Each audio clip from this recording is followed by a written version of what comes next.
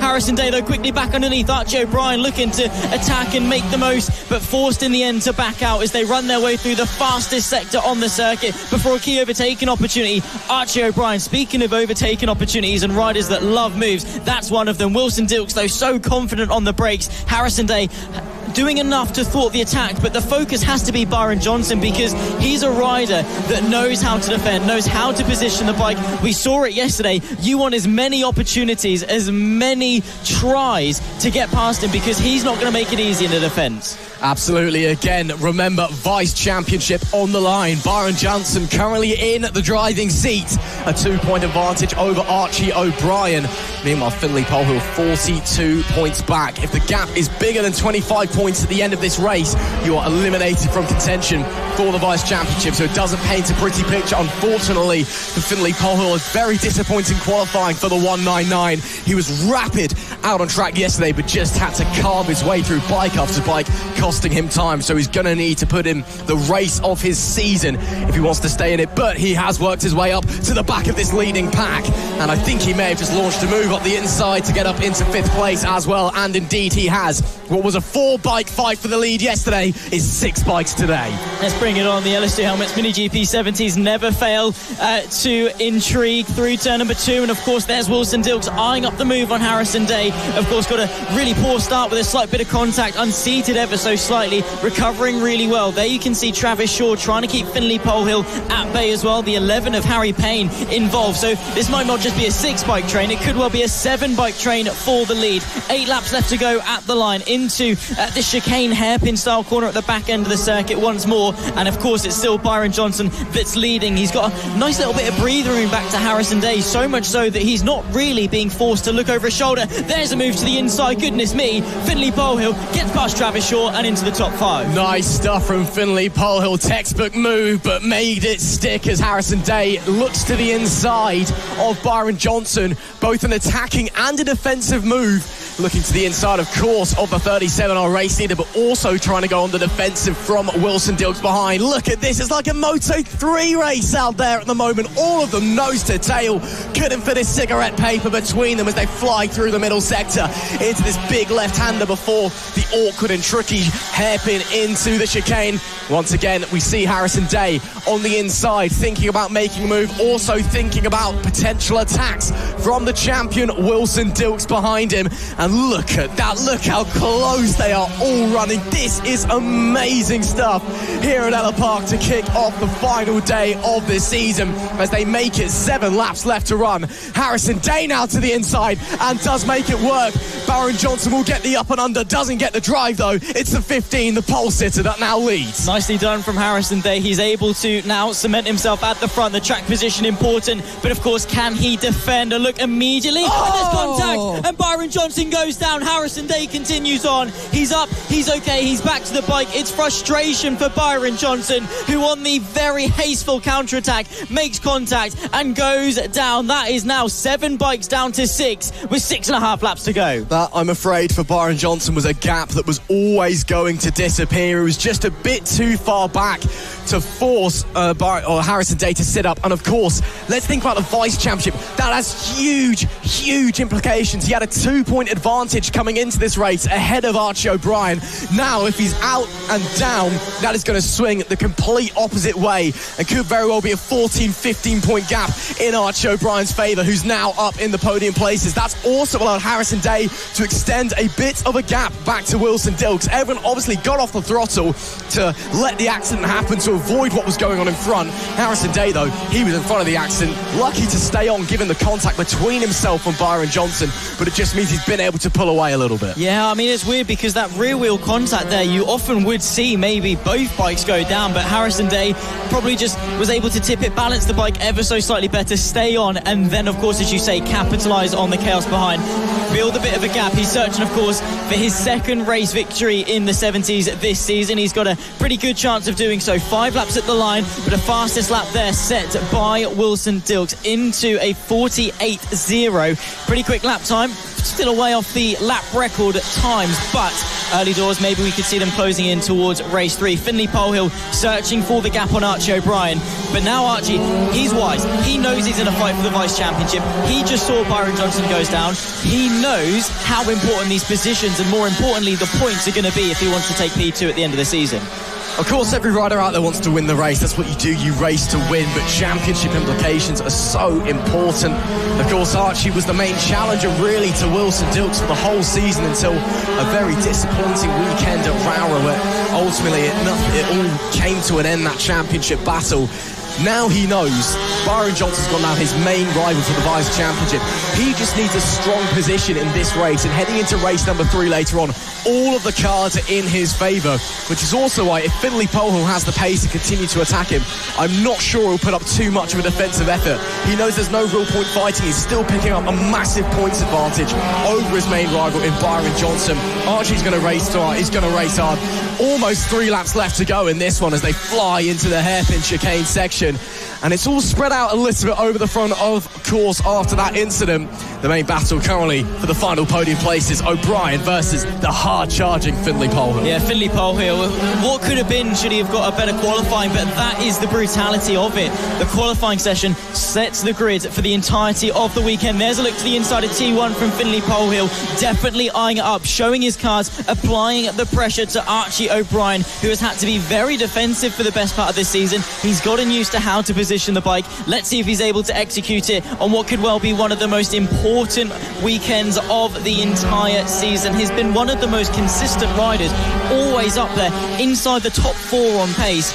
And of course, what could have been, should the season have just gone ever so slightly better, he's yet to take a victory and is right now on course to take P2 in the championship. And what a massive P2 that would be as they come into the hairpin session, soon to be the penultimate lap of this race. What a move there by Finlay Polehill.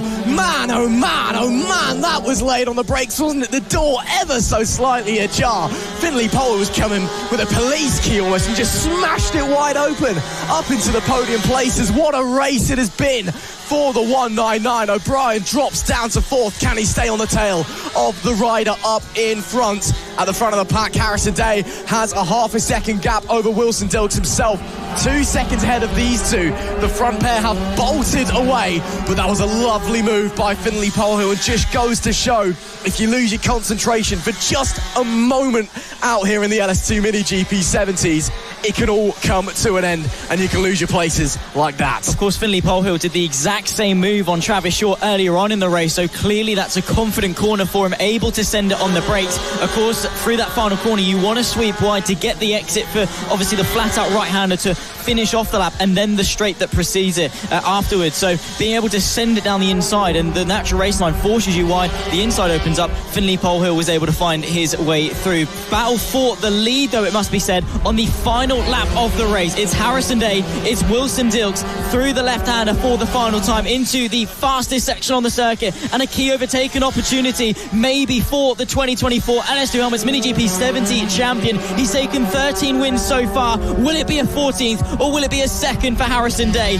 2 more corners left to go, bit of traffic to contend with, but I don't think they're going to have the opportunity to do so. Could it be a drag race to the line? Harrison Day accelerates towards the checkered flag, takes the checkered flag for them, and is absolutely enthralled with excitement. It's the second time this season, and once again Harrison Day on top at Ellough Park after a titanic battle with the champion. What a race that was, but it wasn't done easily.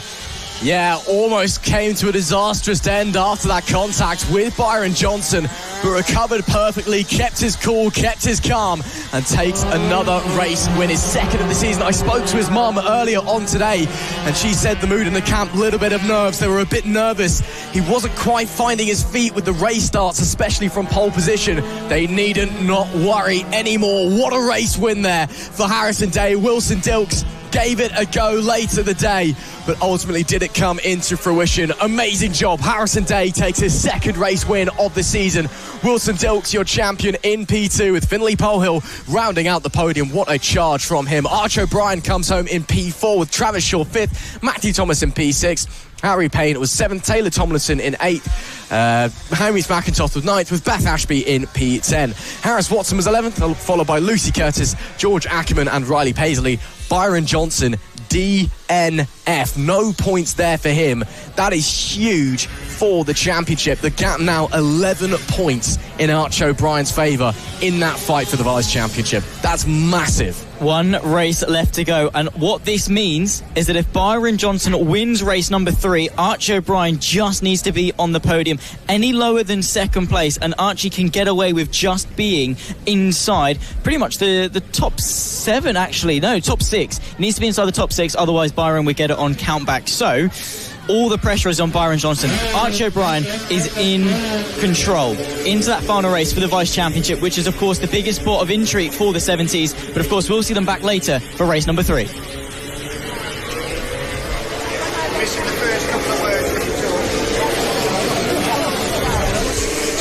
Race number 2 awaits us in the AC40 Rookies. And man, oh man, oh man, what a race we have on our hands. What a championship battle we have on our hands. Nelly Knuth and Emilio Pereira separated by just 14 points coming into this second race of the weekend. Pereira had the pace yesterday. Knuth struggled early doors. A lucky red flag means the grid and the race got reset, and she was able to hang on to second, find that confidence. She looked a lot better today in the warm-up session as well. So maybe Pereira has a race on his hands. Again, if the gap is 25 points or more, come the end of race number 2, Nelly Knuth is champion.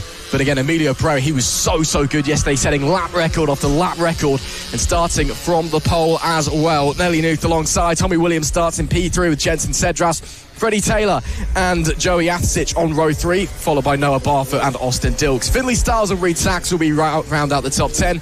James Dermott's in P11 with Randy Carter P12. Seth James starts 13th, followed by Emerson Oakley, Ethan Bayliss and Logan Paisley. Daisy Grayson starts in 17th with Austin Bates in 18th, Claudia Dubman 19th and Oscar McAllister P20. Katie Reeson is 21st, Taylor Toole 22nd and Caden Bailey rounds out our grid of 23. So a huge race on our hands here. One where we could potentially see a champion crown, but it's all eyes on that front row. It's all eyes on Pereira and Nelly Knuth to decide who's going to be champion. It's going to be a theatrical finish between the pair of them. They've been doing battle all season long. They've traded wins. Of course, between the two of them, they've taken the vast majority of the race wins this season. The only other rider to win has been Jensen Cedras, who took 2 last time we took to Ellough Park, in fact, in race 2 and race 3. That is right now. Jensen Cedras, of course, starting quite far up. He could well be an outside shot, maybe, to disrupt the championship proceedings. It's all lined up on the grid, and it'll be all eyes to the lights. There you can see Cedras warming himself up alongside Tommy Williams. They get the point. The championship could be decided. Nelly Knuth, Emilio Pereira in the front row. Lights out. Let's go racing for the second time today at Ellough Park, and the second time for the rookies. Good launch from pole position, but an even better one from Nelly Knuth as she takes the lead of the race into turn number 1. And this could be huge for the championship. There you can see Jensen Cedras able to hang on to 4th place as the 36, in fact, of Noah Barfoot gets a sensational launch into turn number 1. It's all chaotic in the background, but most importantly, it's Nelly Knuth that leads from Emilio Pereira. That was the start that Nelly Knuth leaded. She's already won 1 championship this year with the FAB-Racing all-female rider competitor cup, brought to you by the House of Moto. Now she's got a prime opportunity to put one hand on the FAB-Racing Rookies Cup as well. Brilliant getaway from second on the grid. Emilio Pereira, though, we know how fast he is feeling, we know how ruthless he is feeling, and we know that he's back in the lead already coming into the Stadium Bend section, and the pole sitter slides back up in front. If Pereira is P4 or lower, if Knuth wins, then Nelly Knuth is champion. But Pereira is back in the lead as it stands. He will lead the opening lap. Nelly Knuth right in tow, and Noah Barfoot there as well, the number 36. What a great opening tour he's had But Jenson Cedras looking to the inside. Look at Tommy Williams as well. Tommy Williams is still mathematically in the championship fight, albeit by 1 point. To win the championship, he needs to win both races and hope that Nuth and Emilio Pereira don't score in either. So realistically, I think it's safe to say that Tommy Williams is out of this championship picture, but he's going to want to go out there, show what he can do and put on a great performance, and that's a lovely move from him as I say that up the inside.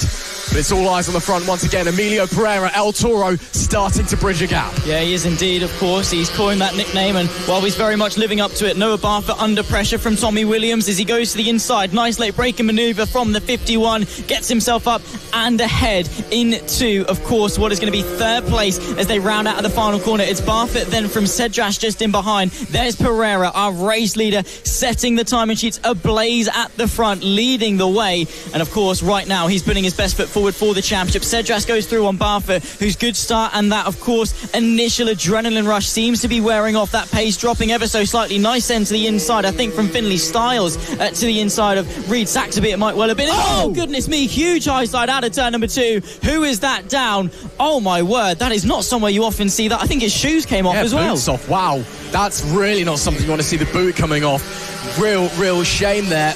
And who was that? I believe it may have been Austin Dilks. It was Austin Dilks that's gone down. Luckily, he's up on his feet and okay. One of our roving marshals there to support as well. So shouldn't be any delays. Of course, a big thank you to our marshals this weekend helping us go racing as they have all season. But that was a massive high side and not what you want to see. A real shame for the number 85 of Austin Dilks. Back to the action though.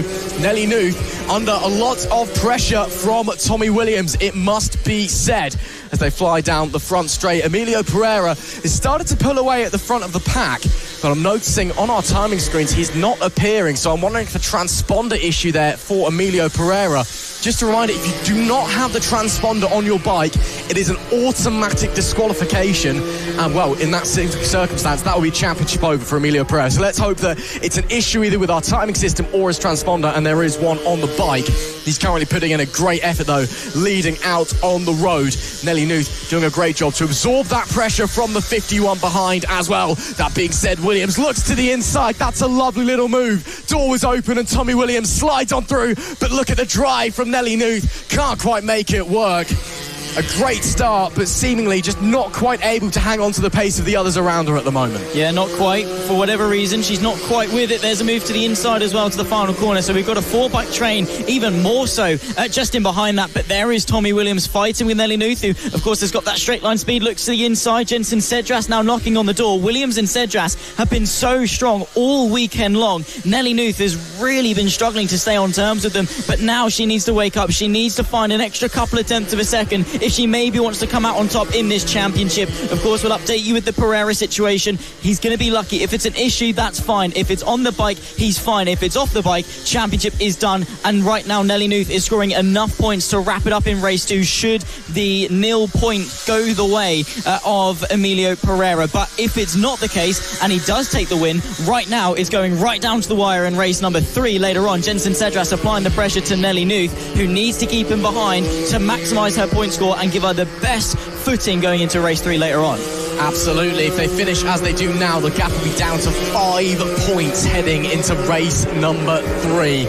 Not quite winner takes all, but close enough, as we see. And Tommy Williams now starting to bridge a slight gap ahead of Nelly Nuth.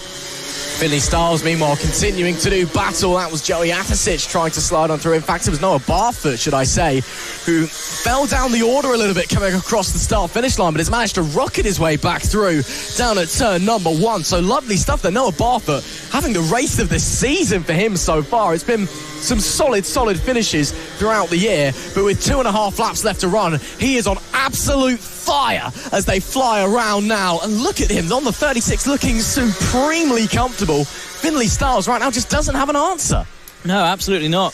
Not quite able to find the move. Of course, they'll be heading on to the penultimate lap next time by. Finley Styles trying to find a way through. Of course, we saw an audacious dive to the inside of T1 and T2 from the young rider on that all-white number 19, but not quite got the answer to Noah Barfoot, who's a little bit wide coming out of that penultimate corner. There are our leaders negotiating a bit of lap traffic. Jenson Cedras goes through on Nelly Nuth, as around the outside there goes Claudia Dudman in a fight a little bit further down the field as well. Nelly Nuth tries to respond into turn 2, doesn't quite quite have the bravery or the confidence to send it, not quite got the ability to stay ahead of Cedras, and that is another couple of points taken away, another 3 points taken away from Nelly Nuth in what is already an incredibly tight championship. A lap and a half left to go, and it could be slipping into the hands of Emilio Pereira. If they finish as they do, presuming Pereira has the transponder, and I confirm he does have the transponder on the bike, it's just come up on our timing screen. This championship's still on. If they finish as they do, it's down to 2 points heading into race number 3. This time it is winner takes all. And man, oh man, the FAB-Racing Rookies Cup in 2024. Talk about drama as they fly round. Final lap will be starting very, very shortly as we see some of our riders heading through the final turn. There is your race leader, the number 31. 1 lap left to go. We thought maybe the transponder wasn't on the bike. That would be disqualification. That'd be championship over in a second. But it's come up. It's all okay, and Emilio Pereira suddenly is in the driving seat. He's already won other championships this year, and the FAB-Racing Rookies Cup could be heading his way if he continues this form, continues this pace across the rest of the weekend. If they finish as they do now, Nuth's advantage down to just 2 points. A few more corners to negotiate, a bit of lap traffic to work through for El Toro on the number 31. What a performance it has been. What a weekend it has been for that young man. And now as he rounds the final few corners, it is game on in 2024. Emilio Pereira takes the race win in race number 2 and brings the championship right down to the wire. What a performance from the 31. What a ride. And talk about getting the momentum in the championship late on. As Tommy Williams comes home in second, Jensen Cedras comes home in third, Nelly Nuth in fourth. The championship gap down to 2 points. Unfortunately for Tommy Williams, he is out of mathematical contention now for the championship and for the vice championship as well. We'll have to settle for third place in the standings, but 2 points in it. Winner takes all race 3, Zach Sweeney. Let's bring it on. Oh my goodness me. Those two have been trading victories all season long. These young riders, they're still learning and getting to grips with how to ride the bike. The championship sometimes is the last thing they think of and how to deal with that pressure. And yet, it's the closest championship of all 10 that we've got in 2024 for FAB-Racing. Of course, these young riders, stars of the future, starting it today. There you can see the celebrations ready to be taken place. There's Gino, Emilio's brother, there, ready in front of the number 1 board to see his brother take the top spot and edge himself closer and closer to what could be a second title in 2024 and his first FAB-Racing British mini bike championship. It's so close, and we've got one more race to decide the rookies. Emilio Pereira, he's been in the driving seat the last couple of rounds. I mean, since Rara, he's had 4 wins out of the last 5, 3 now on the spin as well. The boy is on absolute fire, and it's a winner-takes-all race number 3. Someone call up Hollywood, because you couldn't write this. They'll be back later on to decide who is the 2024 FAB-Racing Rookies Cup champion.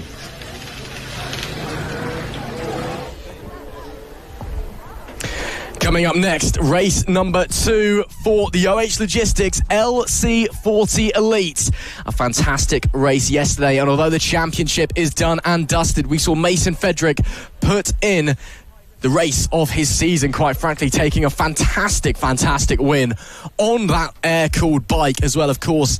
Here in the LC40 Elite, you can use either the liquid-cooled, the more powerful bike, or you can use the less powerful air-cooled bike that you see in the Pros and the Rookies Cup. We had a lot of action to enjoy yesterday and some fantastic racing. Can Fedrick do it again, though? Rex Austin as well, he looked on good form, picked up P3 as your champion of 2024, Logan Cousins.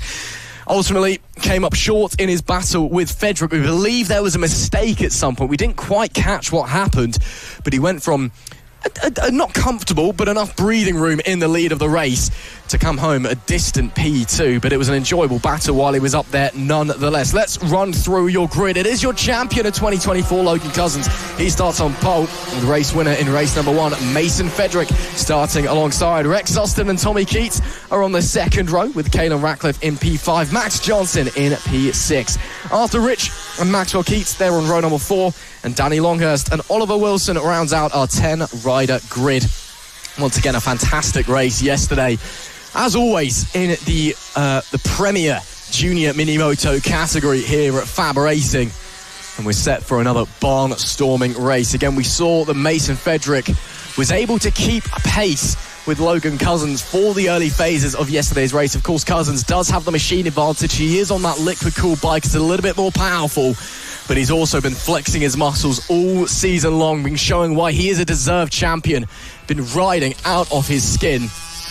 But a mistake, we believe, yesterday, ultimately coming to naught. Of course, the LC40 Elites brought to you by OH Logistics. It's a championship that a lot of runners have had to sit out for due to injuries. Unfortunately, of course, we lost Oliver Hall due to a broken arm while training just before round number 4 at Rowra. Arthur Rich as well had to sit out a big chunk of the season. He'd won a couple of races, and ultimately they've plummeted down the championship. So consistency can be key, and always is key. And of course, it's great to see Arthur back. We hope to see Oliver back in 2025. He's had to sit out the rest of the year as a result of that injury, but it hasn't taken away from the championship action at all. Cousins and Frederick on the front row of the grid, and we are set to go racing for race number 2 in the final round of 2024. It is all eyes to the red lights. It is lights out, and we are underway. Great start there by Logan Cousins. He slots into the lead as Frederick files in behind him down into turn 1. And now they launch their way down this small back straight before the big right-hand double apex to turn 2. Caelan Ratcliffe trying to keep in tow, but I believe Tommy Keats was able to get the advantage coming off the line, and indeed he was. So Keats now up into 3rd place. He had a great race one yesterday. Let's see if he can continue that form moving forward. All of them making their way through the pack, trying to filter into formation. It can be very chaotic early doors as you just try and find where you're supposed to sit in the race, where your race pace is, what your plan is. Right now, though, the man without a plan is Logan Cousins, because he just needs to get on the thing and go fast, and crucially avoid the mistake that he made yesterday, whatever that mistake was, to take what should be yet another win in 2024. But Mason Frederick keeping him honest as they finish lap 1. Cousins leads, Frederick P2, and now that is Rex Austin, in fact, that's up into P... No, it is Tommy Keats that's up into P3, in fact. No, it is Rex Austin.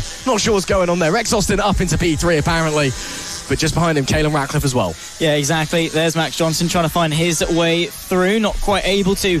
On that occasion, that's the number 8 of Tommy Keats just ahead. So making some good progress on that previous lap. Of course, for Mason Frederick right now, all he needs to do is finish ahead of Rex Austin in order to clinch that Vice Championship in this race. He's doing a brilliant job of doing it thus far. 8 laps left to go, 7 at the line. Frederick right now is in prime position to take P2 in what has been such a tight elite championship behind Logan Cousins, who's been dominant in his stature. There's Maxwell Keats looking to the inside, not quite able to find his way through in their fight with Max Johnson, and of course Tommy Keats just ahead. Logan Cousins still leads, only by half a second from Mason Frederick though, so I think Frederick could well be in prime position to maybe attack, especially if Cousins fought under the pressure like we saw yesterday. Absolutely. It was a similar story yesterday where Cousins was just pulling ahead by a couple of tenths, lap after lap after lap. Then there was that error, whatever that error may have been, and it handed Mason Frederick the victory. He ultimately was able to remount and did come home in 2nd place, but was just too far back, and that's Frederick on the floor. Mason Frederick's gone down coming out of the infield hairpin. He was running in P2, your race 1 winner. Looks like he lost the front of the bike on the corner exit. He's managed to remount, but where has he come back onto the racing track? Should be about P4, I believe. It is P4. Not too far behind the guys now fighting over the remaining podium places. But now that is all the pressure off of your champion's shoulders. Logan Cousins now has a monstrous lead. Yesterday, he was the one that made the mistake. Today, it's the number 5 of Mason Frederick. Well, it swings and roundabouts, of course, for Mason Frederick. All he needs to do, I correct myself from earlier, he just needs to score a point in order to clinch that Vice Championship, which right now he's doing plenty of, even if he finishes 4th. Of course, Frederick, with the new helmets fielded by Josh Day, he was very thankful of that in his interview yesterday. He's looking brilliant, very sharp, ready to take to the Italian Minibike Championship championship in a couple of months' time to run in their final round. So you're getting some good track time in good practice, and hopefully now going to have a good race with two of his closest rivals, not only in the elites, but also the AC40 pros, which we'll see decided a little bit later on. So again, some good learning experience, maybe to see how the pace racks up relative to Ratcliffe, and more importantly, Rex Austin just ahead. But with 6 laps left to go, make that 5 as Logan Cousins breaks the beam to kickstart the 5th to final lap. Be interesting to see how much inroad Mason Federic has made. And just having a quick look as they round the final corner, it's quite significant. He could still be going on for second place. Absolutely. It's a lovely Sunday afternoon ride or still morning actually, should I say, for your champion Logan Cousins. Nobody else inside. He could just cruise on home from here.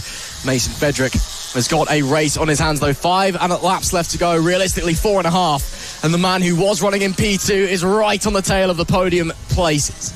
As you can see, Caelan Ratcliffe looks like the exhaust a little bit loose on that mini moto, bouncing a bit as he comes over the curbs. Hopefully everything is okay with that number 96. But now we've got a three-way fight in our hands for P2, P3 and P4. Federic already thinking about launching attacks.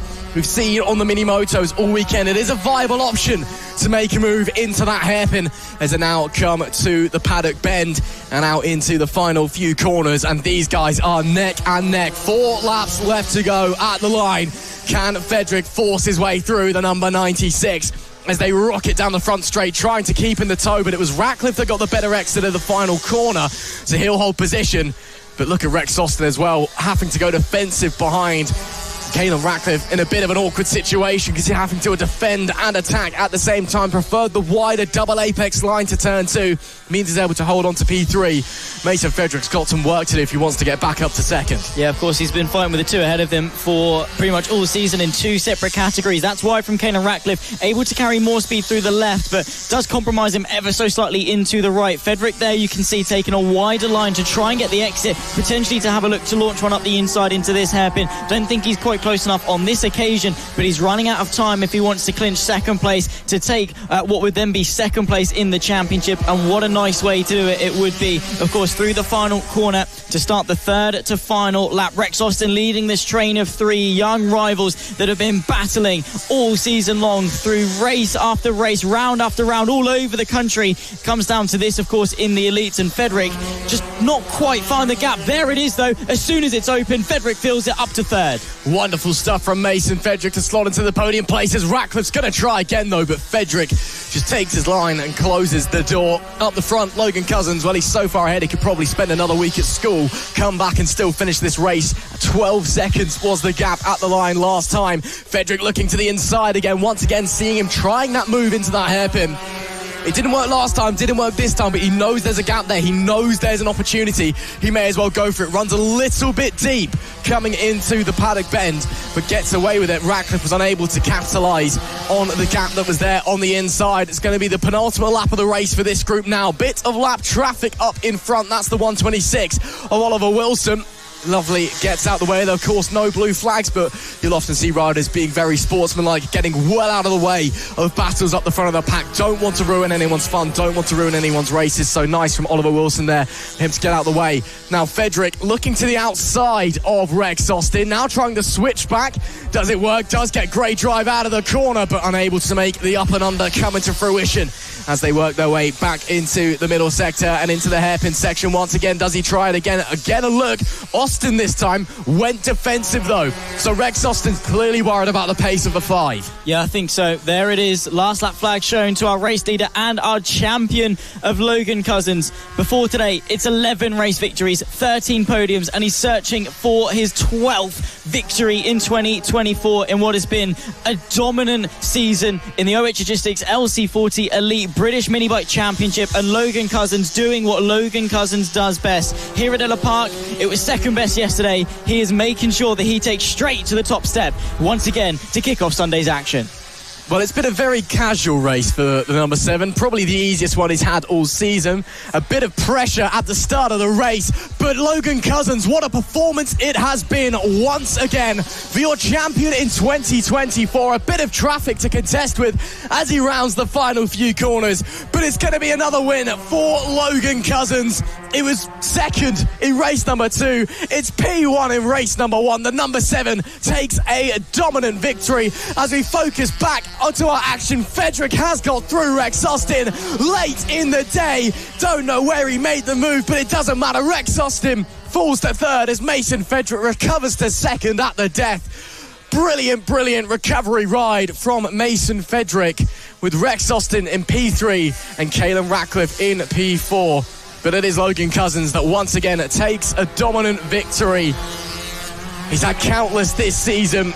The only times he hasn't taken a win, he was second 3 times and 2 times his DNF. That's how competitive, how fast that young man has been this year. And it's yet another brilliant win. It is indeed. Logan Cousins is going to be happy with that. Also, Mason Fedric, after a strong season, 2 victories, 13 podiums over 2024. He clinches the LC40 Elites, brought to you by OH Logistics, Vice Championship. He's 55 points ahead of Rex Austin, and that means he cannot be caught into the final race later on, of course, of their season in 2024. Logan Cousins, though, like we said, it's been dominance defined in 2024. He's just been, whatever round we take to, he's been on the pace. And like you say, it's either P1, P2, or he doesn't finish, which doesn't happen often. The majority of his races, he's got the best win percentage in this championship, and he's a very worthy champion indeed. He absolutely is. Probably the most dominant OH Logistics LC40 Elite season we've ever seen, quite frankly. It's just been absolutely absurd, the performance, the pace from the number 7, Logan Cousins. Mason Fedric, a great recovery ride after dropping down to P4 with that accident earlier on. Let's see if he's able to stay on the bike in race number 3. Maybe both himself and Cousins can put on a bit of a show for the final race of the year in 2024. They'll be back out later on, of course, as will all our other classes. But there we see, in the winner's circle, Logan Cousins once again. Race number 2 awaits us in Moto Team. We saw both our champions crowned in race number 1, of course, so pressure is off. Gary O'Keefe in the open class, taking a brilliant championship and allowing himself to get married as well, as we discovered yesterday.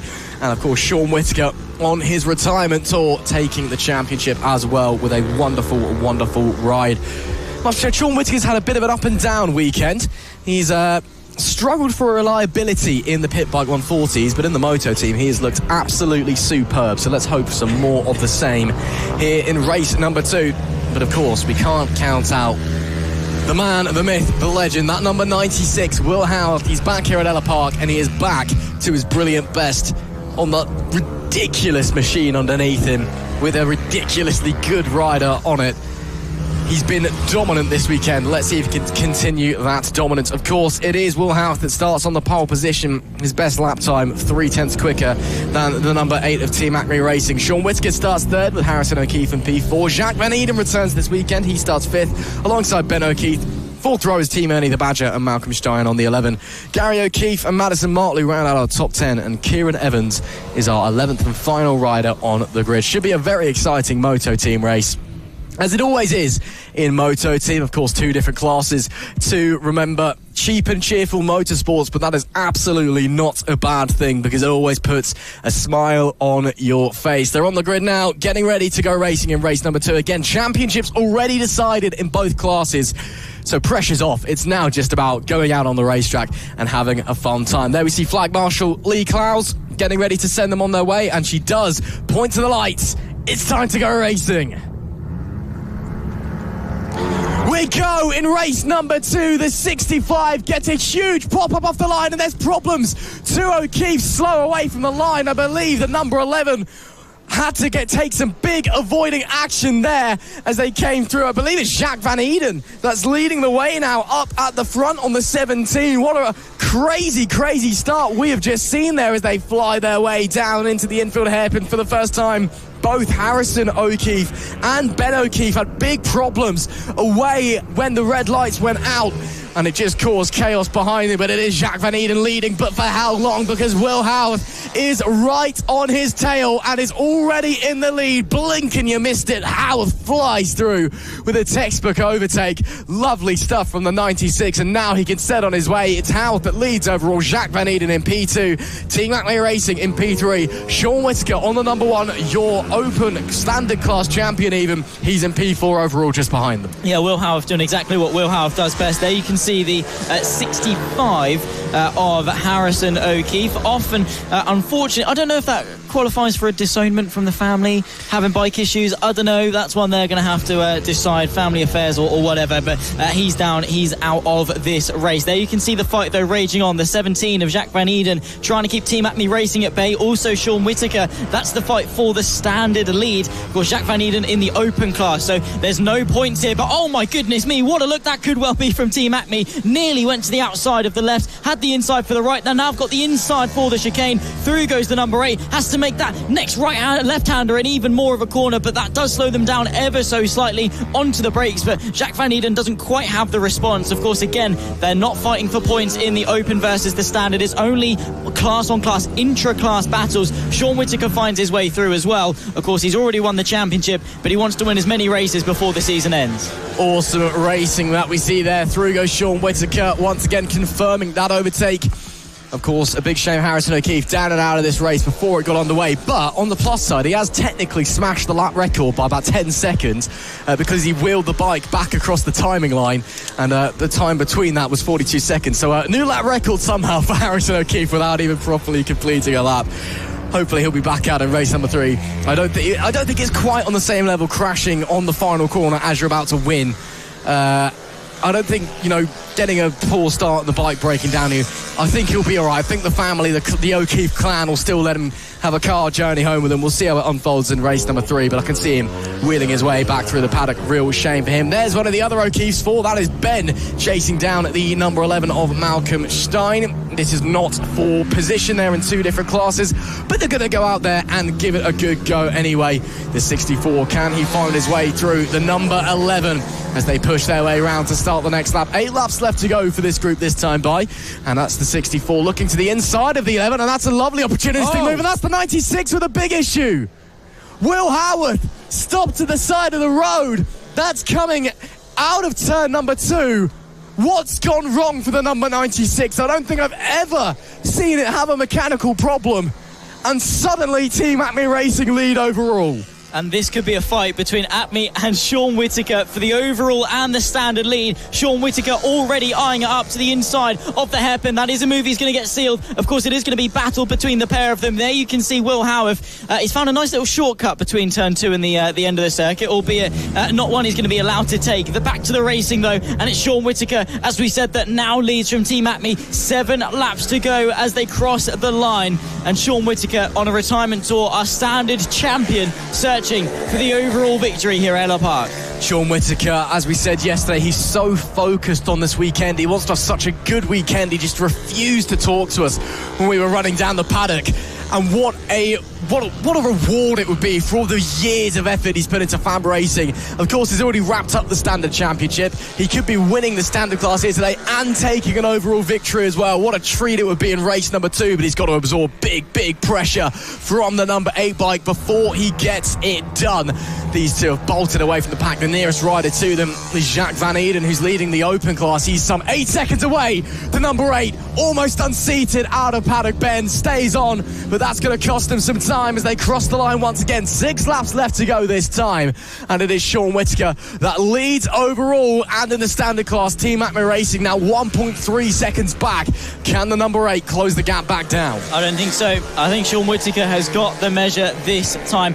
Will Howarth has done a similar thing actually to Harrison O'Keefe. He set a fastest lap, albeit not the way that he'd have wanted to do so. I think whatever issue befalled him a couple laps ago, he's managed to sort, but the damage has been done, and he is firmly out of contention, especially with only 5.5 laps left to go. Sean Whittaker, though, is leading Team Acme Racing. They're running their way through into the final third of the lap, and Whittaker has boasted many a victory this season, upwards of 5 coming into the final round here at Ellough Park. Of course, took the standard victory yesterday, with it the championship, and today he's got no no intention of slowing down, let's say. 5 laps left to go at the line. Sean Whittaker, Acme Racing is still within arm's reach, but just not quite close enough to really do anything. This is a bizarre situation we find ourselves in Moto team, because typically for the overall lead, it'll be a standard bike first on the road and an open bike in second, and there'll be a bit of a gap between them. It's more about the intra-class battles further down the order. But not only have we got a great battle on our hands for the standard win, but for the overall win as well. That is a very, very liberal take on track limits from Team Acme Racing there. Just going to say that. Put it out there. Whatever the stewards decide is what the stewards decide, but in my opinion, just ban him, because that's disgusting behaviour. But it's gained him a lot of time in the process as well. The number 8 now right on the tail of the number 1 of Sean Whittaker once again as they work their way. Bit of traffic up in front of them. That looks to be like it's 2-3-1 of Kieran Evans they are trying to face. Harrison O'Keefe apparently has been disqualified from the race, so I guess that's what you get for setting a lap time 10 seconds faster than everyone else for the 65. As Kieran Evans very nicely gets out of the way of our leaders. Again, no blue flags, doesn't have to do that, but he chose to do so in a sportsmanlike manner, so very, very kind of the 2-3-1 of Kieran Evans, currently running P9 and last of our runners overall. Back to the action though, 3.5 laps left to go, and Team Acme Racing once again, interesting view on track limits, but they are right on the tail of the number 1. If you can get away with it, you can get away with it. At the end of the day, anyone that races anything will search for whatever advantage they can get. Have Justin Wilhowe pull his way into the pit lane as well, so that's going to be him out of the race. Unfortunately, the bike issue has not gone his way. Sean Whittaker versus Team Acme Racing though, following that battle. Acme Racing have ever so slightly turned the wick up as they'll start their third to final lap. This time by as they break the beam. Sean Whittaker is leading, but that pressure not going anywhere. He's going to have to be dealing with it. Of course, the sun in full shine, so the shadows are very prominent. That's one of the references the riders can use to gauge the gaps. And, well, that's a shadow I don't think you can really miss. The Team Acme bike, of course, very, very close to Whittaker. But at the moment, again, not applying the pressure, not showing the nose, not really going for many moves. And Whittaker not really under too much pressure right now. I say that, though. You can barely see Team Acme tucked up so close behind the number 1. It's getting very, very close out there. The bright and colourful number 8 of Team Acme Racing facing down the all-black number 1 of Sean Whittaker, looking like he's trying to do an impersonation of Knight Rider or something out there as the number 8 looks to the outside, maybe tries to get the up and under. Whittaker covers it off nicely and will maintain the lead into the final few corners. Can the number 8 get the drive? Not quite. Going to have to tuck in for the toe. Maybe try a dive down into turn number 1. And does look to the inside, does get on the brakes, does get the move to the inside. Block pass on Sean Whittaker. And that is lovely, lovely from the number 8 to take the standard lead and the overall lead. 2 laps left to go. Can the number 1 work his way back through? Well, let's find out. Team Acme have just found an extra little bit of pace that I don't know if Sean Whittaker has got the answer to. They've been championship rivals all season long. In the end, it did go the way of Sean Whittaker. But Team Acme now able to find their way through. A lap and a half left to run. The gap around about half a second, a good couple of bike lengths at least. Sean Whittaker trying everything he can to re-close that gap, but the opportunities are wearing thin. They run their way into the final sector for the penultimate time before they see the last lap flag and go for their final tour, their penultimate final tour of Ellough Park in 2024. And here we go, the final lap of race number 2. Sean Whittaker has actually got a sensational run out of that final corner. Has a look towards turn number 1. No way through on that occasion for the standard class champion here in Moto team in 2024. But the lap is long and he's got turn number 2. Not quite close enough on that occasion. But if he can get a good run out of here, it could well be a look into the hairpin. It's going to be close, close, close. Can the standard class champion find a way through? The man who was his biggest rival, the team that was his biggest rival this year in Team Acme Racing. Only a handful of corners to go. Time is ticking and running out quickly for Sean Whittaker. It's going to be last chance saloon. Can he find a way through? The number 8, though.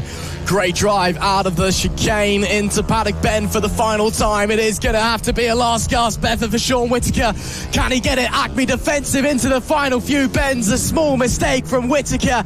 And it's going to be the number 8 of Team Acme Racing that takes the overall victory, takes the standard class victory by just a quarter of a second from Sean Whittaker. What a race we've just seen from Moto team, though. Absolutely fantastic from all involved. but it is Team Acme Racing that stand atop the podium in the overall and in the standard class as well. Sean Whittaker P2, Ben O'Keefe third overall and in the standard class as well. A great result for the number 64. Meanwhile, in the open class, Jacques Van Eden, he was P4, set to take the victory in that one. We're still waiting for a lot of the riders actually to come across the line. The Team Acme Racing showing great determination and fight to take a well-deserved standard and overall win. Yeah, the lead changed hands multiple times that race. Of course, Jacques Van Eden got that early lead off turn number 1. Acme were then able to fight their way through. Then Sean Whittaker found his way through into the lead. And then a couple of laps later, Acme lined up the move and got it precisely into turn number 1. After all of that, it was Acme from Whittaker, Jacques Van Eden, winner in the Open, and the final place on the overall podium as well. Ben O'Keefe from Malcolm Stein finishes P2 in the Open and P5 on the road. Team Ernie the Badger from Gary O'Keefe, our Open class champion in 2024. The Triple Eight at Madison Martelou behind, and just then is Kieran Evans. A DNF for Will Howarth, uncharacteristically not classified in the end. And Harrison O'Keefe, a DQ after an inspiring race start, it must have been said, for him to round things off. But of course, Moto Team have got one more race later on, and hopefully we can have a similar battle between Acme and Whittaker, or just in general, don't really care who, just a good race. Yeah, no, Moto Team once again providing up the goods. One more race for them to come this season a bit later on, and of course no more championships left in this class, so they can get out there and have some fun. Time for race number 2 in the Mini GP50s, brought to you by King's Two-Wheel Centre, and a race that could very much see a championship decided. Byron Johnson leads by the 25-point gap that he needs at the end of this race to be crowned champion. Travis Shaw currently in P2. Frankie Watson only a further 7 points back in P3, but this weekend Travis Shaw and Frankie Watson look like they have the edge on Byron Johnson, so this could very well be going down to race number 3. It should be very interesting to see how it's all going to unfold. Frankie Watson, though, will line up on pole position. Sebastian Gazlowski should be lining up alongside. He did have a bit of an off in practice, so we'll have to wait and see if we can see him out on track and see if he'll take it to the front row. Travis Shaw from Bradley Curtis then. A potential champion of Byron Johnson. Just got confirmation that Gazlowski is out on track. Super Seb will be taken to the grid, but Byron Johnson from 5th place, he's got some work to do ahead of Archie Hooper on row 3. Riley Paisley from Harris Watson is row 4 ahead of Nicholas Dunwoody and Daisy Polden to round off our top 10. Isabel Wingate ahead of Callum Maxwell, and Jensen Ansell, our 13th and final rider to take to the Metricate Mini GP 50 British Championships, brought to you by King's Two-Wheel Centre, race 2 here at Ellough Park. Byron Johnson needs to be outscored by Travis Shaw. Frankie Watson needs to outscore Byron Johnson by at least, what is that going to be, 7 points going into the final race. In fact, no, he needs a little bit more than that just to make sure he covers off the countback. On pole position, though, he is in prime position, but he didn't get the best of starts yesterday. All eyes on Frankie Watson from pole. Frankie Watson looks like he's got a lot of pace on board as we wait to get going. Sebastian Gazlowski, great to see him making it out there after a big crash in the warm-up, and his all eyes to the red lights. A championship on the line.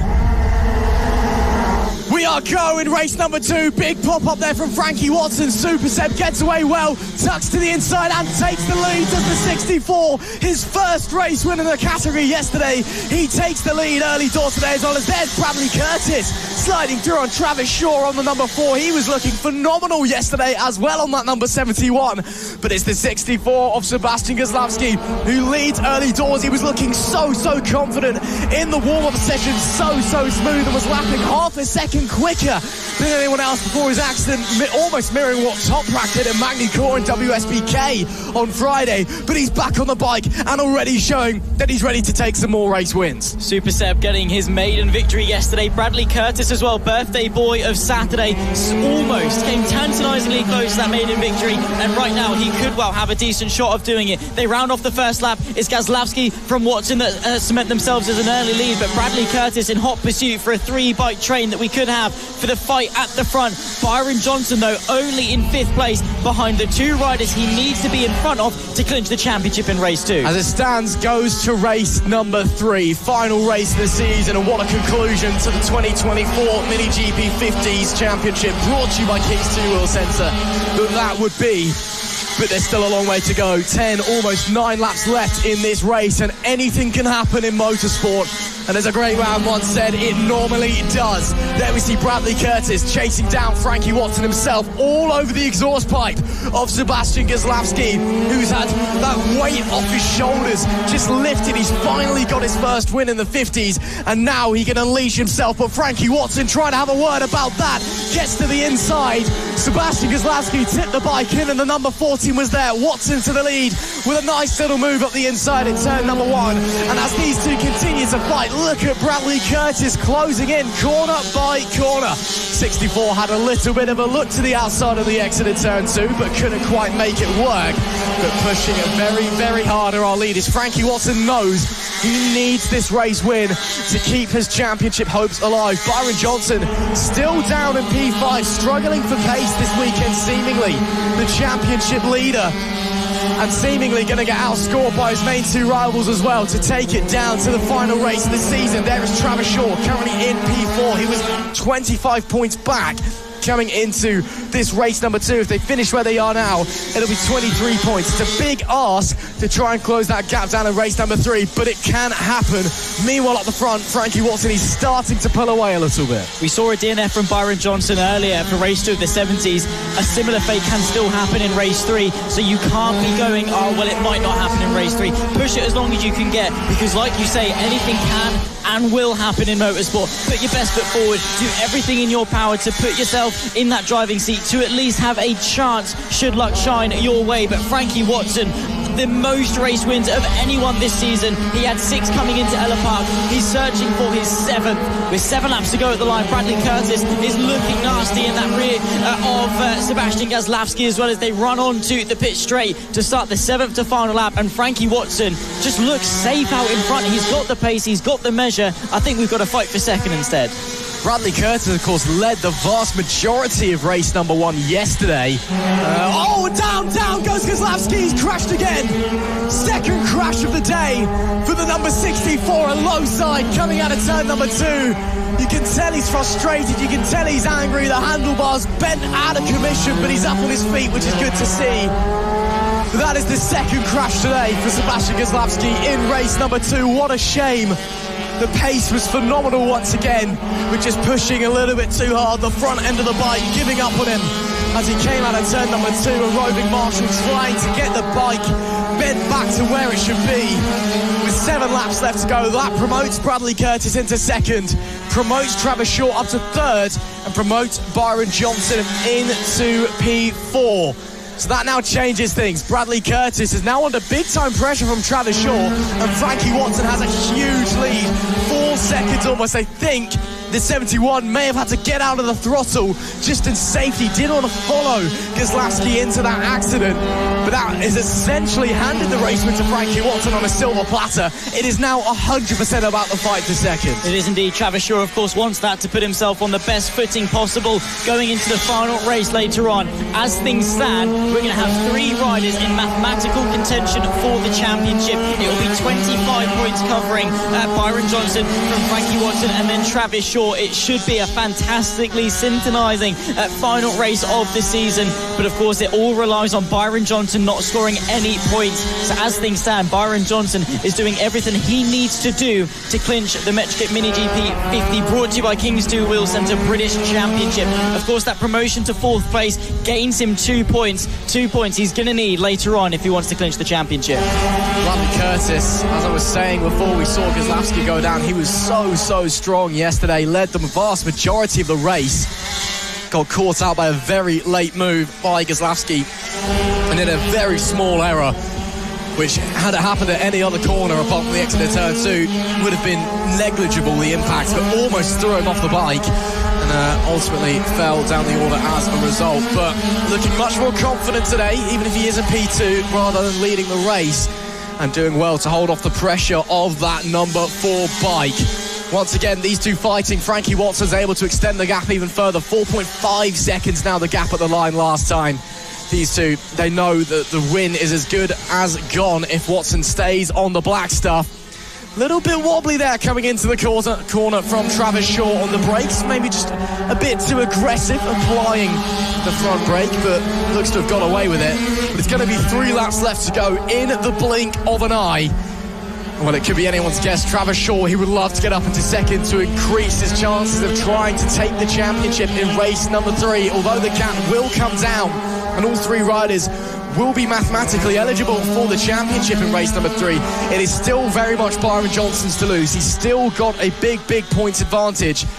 Travis Shaw wants to try and minimise that as much as possible. Yeah, exactly, because like I say, right now, Byron Johnson just has to score a point into the final race of the season with only 12 riders out on track. All he has to do is finish, and that is enough in order to clinch the championship. Travis Shaw right now needs to minimise that gap, get it as close down as he possibly can, and then hope and pray, and then even beyond that, win the race, which in of itself is going to be difficult when you've got riders like Bradley Curtis, Frankie Watson, who himself wants to throw his hat into the ring in terms of this championship. There he is, birthday boy of yesterday, searching for a second consecutive P2 here today at Ellough Park. Of course, he had a pretty good run of form last time out at Ellough Park. It was 2 consecutive P2s and a 3rd podium as well. In fact, it was, 2 P2s and a P3 for Bradley Curtis. So he knows his way around Ellough Park quite well. He was so close to his victory yesterday. Can he get it in race 3? We'll have to wait and see. A lap and a half left to run. There is Bradley Curtis keeping Shaw at bay. Absolutely, it's going to be tight between these two. Frankie Watson now 5.5 seconds up the road again. If he just stays on 2 wheels, the race victory is his. But as these two now come up to a bit of lap traffic, that's Callum Maxwell on the 111 who gets out of the way very nicely. So no issues there. Again, championship, as we've been saying all race long, Byron Johnson will be still in the lead of the championship coming into race number 3, but he still holds all the cards. That being said, both Frankie Watson and Travis Shaw still will be in the fight. On the subject of Frankie Watson, final lap for the race leader. He's got a commanding lead. There is Kozlowski. He's been able to rejoin the race, actually. He's down to P11. So a real shame for him, but at least he's been able to get the bike back in working condition and rejoin the racetrack. But the number 14, well, he can cruise on home now. It's going to race 3 without a shadow of a doubt. Frankie Watson, what a ride it has been.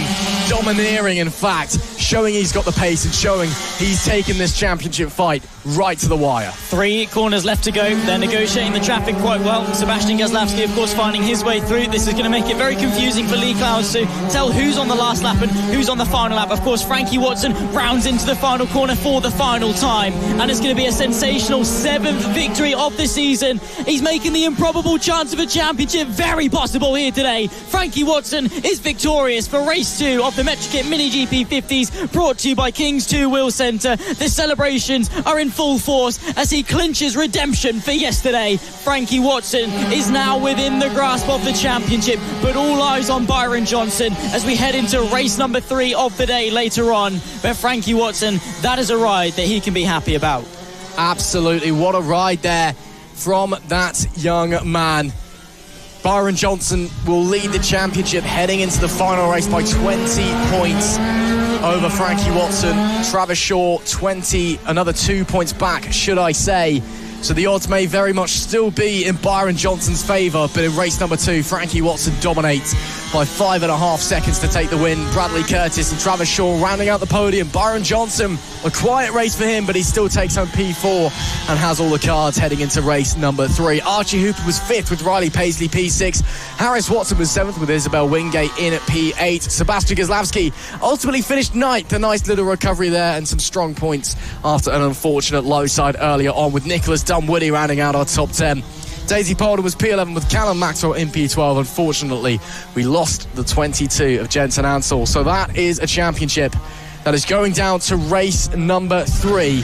And although Byron Johnson holds all the cards, as I said earlier, anything can happen in motorsport, and it normally does. We are due for another race of drama and chaos, and at the end of it, the Mini GP 50s champion, brought to you by King's 2 Wheel Centre, will be crowned, and it is anybody's guess who is going to be on top at the end of that one. On the road to MotoGP and the feeder series to the British Talent Cup and RedBull Rookies, this is FAB-Racing Minibike's British Championship, title decider. We are moments away from potentially the start of a new era in mini F1 sidecar racing. Jason and Leo Greenstreet hold a 35-point advantage in the championship over the 26 of Mick Williams heading into race number 2. If that gap is 25 points or more at the end of this race, then they are crowned champions in 2024, the first time in a long, long time that the 26 will not be champion of the Mini F1 sidecars. Mick Williams and the 26 outfit have to outscore the 90 by 11 points at least to take it to race number 3. When we've only got 7 sidecars out there, that is a big, big ask. You're having to ask for a Greenstreet DNF in essence. We did see the 90 coming to blows with the number 26 yesterday. We might be seeing more of that today. And as it is, the championship leaders starting on pole position, their main rivals, the eternal sidecar champions. But how much longer? Mick Williams on the 26 starts alongside the 44 of Mick Lee, and Daniel Lee starts in P3 alongside Jamie Alexander and Isaac Greenstreet on the 11. Row 3 is Chris Impey and Dave Caves on the 457, Vince Bailey and Amy Tilbrook on the 369 in P6, and Mark Parker on the 230 starts in P7. Today's the day, Zach Sweeney. This is the race potentially where a new age is dawned in Mini F1 sidecar racing. We are only 8 laps away from the number 90 potentially being crowned as champions. It's been a titanic battle. Of course, Mick Williams missing lids, missed out on 50 points. How could the championship be looking in those shoulda, the coulda, the woulda scenarios? The bottom line is Jason and Leo Greenstreet have been here. They've been arriving. They've taken 8 victories this season. They have been the benchmark of Mini F1 sidecar in 2024, but a late charge from Mick Williams could well see the championship restored for the 26, or will we see a new era, a new champion and a new rider pairing sat on the throne? The championship to be decided potentially. Lights are on for the penultimate time in 2024. Lights are out. Let's go racing. Good start from pole position for the Greenstreets. There's 5 bit of contact as Mick Williams darts to the outside to try and take the lead. Gets back underneath the number 90. That's 2 races and 2 bits of lap on contact for our 2 championship protagonists. Defensive goes the number 90. Remember, Mick Williams needs to outscore the Greenstreets by 11 points to even have a chance in race number 3. But right now, the 90 with an early lead. When we spoke to Mick Williams as he dives to the inside, do the Greenstreets get the up and under? Yes, they do. Still maintain the lead. When we spoke to Mick Williams yesterday, he said that, he was even surprised he was in this position with a new passenger on the sidecar this year. He thought this was very much going to be a learning year for him, getting used to being back on the bike. But he knows he's in a championship fight. The second that visor goes down, it's all about the racing. When he's seen 1 bit of contact in this race away from the line, 2nd bit of contact this weekend between the 90 and the 26. But this race is going down to the wire, and we could be seeing more drama in the Mini F1 sidecars. What has been arguably the greatest season of Mini F1 sidecar racing in history in FAB-Racing, and it's all to be decided here in race number 2. Look at the number 11 in P3. That's a great start for Jamie Alexander and Isaac Greenstreet. Getting too excited to get my names out, but what a start for that squad as we seemingly have a bit of a 3-way fight for the lead. Mick Lee in the number 44, I think, encountered an issue at the start. The only other race winning outfit this year besides the 19 and 26, they've dropped down right to the back of the pack as it's 7, nearly 6 laps left to go. The Greenstreet's not a comfortable lead. Little bit of breathing room back to Mick Williams. Quick little look back from Leo Greenstreet just to assess the situation, but even then, even if they finish 2nd, it's not enough for the championship to go into race 3. The Greenstreets have to finish 4th or lower with Mick Williams winning this race to even take the championship to race 3, and even then it's only going to be an uphill battle. Defensive into turn number 1 though. This race should hopefully be a barnstormer nonetheless. 6 laps left to go at the line, and the 26 is applying the pressure to the 90. Let's hope that we can have a fantastic race between the pair of them. Mick Williams with a slight bit of oversteer on the exit of turn 2. The Greenstreets hold firm. They look smooth, they look in control, and they look composed at the front. The Greenstreets look absolutely incredible in the warm-up session this morning. Mick Williams, of course, traditionally doesn't go out in Sunday morning warm-ups, So, we didn't have to gauge what his performance was like, but he's sticking with the green streaks. Again, if they finish as they do, nothing Mick Williams should do. The 90 is champion.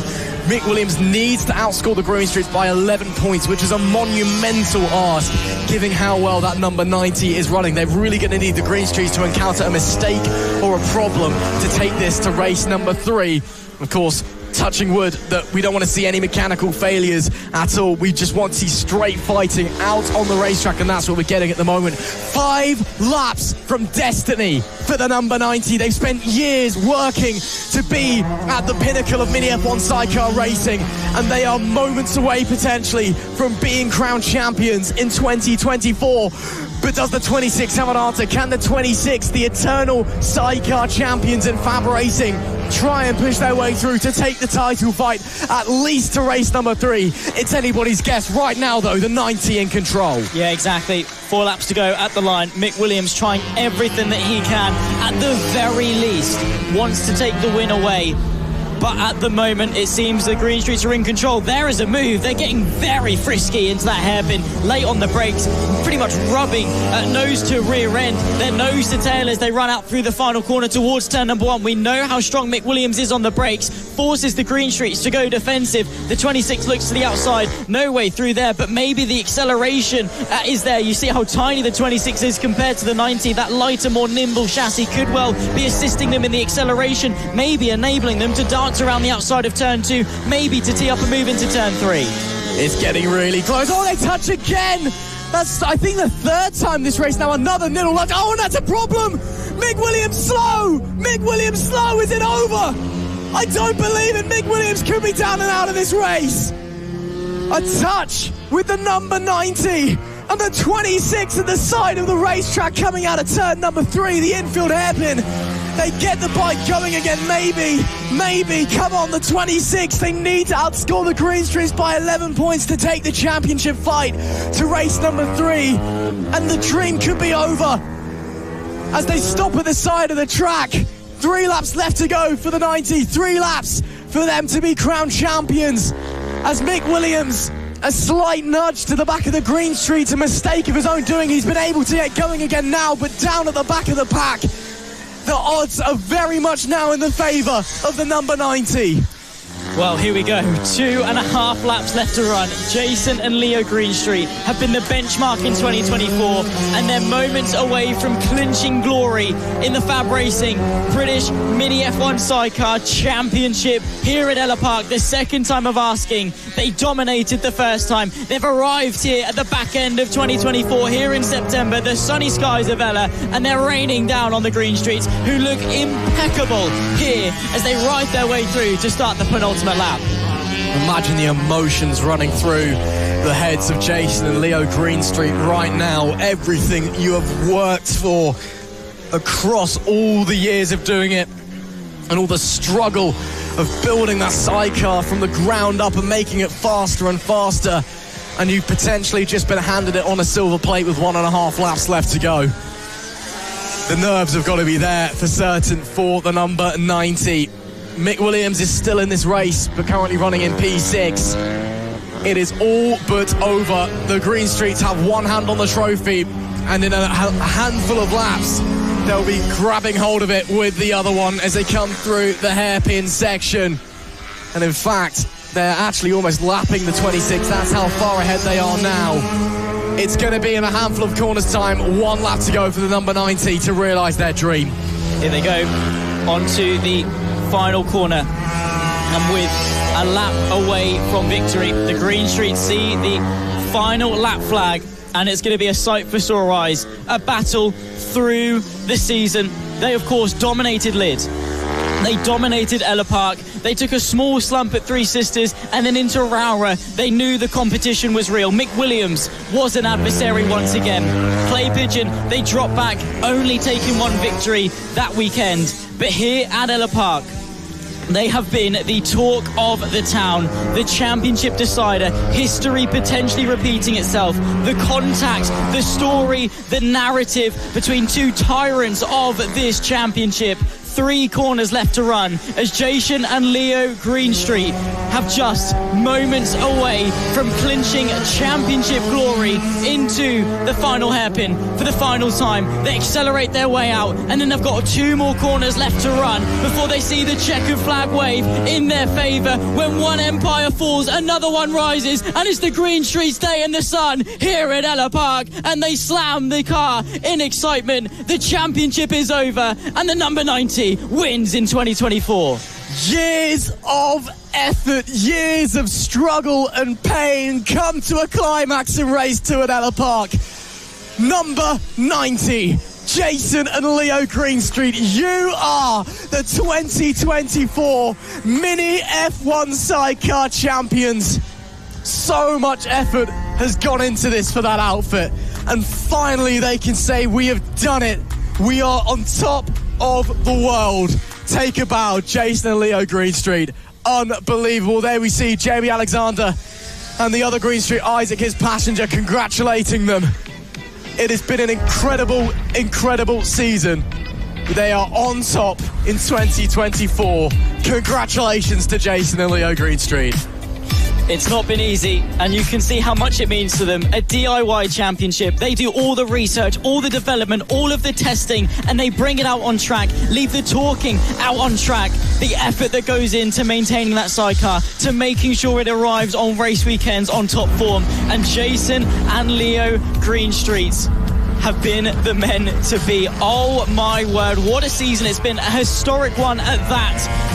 And the Mick Williams reign of terror is over. The number 90 has challenged, and they have taken the throne. They've conquered the Mini F1 Sidecar Championship. Of course, you got a feel for Mick Williams there. He was giving it a fantastic, fantastic go. The slightest bit of contact, probably the lightest piece of contact we've ever seen between the number 90 and the number 26. We've seen some fair bits of contact over the year, and for whatever reason, it just brought the sidecar clunking to a halt. And while they were able to finish the race down in P6, it was ultimately too little, too late. A real shame for them, but it's Jason and Leo Greenstreet taking the win, taking the championship in 2024. The number 11 of Jamie Alexander and Isaac Greenstreet come home in P2. I believe that's their best finish ever in the Mini F1 sidecars. So a huge congratulations to them, and indeed it is. It matches their best finish ever. They also achieved a second at race 2 at Lid. P3, meanwhile, the 44 of Mick and Danny Lee able to recover from their first lap woes. But it is a huge congratulations to Jason and Leo Greenstreet, champions of the Mini F1 sidecars in 2024. Incredible, incredible stuff from that number 90. Incredible work, incredible job. Well done.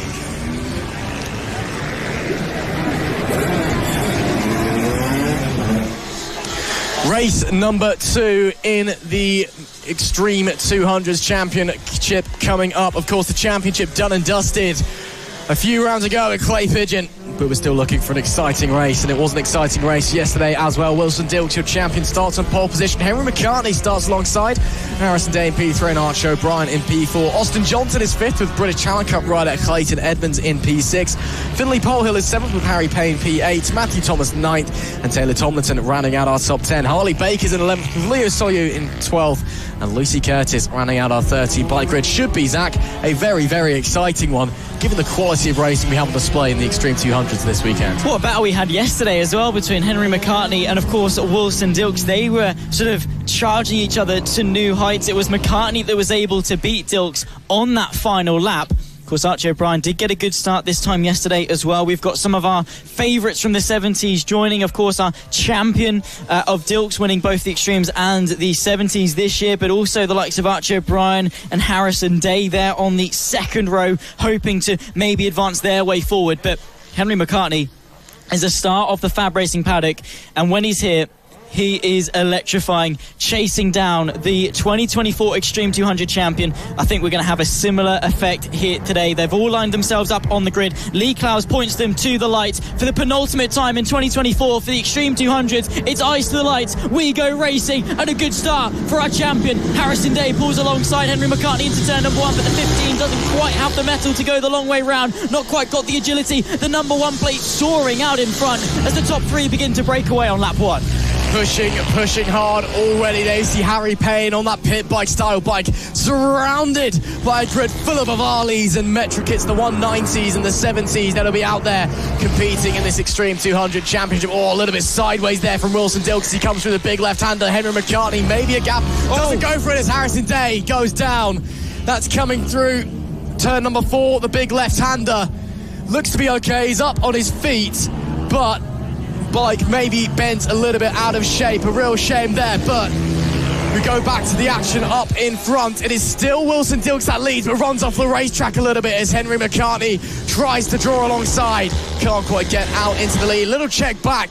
Don't worry, Henry, you've got a big gap back to Archie O'Brien in P3. You can just focus on the battle ahead. Yeah, exactly. You don't want to be getting too caught up as to what's behind you as you lose focus on what's in front. The race is only going to be ahead of the visor, not behind it. Focus forward, focus at the task at hand as to attacking Wilson Dilks, because he's not going to be easy to beat. He's done it once, though, this weekend as Henry McCartney. He was patient then. He could well be patient now. We've got a long race, 10 laps left to go at the line. Wilson Dilks, of course, both on the Metric in the 70s and now on the Avali in the Extremes, as he's been all season long, getting the experience on 2 separate bikes. He rides perfectly on both of them and has been the man to beat. Henry McCartney, though, with the drive off that final corner, looks to the inside of T1, but no open gap through. Very similar to what we saw in race 1. Oh, that's another crash, and that's Matthew Thomas, who's actually gone down on the opposite side of the barrier to Harrison Day. He's saying, come on over here, lad, what's happened? He's up on his feet and looks okay. That's a bit bizarre, though, isn't it? Again, that's 2 separate accidents on 2 separate sides of the racetrack. Matthew Thomas has now gone down as well. Harrison Day watching along. A real shame for the 47, but potentially down and out of the race as well. Back to the action in the lead, though. As I was saying, very, very similar to what we saw in race 1. Wilson Dilks leading, Henry McCartney right on his tail, but unable to wind a way through for most of the race. He ultimately did get through in the end. Can he do a similar thing in race number 2? 9 laps left to go at the line, and these 2 Avalis are pushing each other to the absolute limit. The 1 against the 31. Who's going to be on top as they rocket their way out of turn 1? Well, let's find out. Plenty of time left in this race. Of course, McCartney, as we've touched on, left it very late in race number 1, which is a risky tactic, but a rewarding one at that, because it leaves little to no opportunity for a counter-attack, but you're leaving it all on the line, playing this patient game. But being sat behind right now, he's gathering data, he's learning where he's quicker, where he's slower, where he can break ever so slightly later, and that's going to be data that's going to be invaluable for him to use as he tries to pursue for the race lead. Wilson Dilks has dominated this championship, but time and time again he's had rivalries, and there's the move from McCartney, sends the move into the final corner. Wilson Dilks sees it coming, but doesn't quite get the drive to counter immediately into T1. Lovely little block pass there by Henry McCartney, forcing Wilson Dilks to roll off the throttle, sit up on the bike and fall back down into second, but for how much longer, because he's straight back on the attack again in that classic Wilson Dilks fashion, just crawling all over the back of Henry McCartney, and surely looking for any form of gap to try and find a way through the number 31 as they come through the middle sector and into the tight and tricky hairpin chicane section down the back end of the circuit. McCartney not feeling the pressure, though, so far, not feeling the need to go defensive as they come down into Paddock Bend with a bumper crowd watching along here. Race number 2 of the Extreme 200s. 7 laps left to go at the line. Henry McCartney now leads. Wilson Dilks had a little bit of a look down at turns 1 and 2. Decided against trying for a move, though, across the rest of the lap.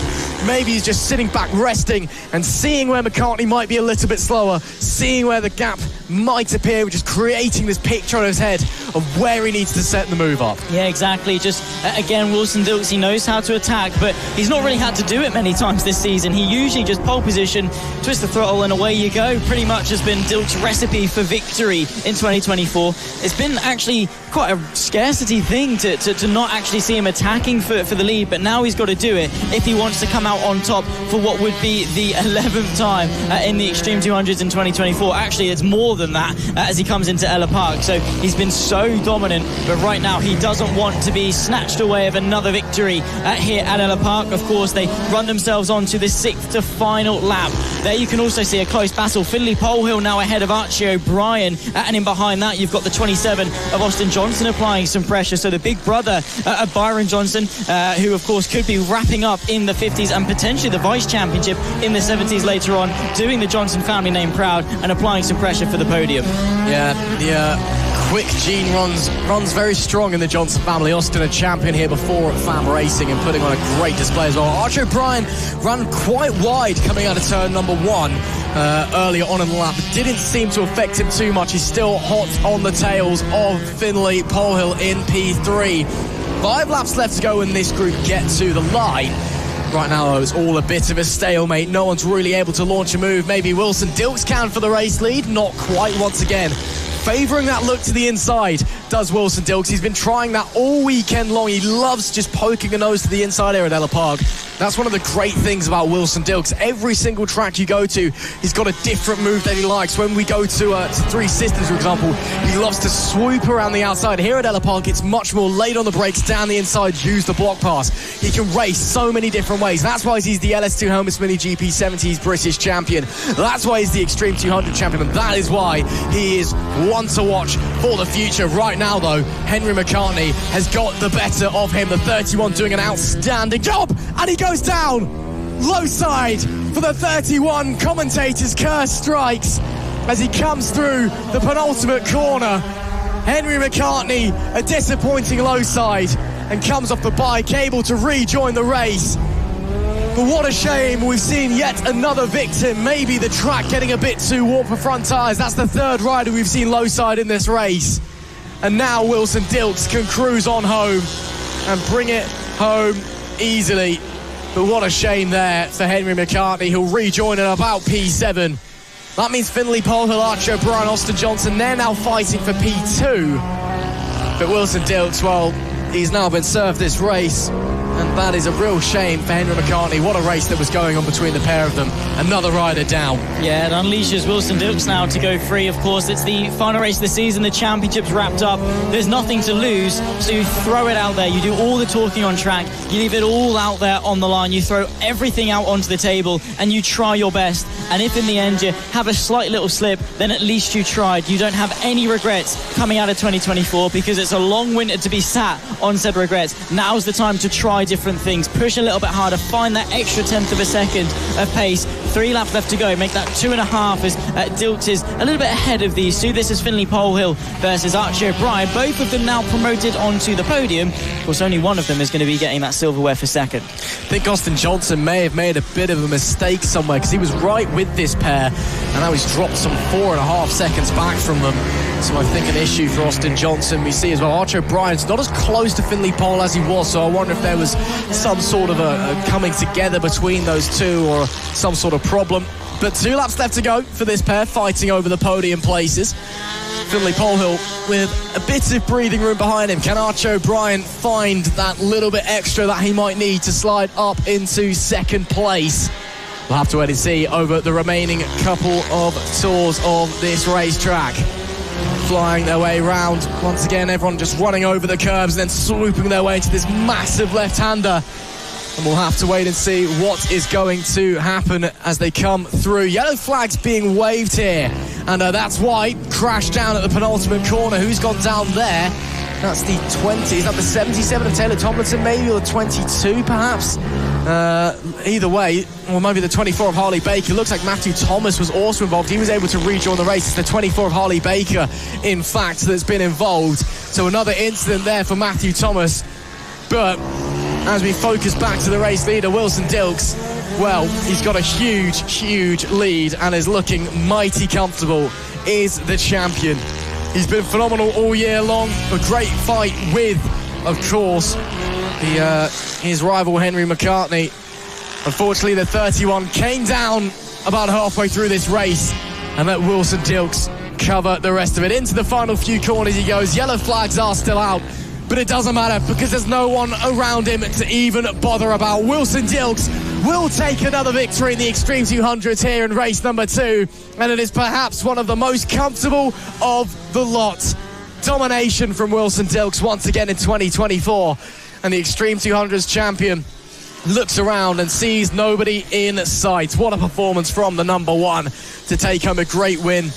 Henry McCartney gave him a good go before that mistake at the penultimate corner brought him down. But it is Wilson Dilks that takes a fantastic victory here in race number 2 of the Extreme 200s. And a win by some 5.7 seconds as well. He takes a brilliant win. Finlay Polehill and Archie O'Brien rounding out the podium places. Very close between those two. Unfortunately, Archie O'Brien just couldn't quite fight his way through. Austin Johnson was 4th with Henry McCartney recovering to P5. Harry Payne was in P6 with Taylor Tomlinson on the 77 in P7. Hamish McIntosh in P8. George Ackerman P9th and Leo Solu P10. Unfortunately, we lost 3 riders. Harley Baker, Matthew Thomas and Harrison Day from that one. That's it though for race 2 of the Extreme 200s. They'll be back out later on for their final race of the season. So then, that looks to be it for this morning's running here at the final weekend, should I say, of the FAB-Racing Mini Bike British Championship in 2024. I believe we are heading into our lunch break. So we'll be back out a little bit later on, of course, for what will be actually our final races of the season. Yeah, exactly. And of course, while we wait, we've got half an hour until we're back out on track, of course, for the senior mini motos, their second race before we finish off with the pros and the pit bikes. And then it's into the final races of this season. Of course, over Saturday, we had a chat with some of our paddock riders out there. We had a walk through. We spoke with some of the championship contenders, how they were feeling coming in to the weekend ahead. Of course, some of those championships have been decided. It's interesting to see how they were feeling, though, and sort of what the overall vibe was coming into the final round of 2024. Obviously, a reflection back on some of their highlights, their lowlights, and the plans for the future. Myself, Zach Sweeney, Ross McIntyre. We'll see you after lunch. 4-time Pit Bike 140 champion Jamie King, and what a way to celebrate final round here at your home track once again. You got to be feeling good about this weekend. Yeah, hopefully, to be honest with you. I was hoping for a little bit of rain, to be honest with you, but it doesn't look like we're going to get it today anyway. So yeah, home track, we got a new set fresh rubber in yesterday, so hopefully that's going to make some difference.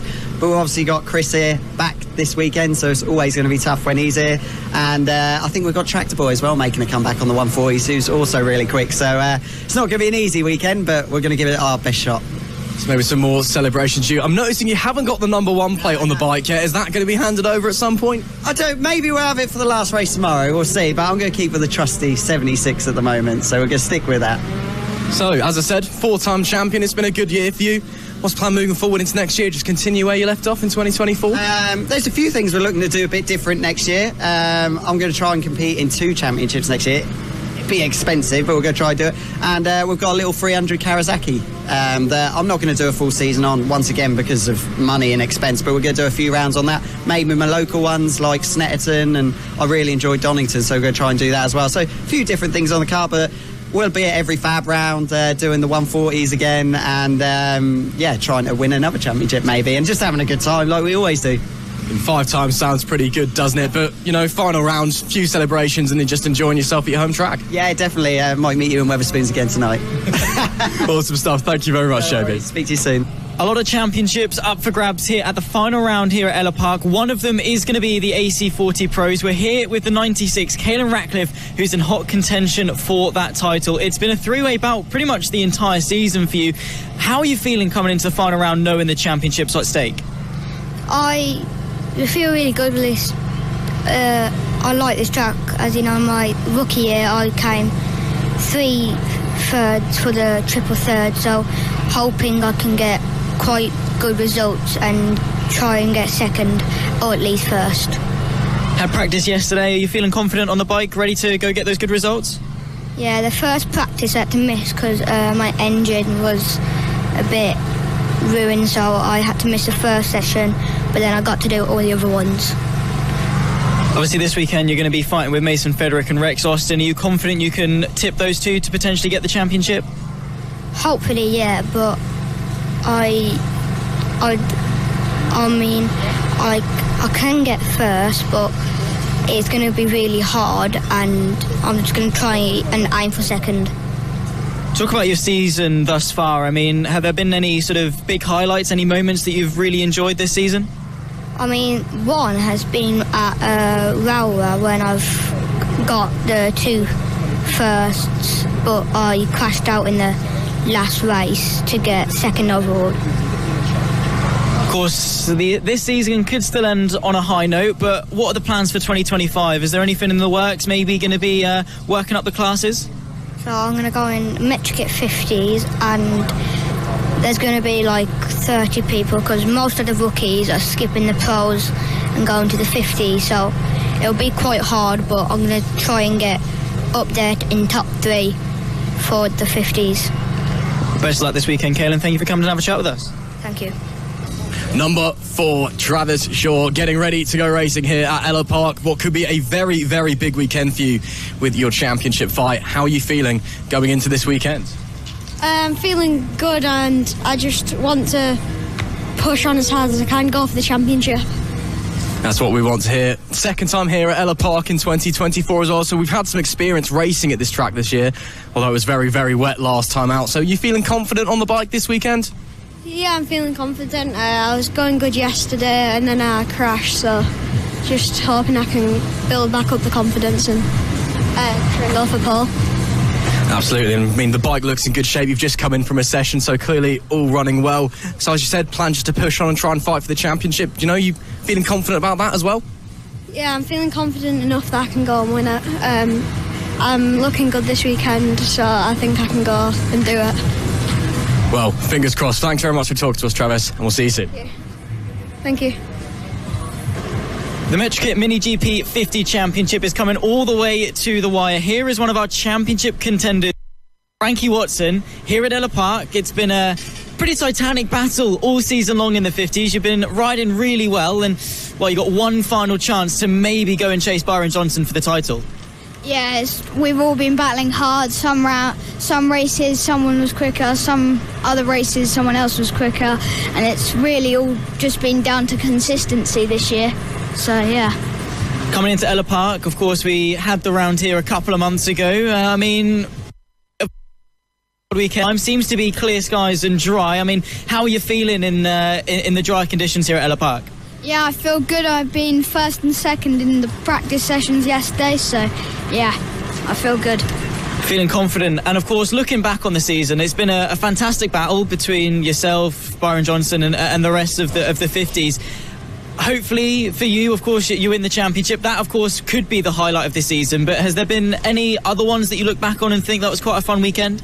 Yeah, I've got to say Raura here, even though I crashed out the lead, but in the 3rd race I won it. So yeah, it's been a good season. And of course you have been riding on the 70 for some rounds this year as well. Is that going to be the main focus going into 2025? Yeah, I think so. I think we might do the 50s again, but we don't really know at the moment. Well, best of luck, of course, for you for the championship. Hopefully for you bring it home and just give us some good races. Yeah, hopefully, but I'll see what I can do. Best of luck, Frankie. Thank you. Thank you. The Mini F1 Sidecars Championship hotter than ever in 2024. We've got the pilot of the 26, Mick Williams. Mick, well, you've won many championships in your time. Maybe another one this weekend as well. How are you feeling coming into the final round? Well, I'm feeling okay.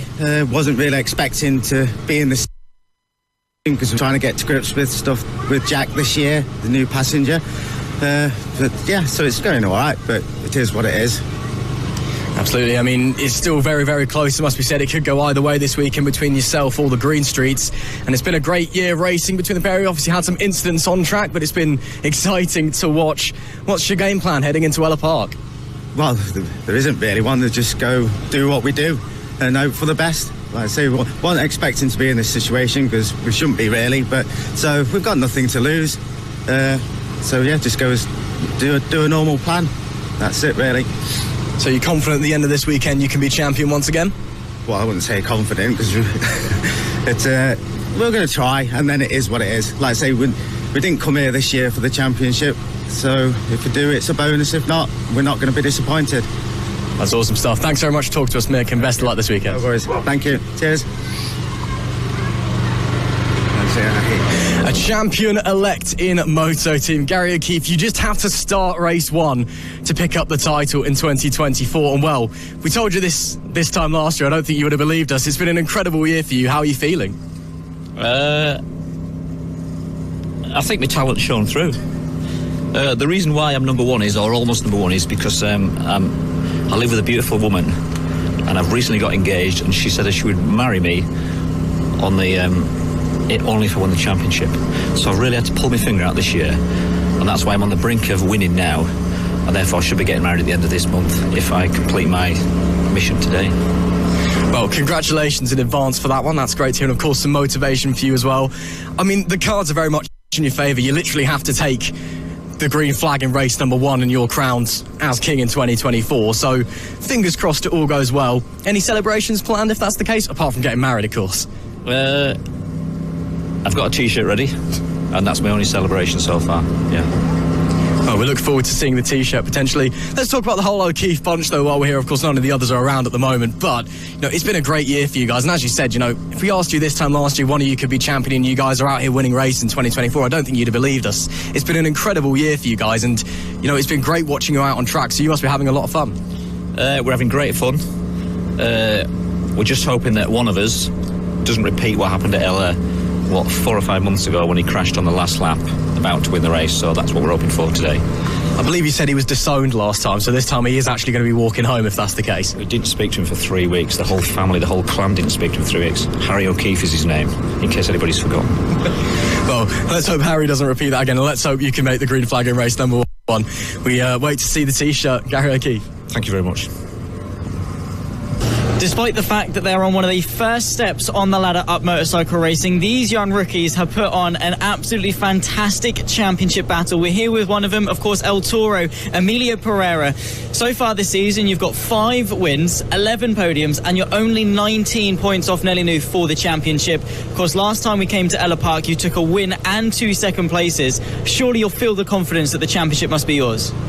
Yeah, I'm feeling very confident into this round because I won the championship in BMB and I've already broke the lap record twice today and yesterday.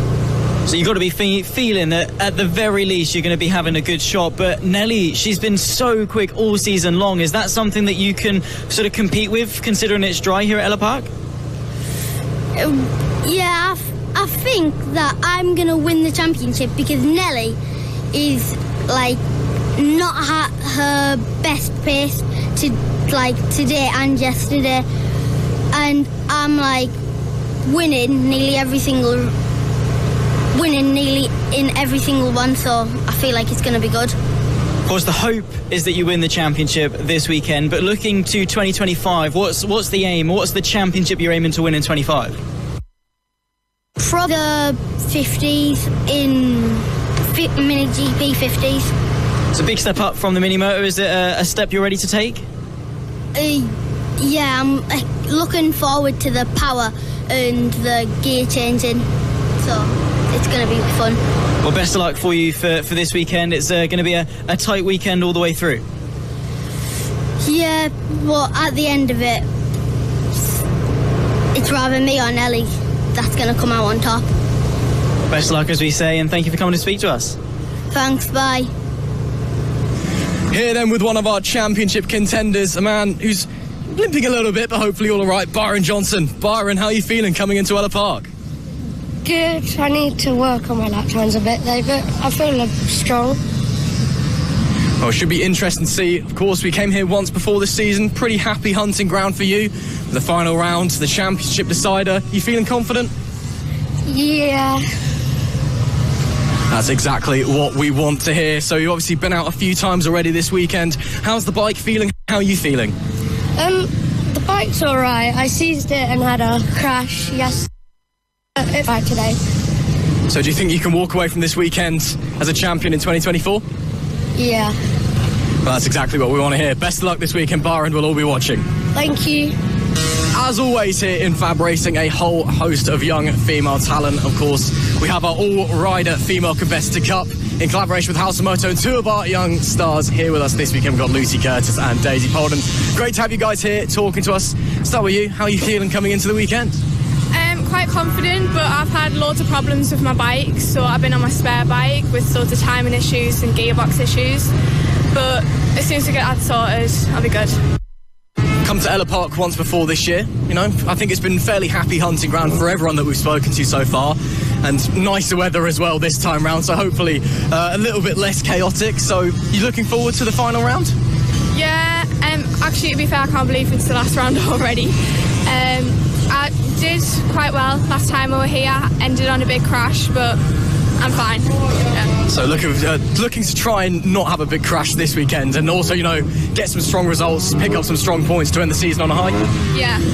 That's awesome stuff. Thank you very much, Lucy. Let's move on to Daisy. Daisy, it's, well, we've got some bikes going out in the pit lane at the moment. You're probably going out as well. Getting down, getting focused to get out on track? Yeah, I'm gonna try and be quite focused in between my races to try and get on a grid position in my qualifying and try and do my best.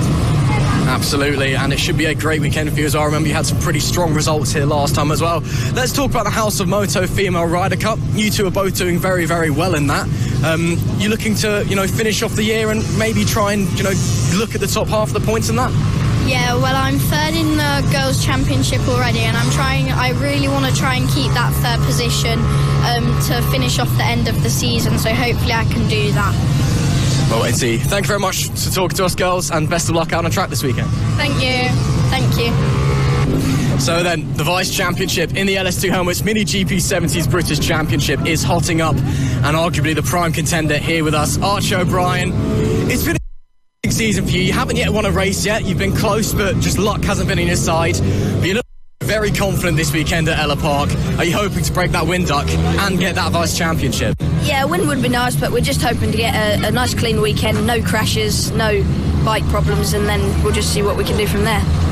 Absolutely, and talk about the Vice Championship, it's very, very close. You've got a lot of riders hot on your tail, so is there still a little bit of pressure there, or is it because the main championship's done and dusted, it's now just kind of visor down, get on the track, go racing? Just got to get the best results I can and kind of beat Byron, that's all we've got to do.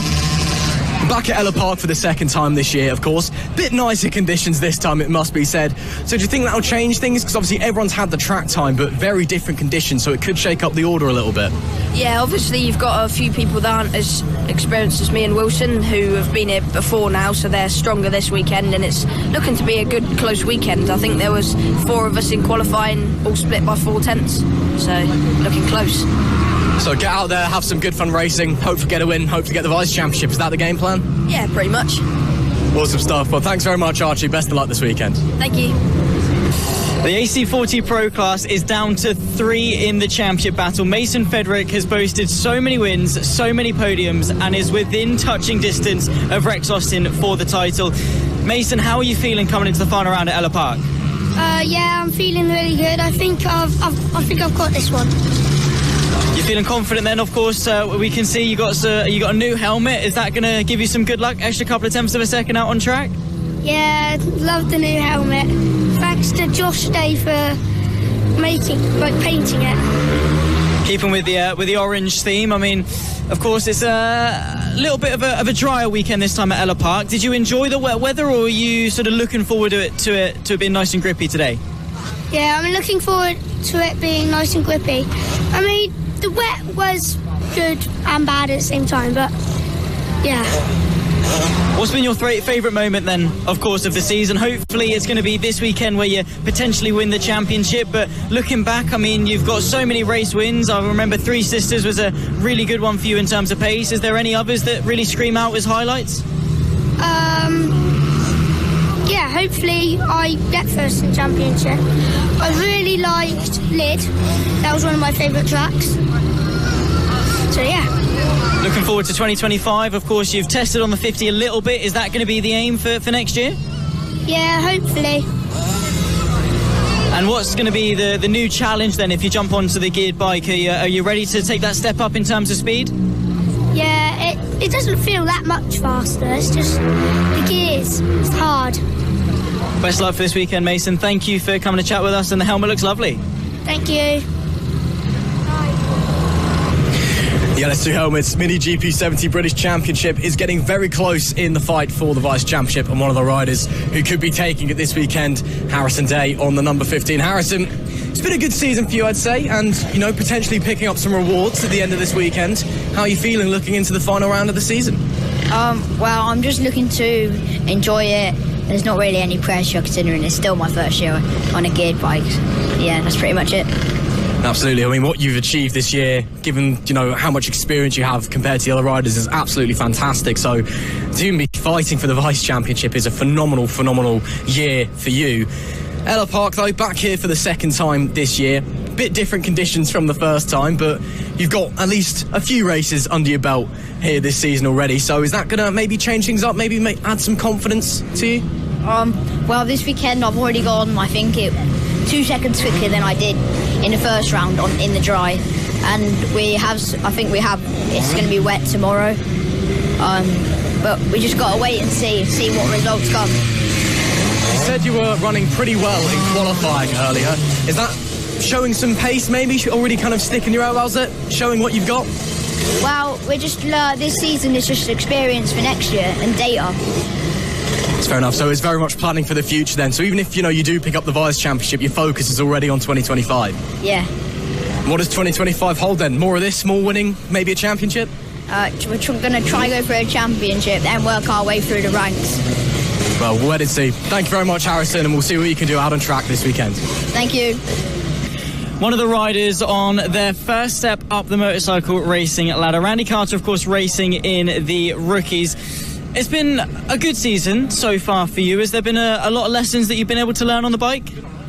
Yeah, I did have a little spill yesterday and hurt my leg, but I still got on to the next race and I finished 11th. Awesome stuff. So on the brink of a top 10, is that going to be your aim for this weekend, the final round of 2024? Yeah, I might be aiming for top 5 or top 10. Going to be going for it, and obviously looking back at the season as a whole, of course, racing in the Rookies be one of your first seasons properly racing on bikes. What have you really been able to learn, and how are you on the bike now compared to where you were at Lid? Well, at Lid I was 8th, but here I came 11th, so I'm gonna try and aim for 5th. Big steps up, and of course the top 5 in what is a really competitive class, it must be said. Of course, looking forward to 2025, are you going to be taking the step up into pros?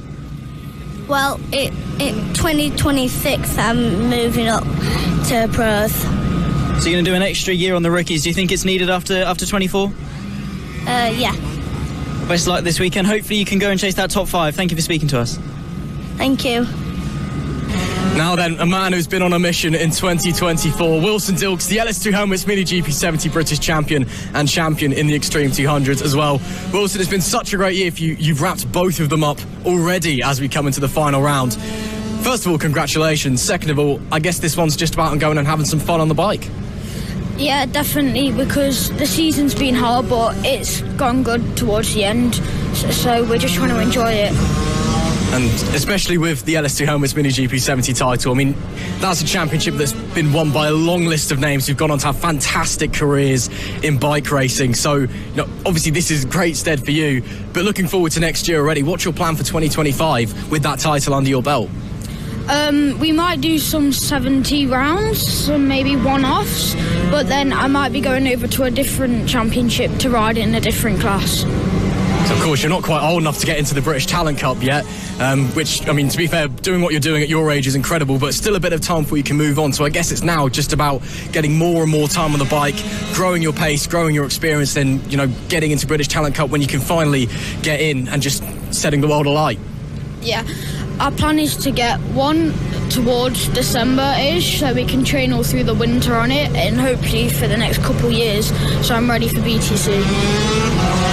So you said this weekend it's just about getting out and having some fun after a hard season. We've already come to Ellough Park once already this year. Granted, it was a lot more rainy than it is at the moment, so you've got that experience under your belt. You're looking pretty good out this morning. Of course, you missed yesterday's practice because you were at school, back to school, hard to believe, I know, and you just started secondary school as well, so well done on that, by the way. Hope it's gone okay. So are you just kind of looking to kind of gauge on that experience from earlier in the year to get out there and just show what you can do to cap off what's been a fantastic 2024? Yes, hopefully. That's great stuff. Thanks very much for talking to us, Wilson Dilks, the 2024 Extreme 200 and LS2 Helmets MotoGP 70 British champion. Thank you. A man who is moments away from being on top of the mini moto world, keeping the family name proud. Matt Birkin, you need, I believe, about 11 points to be champion in 2024. So, still some pressure this weekend, but it's looking pretty good. Yeah, it should be fun. Probably still going to try really hard and just have a laugh. See how it goes. I mean, knowing you'll probably be in a wall at some point, but we'll wait and see. Probably. Yeah, probably. But yeah, we've been to Ellough Park once already this season. It's pretty happy hunting ground. Well, I mean, that being said, last time I think you and your brother both came off as well at one point. Only finished one race. Yeah, you did only finish one race, you're right. But still, let's try and avoid that this weekend. Again, 11 points and then the pressure's off your champion in 2024. You know, presuming it all goes your way, what's the celebrations looking like? Just get very drunk like every other night we come. That's about it, really. I'm not really that bothered. I just want to have some fun. Oh, I mean, you can have some fun and win a championship at the same time. That's not too bad, is it? No, it's not too bad. Rather have a lap record. I'm not going to get one. Well, we'll wait and see what you can do. As I said, though, keeping the family name proud, following in your brother's footsteps after last year. So, you feeling confident that he's not going to disown you after this one? Well, I disowned him last year, didn't I? Because I won it the year before. Then I crashed. Then he won it. Then he crashed. So I think that's what happens if you win. You end up hurting yourself for a year after. So I'll try not to do that. So aim of the game, win the championship for the second time and then try not to break anything so you can still compete next year. Yeah, that sounds like a good plan, to be honest. Well, thank you very much for speaking to us and best of luck this weekend. We'll see if you can get those 11 points that you need. Yeah, thank you. Cheers. The MetroKit Mini GP 70 is brought to you by LS2 Helmets. Of course, the championship has already been won by Wilson Dilks, but the runners-up prize, P2, the Vice Championship, is coming all the way down to the line between three riders. This is one of them. Finley Polhill, 1 win, 7 podiums thus far this season. It's been an impressive run in 2024. How are you feeling coming into Ellough Park for the final time? Great. Well, I missed yesterday, so I'm a bit on the back foot, but yeah, I'm really looking forward to it. How'd you get on last time we came here? Of course, it was a little bit more slippery. Seems to be quite dry this weekend. I mean, is it going to be a lot of different adaptations for you compared to what it was when it was slippery? I hope so, because it was raining. My visor steamed up, so I couldn't see a lot last round, so it put me on, yeah, it didn't really help at all. Is the Vice Championship something you're aiming for? Of course, you're racing with Byron Johnson and Archie O'Brien for second place in the championship. It's doable. Is that your aim for this weekend? Yeah, definitely. I want to try and beat them. I've ridden with them since the pros, so I think I have a good shout.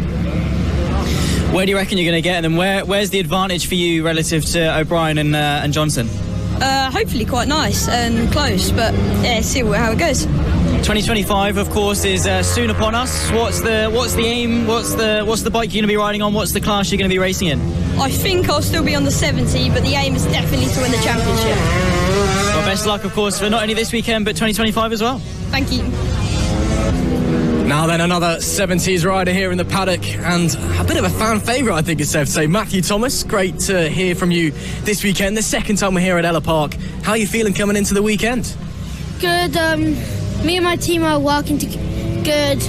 We've got bringing down times. We're aiming for 48 seconds. That is great to hear. We've come to Ellough Park once this year, of course. It's a track, I think, you seemed confident here last time, so are you feeling confident this weekend? Yeah. That's great to hear. Talk us to a bit about the bike then. We can see your number 47 there in the background. That's your 70 bike. What's it like riding these things around here? It's a lot more challenging than any other bikes. Maybe the Moto team might be more challenging, but I think the 70s picked it. I mean, obviously they're very, very fast, very, very powerful for these small kart tracks, so it takes a lot to be quick around here. But again, you seeming confident. How's the bike feeling as well? Saw you in practice yesterday. Looked okay? Yeah. Yesterday was a lot more warmer, perfect temperature for the track. So there's going to be less grip here today, but hopefully we've got more times coming down. Of course, given it's the last round of the season, what does the future hold for Matthew Thomas 2025? What's the plan?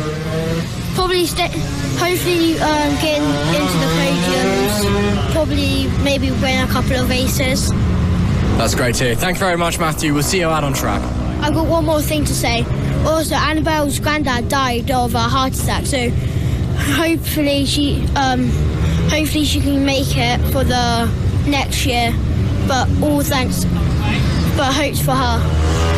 That's a lovely message to Annabelle. Again, thank you very much for talking to us, and we'll see you out on track. Thanks. Another champion already coming into this weekend here at Ellough Park. Logan Cousins, champion in the OH Logistics LC40 Elites. First of all, Logan, congratulations, a phenomenal achievement for you. But coming into the final round, there's no pressure on your shoulders. What's the plan? Just go out, have some fun, win some races? Yeah, I mean, mainly just go out, have some fun. I'm trying to beat the lap record round here, so hopefully that goes well. But I'm doing all right, yeah. That's great to hear. Talk us through your season then. Of course, you're already champion, which is a phenomenal achievement. But how did the year go? You know, you picked up some fantastic race wins. It's been a really strong year for you. Can you look back in 2024 and be proud? Yeah, hopefully. Well, I hope so too. Looking forward then, 2025, of course, you've won everything there is to win now in mini motos. You've won the Premier Junior Mini Moto class here at FAB-Racing. We may be going to see you stepping onto a bigger bike? Yeah, I mean, next year I might do the 50s or 70s, but hopefully that goes well. So we'll wait and see then. Have you done any time on the 50 or the 70 at all? I did 2 sessions yesterday, but then the gearbox broke, but hopefully next year I'll be able to. So you've already got a bit of track time on it, so next year you can turn up and, you know, show what you can do on a geared bike? Yeah. That's great to hear. And so 2025, are you maybe going to continue with the mini moto as well, or is it going to be mainly focusing on the bigger geared bike? Mainly focusing on the bigger gear bike. That's great to hear. Well, once again, congratulations, Logan, for your championship. A phenomenal year for you. We'll see you out on track and next year in 2025. Bye. Another mini moto rider here with us this weekend, Tommy Keats racing in the Pros and Elites Championship. Tommy, great to see you here at Ellough Park once again. Second time we've been here this year. How are you feeling coming into it? Good. Just good? Yeah. Well, that's fair enough. You know, good, excited. Two good emotions, I'd say. It's safe to say. Final round of the season, though. Talk us through your year in 2024. You know, how's it been for you? You know, how far have you grown as a person, as a rider? Well, at the start of the year I did Lid, and then from the start of Ellough onwards I done the Pros and Elites, and I think I'm around like 7th or 8th in both championships, and yeah. So you'd say it's been a good year then overall? Yeah, very good. So what's the plan moving forward to 2025 then? You're going to stay on the mini motos, maybe thinking of doing something else? I think I might be doing the Elites and maybe the Metch Kits, 50s. That could be a bit interesting then. Have you been on the Metch Kit at all before, or are you going to be training on it over the winter? Yeah, I've been on it around one track. So at least you've gotten used to it a little bit, you know how it works. And what's the difference between the mini motos and the bigger gear bikes? And obviously it's a lot bigger, a lot faster, but how different is it to ride? Well, there's a lot of things at once. Like the minis are just a twist and go, and then the Metch Kits you got to do all the clutch, back brake on your right foot and everything. Well, that's great to hear. Well, we'll see you this weekend and in 2025 as well, Tommy. Thank you very much for talking to us. Thank you. Mini F1 Sidecar Championship leader here with us now, Jason Greenstreet, pilot of the number 90, and well, it's getting very, very exciting this year, and it has been exciting all the way through as well. I mean, you've spent years working up to this point where you could be in a position to be taking the title, and you're one weekend away from it. How are you feeling? Not completely confident, I guess. Anything could happen. There's like 3 people in the mix at the front, possibly another one coming. It could go many different ways, so we can't count our chickens yet, I don't think. Nonetheless, it's been a great year for you guys. I think it's safe to say. Of course, last year you were very much the challengers, I think, but very strong challengers. This time, you know, you were very much the ones on top for most of the season. So, you know, even if it doesn't go your way, unfortunately, this weekend, is it still a year you can be proud of? Yeah, we know. We're running a good pace. We struggle for finances the whole time, so literally every meeting is on a shoestring, and it's only just scraping in. So, given the circumstances and the amount of stuff that's coming against us, you can't really grumble, can you? Your passenger Leo's run off, unfortunately. But talk about relationship between you two on the bike. How crucial is it, both the passenger and the pilot, to be in absolute synchronisation all weekend long? Yeah, it's absolutely crucial. If he's not doing the right thing, we go off. It's as simple as that. He's easily the best one out there, in my opinion. He's very spatially aware, which not everybody is, so that all helps. He'll get himself out of trouble. If he knows something's coming, he'll make sure he's as safe as he can be. And I don't need to think about where he is. When he's doing his thing, I know that he accommodates if he finds something's a bit, different or odd, and he will manage that mid-corner. So I'm very, very happy with what he does. You've got the advantage heading into this weekend with the championship lead. It's not massive, but it's still advantage nonetheless. If it does go your way, what's the celebrations looking like? To be honest, I haven't really prepared for any celebrations because, again, I'll try not to count my chickens before they've hatched. We don't want a big letdown, do we? So if it comes, it comes. We'll just take it one race at a time, see what happens. Well, at the end of this weekend, we could very well see a new team on top of Mini F1 Sidecars. Thanks for talking to us, Jason, and best of luck in your quest for the title. Thank you. Well, we have already spoken to Emilio Pereira, and we would have loved to chat to the current AC40 Rookies Championship leader of Nelly Nuth, who has had such a sensational run of form in 2024. She's in the zone, she's locked in, and she's ready for the weekend ahead. So she's not in the mood for a chat, but of course we'll still hype her up. She is on top form coming into this weekend, off the back of Clay Pigeon and what was a titanic battle between herself and Pereira. Of course, let's not forget, she's not only in the contest for the Rookies Cup, she's also in the shout for the House of Moto All-Female Rider Cup. What she has to do is start race number 1 in order to be the best FAB female rider of 2024 as well. So it's been a sensational run of form to see the young girl, who of course has been taken to the national stage as well with news coverage. She's a star for the future. One of the riders that's had quite literally an up and down year in 2024 is, of course, Riley Paisley, one of the riders who has now taken to both the MotoGP MiniGP 50s and the 70s as well. You've combated injury this season, but you've come back, of course, for the last couple of rounds, and you've hit the ground running. You're getting some fantastic results and fun around in 2024. What's the aim? Well, me and my dad have had a little discussion, and at the start of the weekend, my goal was 53s, but then I did a 52 in practice yesterday, and then I've just did a 51 in qualifying 1 on the 50. Feeling confident into the weekend then, looking to get some good results. I mean, not quite in the shout for the championship, but podiums, wins, is that on the cards this weekend? Not a win, but I'd like a top 5. Then, of course, looking back on 2024, we'll ignore the injury you had up the hill at Three Sisters. But apart from that, I mean, that's obviously the low point. What's been the highlight of 24? Probably lid round 1, where I got I think it was this race 2, and I was battling with Seb for the podium, and I finished 4th, and I was really happy. So yeah. A great start to the year then. Of course, now we're all the way at the end of the year here at Ellough Park for the second time in 2024. Are there any new challenges compared to when we were here last time? Well, here last time, the first time I was here was last year, and I was doing 56s, and then the time we came here a few months ago, before I obviously broke my leg, I did a 54, and then yesterday I beat that, and doing 51s is really up my game, and I'm hoping for a top 5 this weekend. On the road to MotoGP and the feeder series to the British Talent Cup and RedBull Rookies, this is FAB-Racing Mini Bikes British Championship.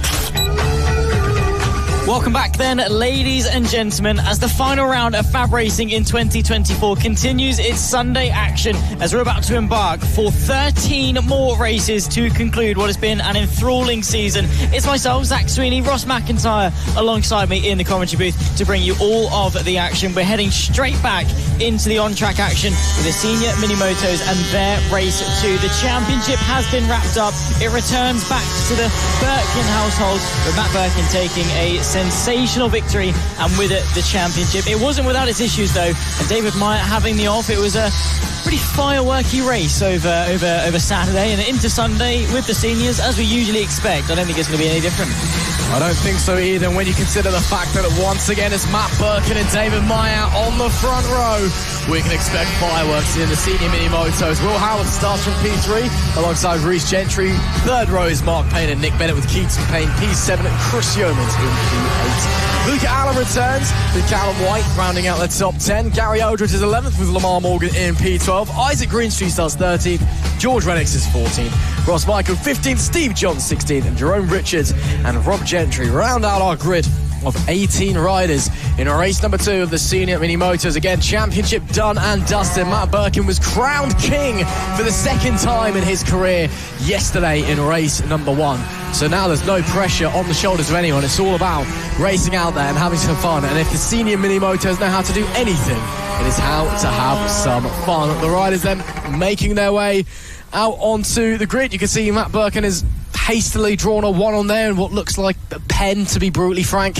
The former number 5 riding with the number 1 plate once again in 2024 and through to 2025. Senior mini motos championship done and dusted. All the pressure is off. It's time to go out and have some fun to get the season to an end. Race number 2 starts now.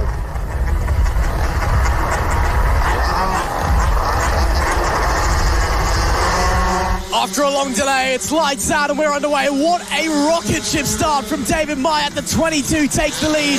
Matt Birkin drops down to P3 as the 96 of Will Howard slides up on the inside. Down at turn 1, the 100 of Reece Gentry also trying to work his way through the champion as they make their way through the next couple of corners. There we see Keaton Payne in the background. We've also got the 711 of Nick Bennett getting involved in the picture. He had a DNF yesterday, a mechanical issue. Let's see if he can keep pushing onwards today. David Meyer, though, fast charging from the start, leads, but for how much longer? Because look at the 96 of Will Howard looking to the inside, getting to the inside and getting through. Matt Birkin tries to follow him through as well. Almost 3 abreast coming into Paddock Bend. Somehow David Meyer retakes the lead. Will Howard way too late on the brakes, shoves David Meyer out wide and takes the lead. He'll lead the opening lap. Matt Birkin will be P2. David Meyer drops down to 3rd. Not the best of starts from Matt Birkin, but he's been able to recover quite nicely. Ducks to the inside to take the lead of the race. Will Howard, unsuspecting to a very late dive, tries to get back underneath going into turn number 2. The 96 not quite able to find his way back, and our champion of 2024, after a slow start, finds his way back to the front. Will Howard with a quick counter-attack though to the outside of turn number 3. There goes David Meyer as well on the inside of the hairpin. A little bit of 2 of a tight line, so Will Howard gets the acceleration, but towards the fast left-hander of turn 4, David Meyer tries to search his way through. Look for Will Howard. Reece Gentry as well. 4 bikes in contention for the lead early on. Oh, this is what senior mini motos is about, isn't it? Top 4 neck and neck. Nick Bennett right behind them with Keaton and Mark Payne getting involved. Luca Allen also not too far behind. This is why we love the big men on little bikes. Matt Birkin will lead once again as there goes Keaton Payne through on the 711 of Nick Bennett. Look at Will Howard, ducks out of the toe, then ducks back in, trying to see if he can gain an advantage on this year's champion. Unable to quite find their way through as the bikes chatter away over the bumps. No suspension on these mini motos, and there's someone going slowly down at turn 1, I believe. I'm not sure what happened, but looks to be okay. Matt Birkin and Will Howard have disappeared from the likes of David Meyer and Reece Gentry. And in fact, where is David Meyer? David Meyer nowhere to be seen as the front 2 trade places. What has happened to the number 22. What has happened to our vice champion in 2024? It was problems yesterday. It could be more problems today for David Meyer. Yeah, it could be. It was a mistake that cost him yesterday. This time it could well be a mechanical problem or whatever. We'll update you as soon as we know. 6 laps left to go at the line. The fight between two absolute characters in the FAB-Racing paddock. It's Matt Birkin versus Will Howarth. Yellow flags waved in the first sector, so no overtaking. I think that might be the answer as to what's happened to David Meyer. Of course, I think you can see him there off the bike and out of contention in this race. So it's down to 2 at the front. Rhys Gentry has fallen off a little bit, and there he is picking his bike up. Gloves are off, and well, that's not the way you want to go out for your penultimate race of the season. What a shame for David Meyer. Came into this weekend with such high hopes. He knew he had a chance, albeit a slim one, at the championship, and now he's had 2 DNFs on the bounce. Will Howarth and Matt Birkin going side by side through the big left-hander, and now through the hairpin chicane section and down into Paddock Bend. These two are leaving it all out on the racetrack, aren't they? And I can guarantee underneath the helmets, 2 very, very big smiles. 5 laps left to go at the line. Birkin still leads from Will Howarth. Birkin fastest lap last time as well, a 53.907. But Will Howarth's best lap time also in the 53 is a 53.986. They're running very, very close. Will Howarth looking to the inside once again. Couldn't quite find a way through. Will Howarth does have the lap record around here in the senior mini motors, set back in 2021 of 53.014. So they're lapping some way off that, but they're getting very aggressive as Matt Birkin gets pushed off the side of the racetrack. This could be Will Howarth's opportunity. It is Will Howarth's opportunity up into the lead of the race. Nicely done. Great little bit of side-by-side action between 2 of them. Great respect shown as well. It takes 2 to tango at the end of the day, and they're giving us an absolute show. 4 laps left to go at the line. Howarth leads Birkin, of course, the 96 from the number 1 plate as they run their way into the penultimate corner. Once more, Matt Birkin, has he got the acceleration towards turn number 1? Will he be able to go for a late dive? He pulls out of the slipstream, he looks to the inside, he's later on the brakes, and back into the lead goes Birkin. Lovely, lovely racing here in the senior mini motos. Here goes Will Howarth ducking to the inside. Can't come into fruition, but maybe it can. Oh, Will Howarth, that is special from the number 96. Gets it pinned on the inside and flies on by into the lead of the race. But these two are trading blows like a heavyweight title bout every single corner, every single lap. So how's Matt Birkin gonna respond? A bit of lap traffic gets out of the way, very politely. Believe that was Steve Johns on the 77. They've just gone through. Little bit of a pickup on the front end of the bike there for Will Howarth. Matt Birkin means he can gain a small amount of time, but not enough. It'll be Will Howarth leading this lap. 3 to go. Yeah, very much so. Matt Birkin persisting. Will Howarth like a wasp, but it will not leave you alone. Inside line towards turn number 1, and Matt Birkin finds his way back through. Will Howarth immediately back underneath him, though, to retake the lead. And in the end, Matt Birkin has to renege that position as they run their way through turn number 2. Will Howarth once again leads. They're swapping positions left, right, and centre. It's going to come down to the final lap. I think we might be seeing some of the old classic Birkin racing coming out very shortly, and by that I mean win it or bin it. Checkers or wreckers, as they'd say over in the States, because the championship's all over and dusted. All they're racing for now is the pride and the glory of a win in race number 2, and Birkin's going to leave it all out on the table, but so will Will Howarth, who's run an incredible race so far, withstood incredible pressure from the 2-time champion, picking up the title this year in race number 1 yesterday. Penultimate lap of the race. Here we go at Ellough Park.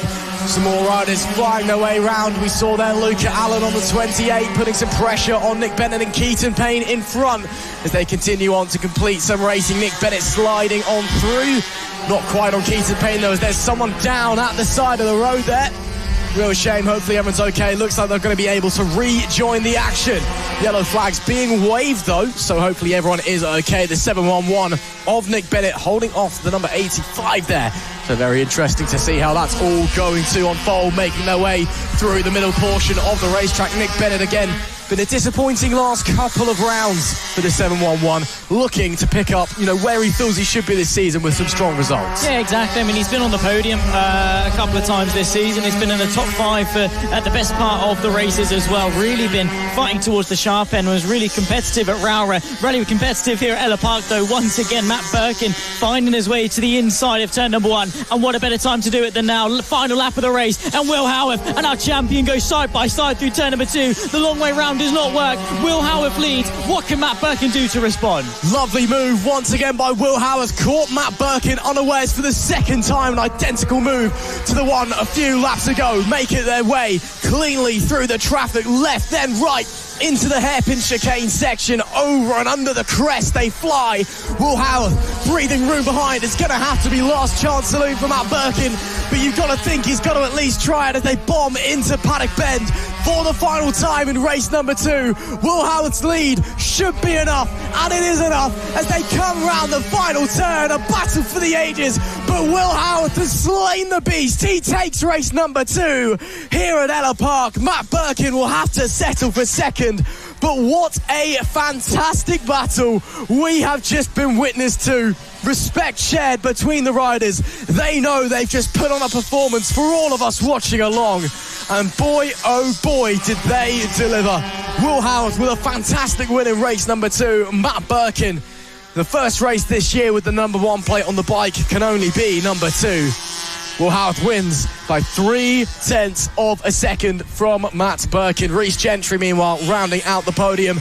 Keaton Payne still into 4th with Luca Allen 5th. Mark Payne P6.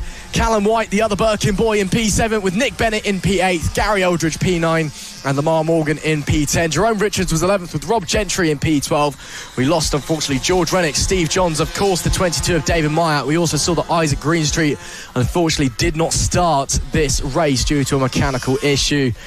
But boy, oh boy, what a race. And still one more to come this season from the senior mini motos. Yeah, absolutely fantastic stuff from all of them. Of course, Matt Birkin, Will Howarth, bring on more of that, please. Maybe into 2025. Of course, the seniors, they've got their final race of the season, and hopefully we're going to have just a big firework display as we had in race number 2. There we see riders making their way over to the grid boards. Of course, it will be Will Howarth coming in to the middle, the number 1, after a fantastic race. What a time to be here at FAB-Racing. They'll be back out for one final race this season, later on, race number 3 in the senior mini motos. On the road to MotoGP and the feeder series to the British Talent Cup and RedBull Rookies, this is FAB-Racing Minibike's British Championship Title Decider. Rex Austin, Mason Fedrick, who will be the one to come out on top in 2024 and the AC40 Pro British Minibike Championship? We come into their penultimate race here at Ellough Park. They're making their way to the grid, and it is, of course, our 2 championship protagonists that line up on the front row. Caden Ratcliffe was close, but not enough yesterday to stay in championship contention. He's ahead of Preston Baker on row 2, with Max Johnson ahead of Arthur Rich, Tommy Keats, Maxwell Keats, and all Keats 4th row ahead of Danny Longhurst and Oliver Wilson. All Rex Austin needs to do is outscore Mason Fedrick by 7 points to seal the deal. But Fedrick on top form yesterday, taking that victory in race 1. Ross, what can we expect? We can expect drama, chaos, tension, and all of the above here in the AC40 Pros race number 2. Again, Fedrick seemingly with the advantage of momentum heading into this one. 3 race wins on the bounce. The last 2 at Clay Pigeon, and of course race number 1 yesterday.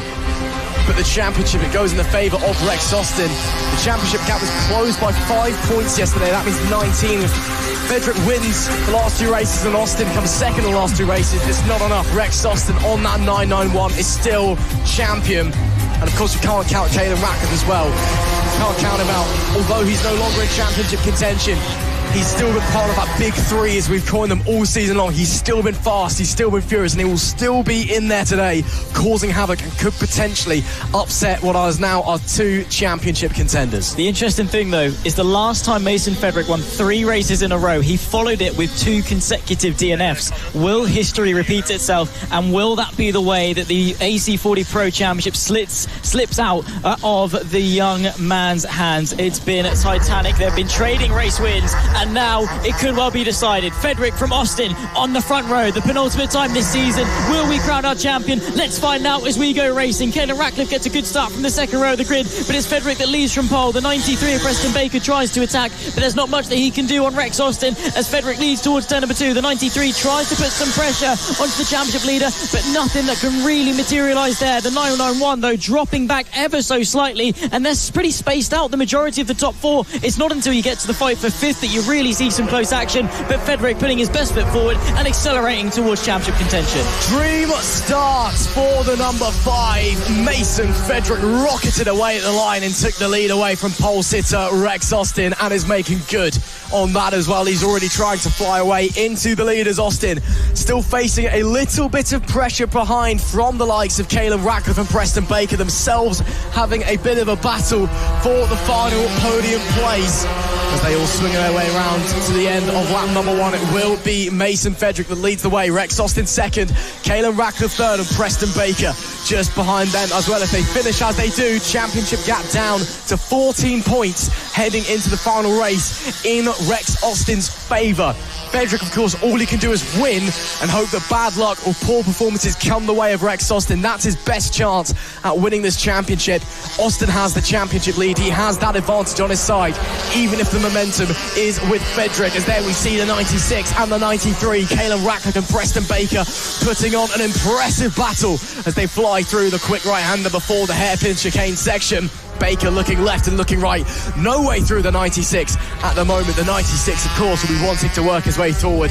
Even if he's out of championship contention, he wants to end his year on a high. Yeah, exactly. He has already won a race this season. That was back at Three Sisters, but you always want to add more to the tally, more trophies to the cabinet. 6 laps left to go at the line, of course, as they tick past to just start their 7th lap to go. So it will be a while till we see 6 to go. But, of course, Mason Frederick putting his best foot forward. He's the one with the pressure on his shoulders. Rex Austin, granted, he's got it all to lose, but P2 is enough to seal the championship. He's exactly where he needs to be. Mason Frederick has to hope that he drops back, and with Caelan Ratcliffe and Preston Baker having an awesome battle here as the 93 gets underneath the 96, defensive goes that yellow machine into turn number 4. There's not really much opportunity for Rex Austin to fall backwards. I think it's just going to be a fingers crossed game going into race number 3, but of course Motorsport can and will bite back if you let it. Complacency can fall victim onto Rex Austin. He's got to be careful to keep his head in the game, score the points that he needs to, and more importantly, stay on the bike. Absolutely. Although he may be sitting comfortable in the championship heading into race 3, if they finish where they are, it can all change on a dime. And as you said, anything can happen here at FAB-Racing. There is the 141 of Max Johnson. He had a pretty big shunt yesterday. Great team, okay, and back on the bike. He's currently leading Maxwell and Tommy Keats, the two brothers. Tommy had a fantastic race number 1 yesterday. Maxwell running pretty well today.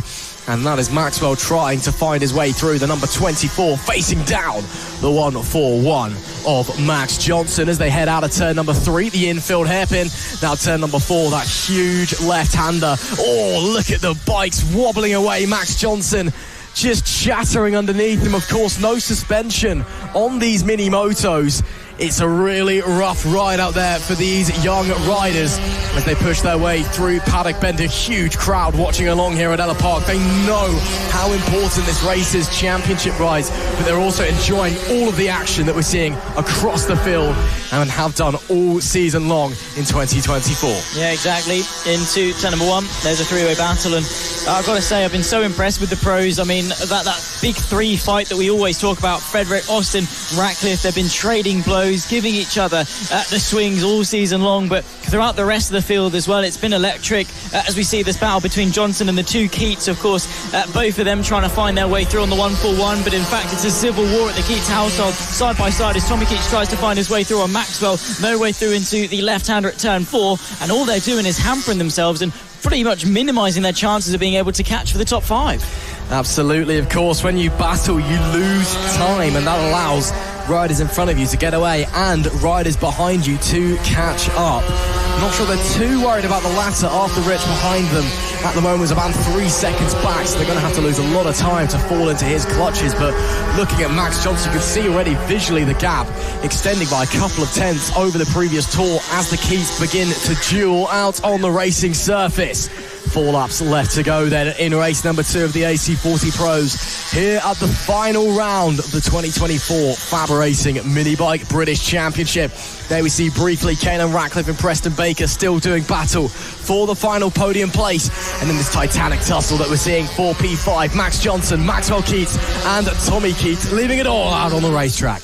They are indeed. 3 laps left to go at the line. And what a battle this is turning itself into be. Don't forget as well, Caelan Ratcliffe and Preston Baker right on cue there. The 96 keeping the 93 at bay. This has been a race-long bout for the final place on the podium. Of course, Caelan Ratcliffe has done it 12 times this season. Preston Baker only 6. He wants his 7th. 2 laps to go at the line as we head on to the penultimate tour of Ellough Park. And there's the inside line potentially from Preston Baker. Not quite close enough on that occasion as Caelan Ratcliffe is able to do enough just to thwart the attack, position the bike where it needs to be, usually just ever so slightly off the racing line, more to deter the move than to actually properly defend. It puts the eggs into Preston Baker's basket, puts the ball in his court and says, you've got a choice. You can send it to the inside and risk it. You can try and go around the outside. Either way, it's a risk. Right now, I'm doing enough. I've got the quick enough exits and I've got the track position as well.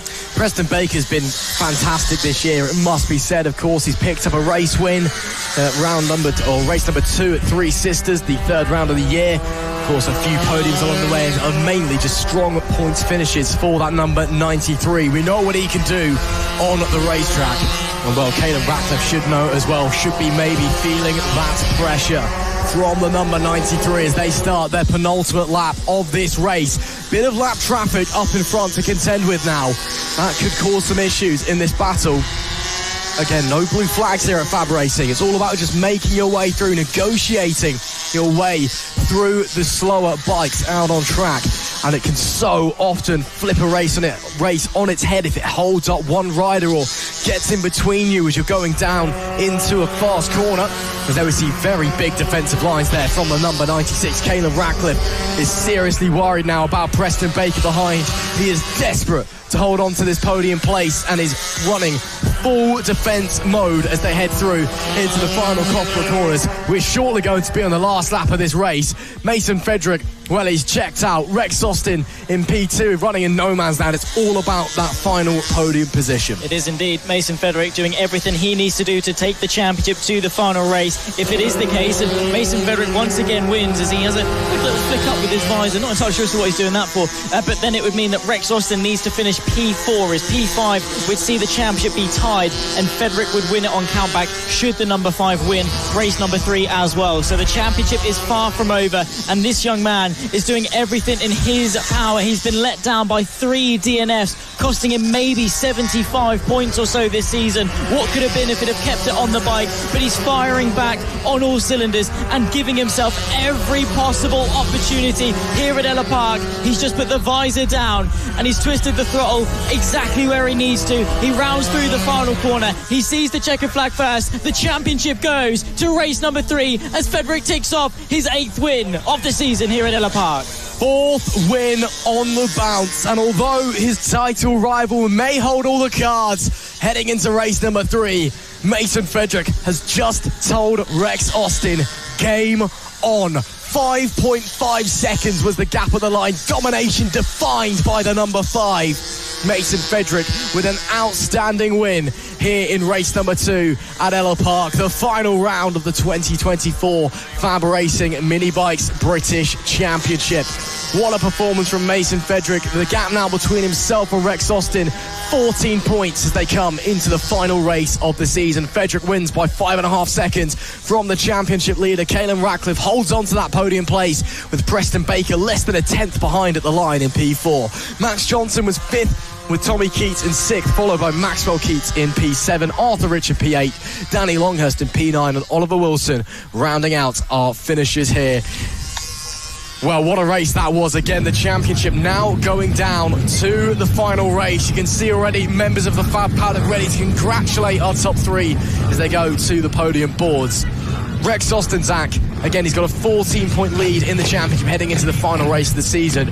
So he does have that advantage, but Mason Frederick clearly has the momentum, clearly has the confidence on his side. Yeah, exactly. He needs to finish at 4th place, and that is all. There's nothing that Frederick can do. Even if he wins the race, that is all that Rex Austin needs to do to clinch the championship, and there's never been an opportunity, bar one, that he's finished lower than 4th. That was race 3 at Clay Pigeon, where he unfortunately only finished 9th after issues, but apart from that, it's been top 4 finishes all the way through for Rex Austin. Can he seal the deal? We'll find out, of course, in race 3 a little bit later on for the AC40 Pro class. Mason Federic, Rex Austin doing battle. They've shared between them 15 wins, 32 podiums. Nothing has been able to separate the pair of them, and we get a titanic battle later on for race number 3 of the AC40 Pro class to round off 2024 of FAB Racing. Race number 2 in the Pit Bike 140s, and this is sure to be exciting. We saw Jamie King doing his best Reese Peacock impression, winning the race at the final corner, a home win for your 2024 champion, but it is Richard Holmes-Williams that starts on pole. Pit Bike Sonic Jamie King alongside with Chris Wells, the 2023 champion in P3 alongside Alfie Garrett. Row 3 is Keaton Payne and Bailey Lawrence, the two inseparable this year out on the racetrack it seems, with James Ratcliffe in P7 and Sean Whittaker P8. Daniel Gilbert and Rory Jones round out the top 10 with Bradley Powell in 11th, Robert Leveridge in P12 and Will Garrett in P13. A fantastic race yesterday, Zach, to end off Saturday's action. We saw perhaps the latest of drama with Jamie King literally winning on the final corner. And importantly for Jamie King, his premature celebrations, he didn't actually celebrate too hard, so he's actually feeling quite good today, he told me. So we'll see how he goes. It's good. Fresh tyres as well on the bike of yesterday, so no excuses. Of course, it's been a hard-fought battle. He's taken his 3rd win of the season. He's taken 4 championships. Can he take 4 wins? Maybe even stretch it to 5 if he's able to do the double on Sunday. Jamie King, Pit Bike Sonic, alongside Richard Holmes-Williams on the front row of the penultimate race of Pit Bike 140s, one of the classical championships of FAB Racing. We get underway here at Ellough Park. Good launch, it must be said, from our pole sitter, but not a good one at all from Jamie King as he drops to 3rd place. Going backwards off the start is the last thing he wanted. He immediately finds his way back through, now fielding the number 1 plate on the front of that pit bike. They work their way through. Jamie King starts on the back foot, but immediately back to apply the pressure to Holmes-Williams. I feel bad for Keaton Payne. He got a great launch, but just boxed in by everybody in front of them and has to now settle for 4th place. He probably got the best start out of the first 2 rows, but that's racing. Sometimes doesn't always go your way as good as you can nail it out on the racetrack. It looks like it's going to be Richard Holmes-Williams leading the way on the first lap as they negotiate their way down into Paddock Bend. Jamie King managing to work his way back up into 2nd place. They all fly through single file. And maybe a problem there for one of our riders, going quite slowly, struggling with the gearbox and running wide, so maybe potentially some issues as they now fly down into turn number 1. Jamie King and Chris Wells just behind, of course, on that number 62, formerly with the number 1 plate on the bike. But he's now gone back to the old number, no longer champion, as Jamie King is on top, but Chris Wells still has the ability, still has the speed.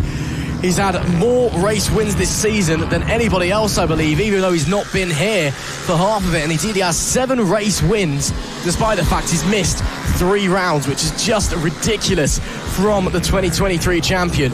These top 3 all glued together. Holmes-Williams, King, Chris Wells, 3 of the finest riders you'll find in the UK on a pit bike, and doing battle here in race number 2. Exactly that. Of course, Chris Wells, he did 6 in a row at Rowra, did the sweep for both rounds, took a win at Three Sisters before he had to leave, and his form this season has been impeccable. He looks to the outside of our champion, but no way through. 3 riders in contention. Jamie King half defensive, half attacking. He's really sandwiched in between 2 fantastic riders. Forwards to attack, backwards to defend, and Pit Bike Sonic can very easily get overwhelmed here. The suspension compresses as they run their way in towards turn number 3 under the brakes. Jamie King trying to attack, but it's that constant thing. You've got to keep a rider like Chris Wells at bay while you're wanting to fight for the lead. Chris Wells couldn't get the best of starts yesterday, couldn't really compete at the front end, but now Jamie King, it's a 2v1 fight if he wants to win this race, as Chris Wells starts to the inside, very nearly making contact, but he's through into 2nd. Jamie King left the door open. Chris Wells didn't need an invitation. Up into 2nd place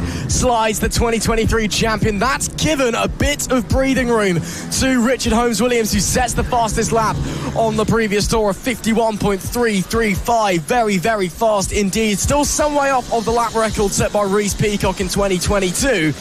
but running very, very quickly is our front three, and still very, very close, because now that Wells is clear of King, he's able to turn up the wick and is immediately on the attack on the 1-2-6 as well. Look in the background, Alfie Garrett's still there. He's got through Keaton Payne, who's now fighting with Bailey Lawrence once again.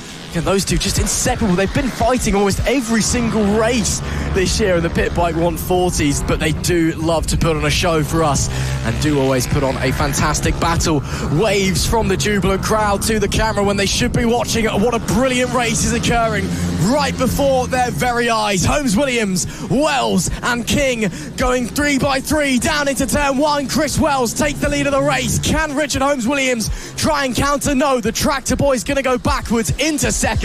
8 laps left to go, and Chris Wells into the lead. Yeah, fantastic stuff from Chris Wells, just riding the bike exactly how he needs to, positioning it and just being really decisive with his moves, not really hesitating at all. And oh my goodness me, we've got a rider down there. That's going through turn number 2 that they're off on the tyre barrier and presumably out of this race. They seem to be okay, just ever so slightly hurt, and hopefully we'll see them back out later for race number 3. The fight goes on at the front though. Holmes Williams trying to apply some pressure to Chris Wells, the 62, robbed of his number 1, but he's back on top form to take his 8th win of the season potentially. Still a long way left to go in this race, 7 laps of it, and Richard Holmes Williams gets back underneath him in the fight for the lead.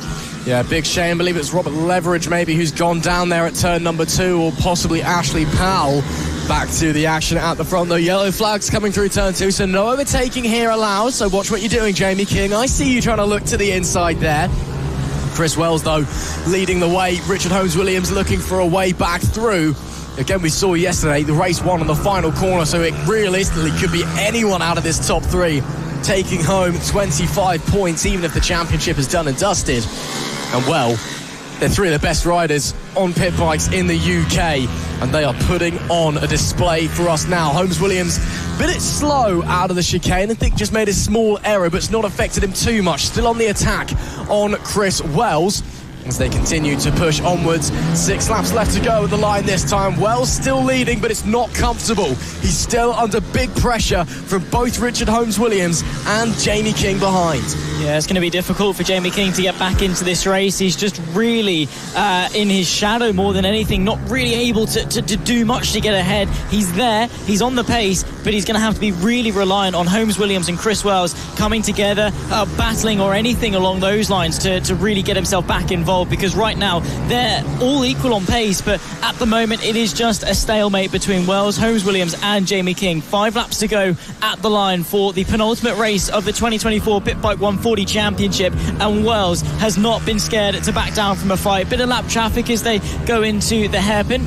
They make their way through quite easily on Will Garrett, that is. They've had to lap, so no blue flags, but nice gentleman agreement there to allow the 3 leaders through. And look at that, Jamie King dropping off the back of the top 2 now. The gap between P1 and P2 about half of what it is between P2 and P3. That being said, not over yet. Still 5 laps left to run within this contest, and plenty of time to Jamie King to get back on their tails. There's Alfie Garrett on the 20, currently running P4. He's in a bit of a no man's land right now. He's got 3 seconds, nearly 4 seconds in fact, to Jamie King in front. He's got 3 seconds behind to Keaton Payne, so he really just needs to stay on the black stuff, and he's up for a very, very strong finish as he works his way through some traffic in front and through into the hairpin chicane section down at the bottom end of the circuit. Probably one of the trickiest corners on the FAB-Racing calendar through there. Coming over the undulating off-camber section, then onto the brakes and whipping the bike down to the right, then over to the left for the chicane. Very, very tricky. Back to the leaders though. Wells still leading from Holmes Williams, still in front of Jamie King, who's not closed the gap down as much as he would have liked, but still very much in the hunt. Can still smell the blood of the pair in front of him as they fly around through the middle section. Richard Holmes Williams, what does he have in his locker? Can he launch an attack on Chris Wells? Let's find out.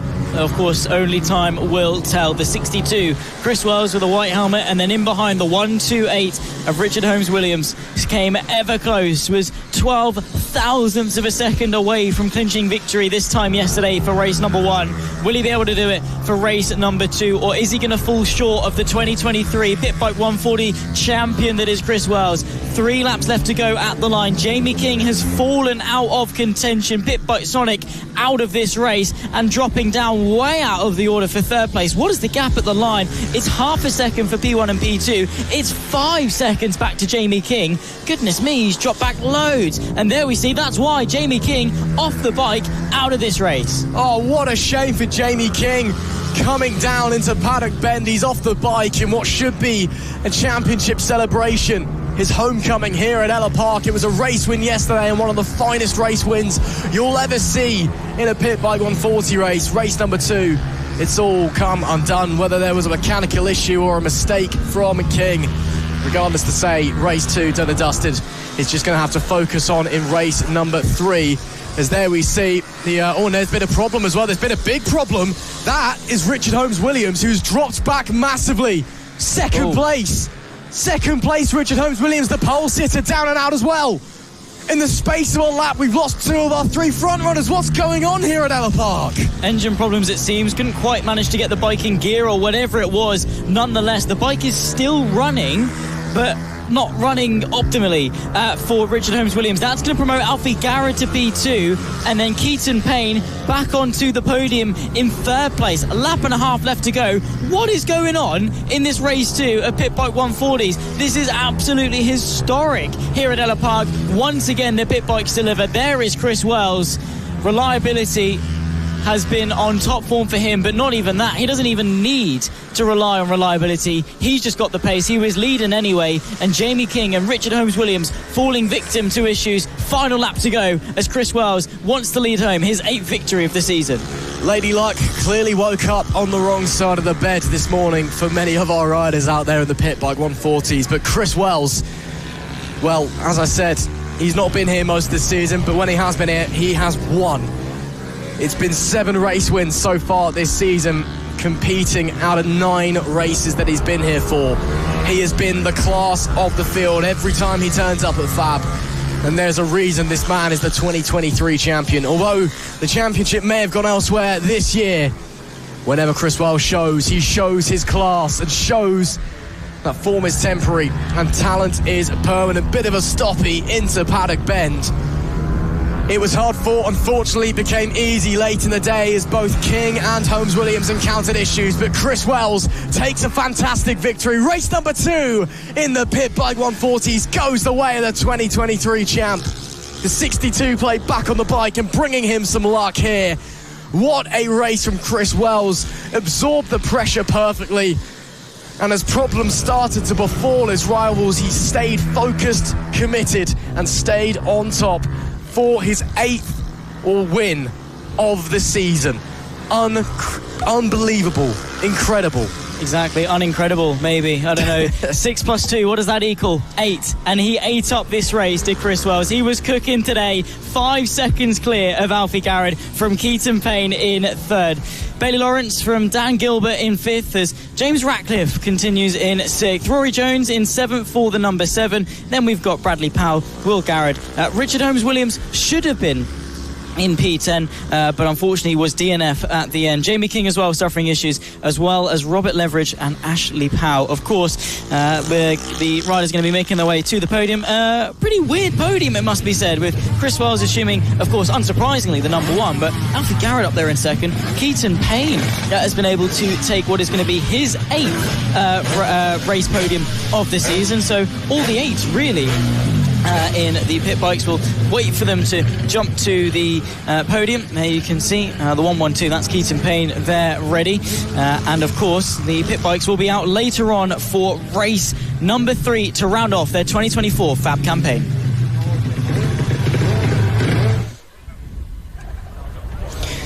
Well, the premier class of British mini bike racing, the LS2 Helmets Mini GP70 British Championship, and the championship has already been won by Wilson Dilks, but the vice championship battle is coming down to the wire. Byron Johnson versus Archie O'Brien. We've got a young rider joining me in the comment box. We've got Frankie Watson, who's not out on track for the 70s. Of course, you're fighting for the 50 championship, but you've ridden a 70.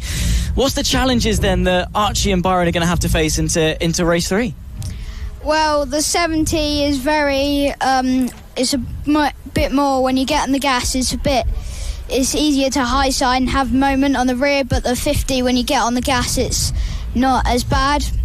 So I think Byron is definitely more, if he gets into the front, it'll be very hard to pass, but Archie, if he gets into the lead, I think he's just got to pull away and see what happens. Of course, coming into this race, it's the final race of the season, and there's an 11-point gap between Archie O'Brien and Byron Johnson. Goodness me, great English that was. Anyway, as it's the final race of the season, Byron Johnson needs to outscore Archie O'Brien. That DNF in race 2 could cost him, right? Yeah, it could massively cost him. Like, for me, in the 50s, a lot of my DNFs have cost me in this championship, so, yeah. Exactly that. Of course, no points scored, whereas Archie was able to come home and secure 4th. Let's run you through the grid. Harrison Day, of course, taking a sensational pole position ahead of Byron Johnson. It was, of course, Harrison Day that won race 2. Can he repeat that in race 3? Archie O'Brien lines up 3rd ahead of Wilson Dilks, our champion, in 4th. Travis Shaw from Harry Payne, the front 3 rows of Taylor Tomlinson and Finley Polehill, row 4. Hamish McIntosh from Matthew Thomas ahead of Beth Ashby, Riley Paisley, Harris Watson and Lucy Curtis, our 14-7-row rider field for the final race of the premier race of British minibike racing. Frankie Watson, of course, you must be excited to see how this race is going to go. Who do you reckon's coming out on top? Is it Archie or is it Byron? Well, it's a very difficult question.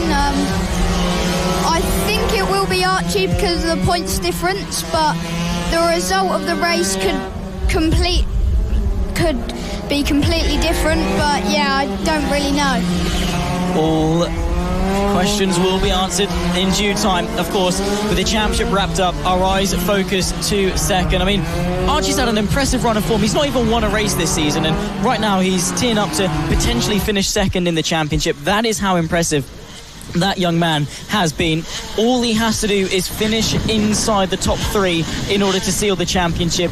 If he finishes 5th, then Byron needs to win in order to seal the vice championship.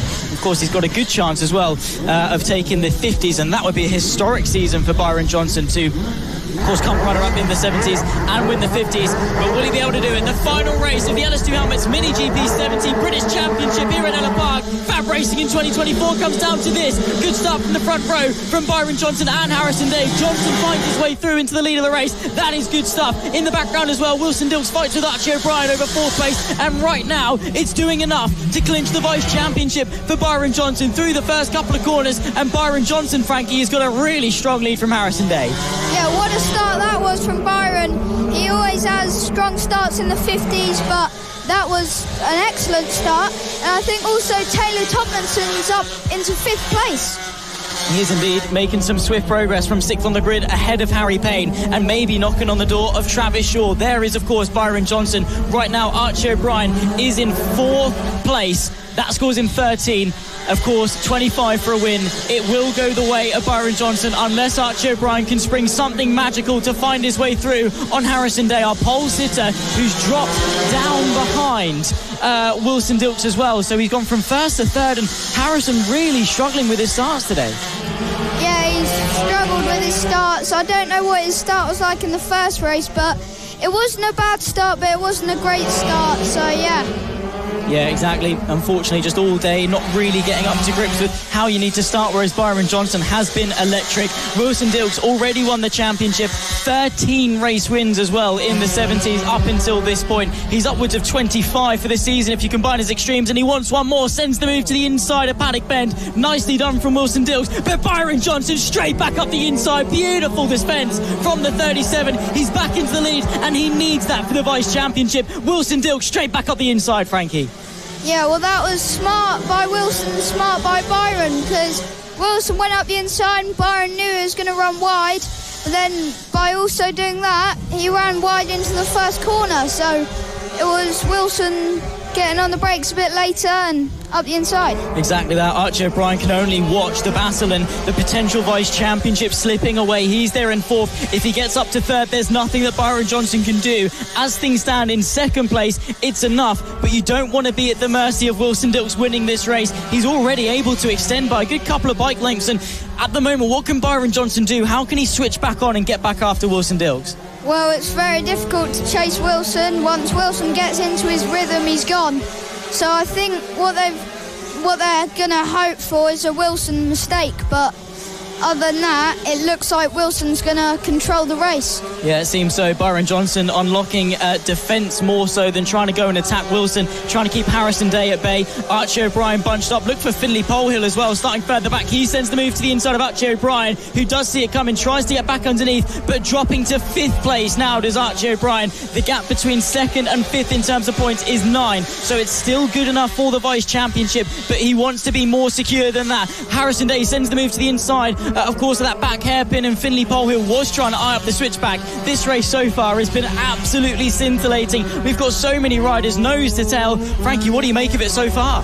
Well, it's been like a Moto3 race because it's up and down, but Finley's made a very good start from the beginning, and he's up into 3rd place, and I think he's going to go after Byron. I think so. Finley Polehill, if it wasn't for a poor qualifying, he might well have been able to challenge at the front this weekend. Starting 8th, has had to claw his way back through the field, and he's done so on pretty much every occasion. He's not finished outside of the top 5, and he even took a podium earlier on in race number 2. For race 3, he wants more than that, though. He wants to climb the steps of the podium, get after Byron Johnson. Harrison Day loves that move into the inside of the hairpin, but it's left him susceptible. Archie O'Brien rocket ships his way through. Spider-Man into 4th. Nicely done from the 91. Right now it's enough. Harrison Day's wide. He's lost 2 more places. Yeah, that looks to be a big mistake there. I think when you try go up the inside and it don't work, it makes you slow on the exit. And he done that twice. So, yeah, he's cost himself a lot of time. He has indeed. There's the fight. Finley Polehill trying to find his way through on Byron Johnson, who's done a brilliant job of jumping onto the 50, jumping onto the 70 and back again all season. But right now he's got to focus, because if he wants any chance of clinching P2 in this championship, he's got to give it everything and a little bit more. Finley Polehill ramping up the pressure with 6 laps left to go at the line. Wilson Dilks seems unstoppable out in front, but what's the fight for second going to look like? Finley Polehill all over the rear end. We know how brave he can be on the brakes, but what can Byron Johnson do? I mean, we've got a really strong attacker versus a really strong defender. How's this one going to go? Well, Byron is so hard to pass, and he's just showing it again here. Because, what a minute. Nearly. Finley nearly went up the inside there. But it's going to be very difficult to get past Byron.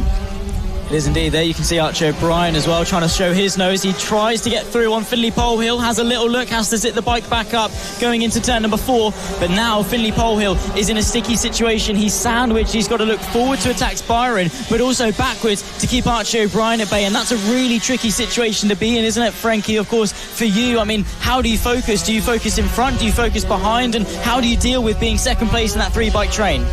Well, I always try to attack as much as I can, but if the front is pulling away, then I've got to focus behind. But you've always got to try go in front, but if you can't, you can't. So, yeah.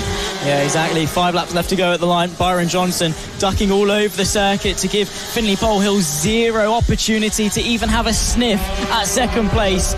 Right now, it's not enough for the Vice Championship, but he's going to defend all the way to the wire anyway. The 37 exits out of turn 4. Is it enough into this fast left-hander? Not quite enough for Polehill to have a sniff at that position. Through the right, up over the crest, into the braking zone. And is that somewhere maybe Finley Polehill can eye up a move? Or do you reckon it's going to be at this hairpin? Maybe so. Johnson ever so slightly defensive, and that's going to force Finley on the inside. Here comes Archie O'Brien trying to get underneath, gets the acceleration. Could we see a double switchback as O'Brien tries to get back underneath onto this pit straight?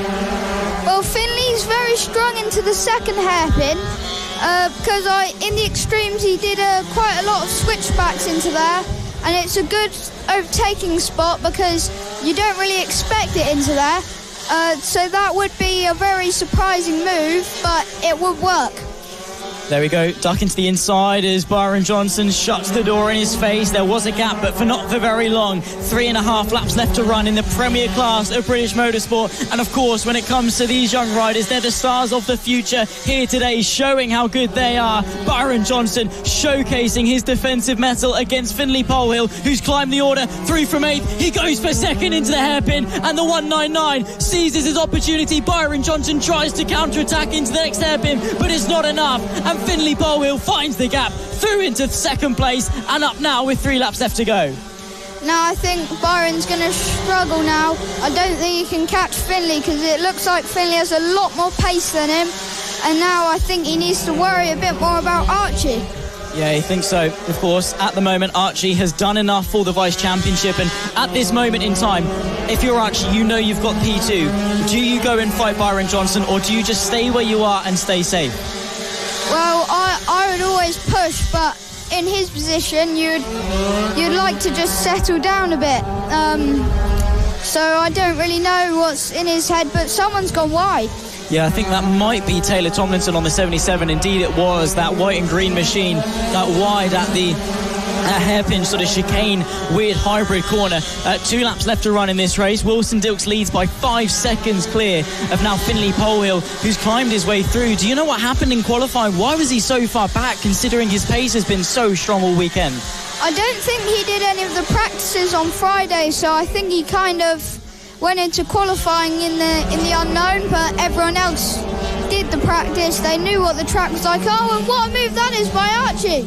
Oh, that's a spectacular move. Beautifully done into turn number 4. Saw the gap. There was a slight little wave from Byron Johnson. Looked back over his shoulder. Archie O'Brien saw the gap. He seized the opportunity and found his way through.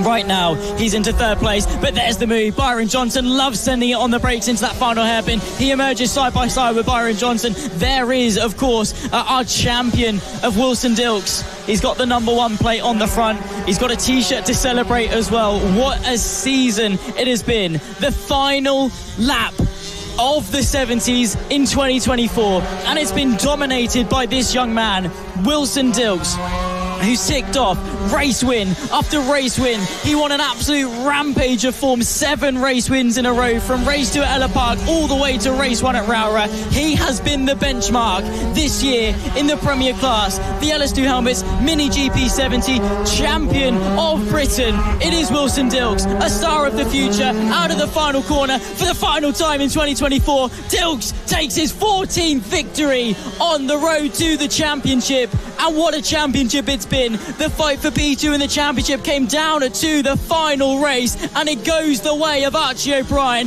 who hasn't taken a single win, but his consistency has proved vital. He takes 2nd place. There is our champion, Wilson Dilks, a celebratory T-shirt.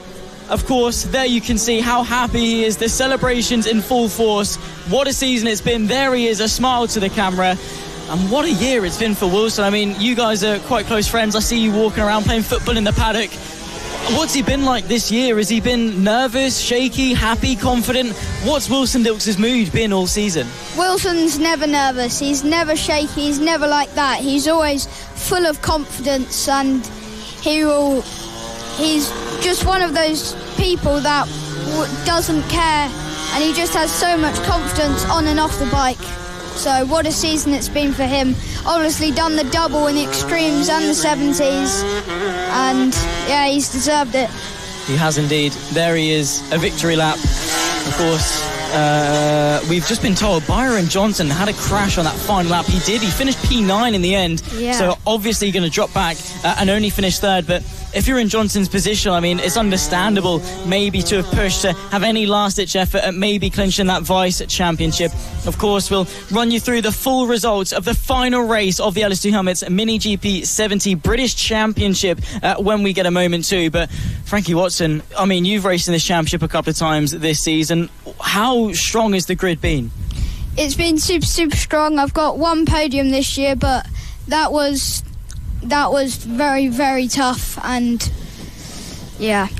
The competition has been tight. Of course, it was Wilson Dilks, our champion, and for the 14th time taking the victory at a Finley Pole Hill, who ascended his way through the ranks from 8th place to P2 and climbing his way through the order all weekend long. Archie O'Brien taking another podium on what has been a road to the Vice Championship. Harry Payne from Harrison Day, the top 5 in the race. Of course, Mini GP 70s all the way through. What a race it's been. But now we head to the rookies for their championship decider. To MotoGP and the feeder series to the British Talent Cup and RedBull Rookies. This is FAB-Racing Minibike's British Championship, title decider. It has been a long season in the FAB-Racing Rookies Cup, and it all comes down to this. 2 points is the gap between Nelly Knuth and Emilio Pereira. Winner takes all. Emilio Pereira's been the man on form. He's had 3 race wins on the bounce across the last 2 rounds. But Nelly Knuth, she has been the star all throughout this season. Can Pereira upset the party, or can Knuth hold on to take a fantastic championship in what has been a fantastic year for that young man overall? Of course, starting from the pole position, it will be if I can find the pole position. Starting from the pole position, it will be Emilio Pereira, as I said that, but Nelly Knuth alongside. All eyes on that front row. Tommy Williams starts P3 with Jensen Cedras in P4. Freddie Taylor 5th with Joey Atasich in P6. Noah Barford is 7th. Austin Dilks 8th. Finley Styles 9th. And Reed Sachs will be rounding out the top 10. James Dermer is 11th with Randy Carter in P12. Seth James 13th. And Emerson Oakley in 14th. Ethan Bain is 15th. Logan Paisley 16th. Daisy Grayson 17th. Austin Baton 18th. Claudia Dubman 19th. And Oscar McAllister rounding out the top 20. Casey Reeson is 21st with Taylor Toole 22nd. And Caleb Beatty in P23 rounding out our grid. Here we go then. Final checks with the roving marshals, the parents of the paddock, Emilio Pereira and Nelly Knuth. It is all eyes on the front row. El Toro versus Knuth, as our eyes go to the red lights in this winner takes all race for the FAB-Racing Rookies Cup in 2024. Race number 3. It is lights out and we are underway. Good start there by Emilio Pereira. Nelly Knuth gets away well, gets to the inside and takes the lead at turn number 1. Similar thing happened in race number 2, but Pereira already trying to fight back, can't quite do so. Down into turn number 2 is the front pair already starting to pull away from those behind. Watch out for Jensen Cedras, watch out for Tommy Williams, they've been fast. Watch out for Emilio Pereira as he slides on by. Can Nelly Knuth get a comeback? I don't think she can, and it's advantage Pereira early on in race 3. It's the race for the championship, and it might well be slipping out of Nelly Knuth's fingers. Emilio Pereira was there, and now she's under pressure from Jensen Cedras and Tommy Williams, as she has been all weekend long. El Toro charging away out in front. He is absolutely smashing every apex, trying to extract the most lap time. Nelly Knuth is wide. Cedras tries to find his way through, and the Rookies Cup, the most race wins, has gone the way of Nelly Knuth. But here at Ellough Park, it might be unwinding as Emilio Pereira leads the first lap. She came into this weekend with a strong lead in the championship, but Emilio Pereira could be about to do what seemed to be the impossible as he leads here on lap number 2 in the final race of the season. Nelly Knuth under huge pressure from Jensen Cedras. He doesn't care about her championship fight. He just wants to make his way and get to the highest position possible.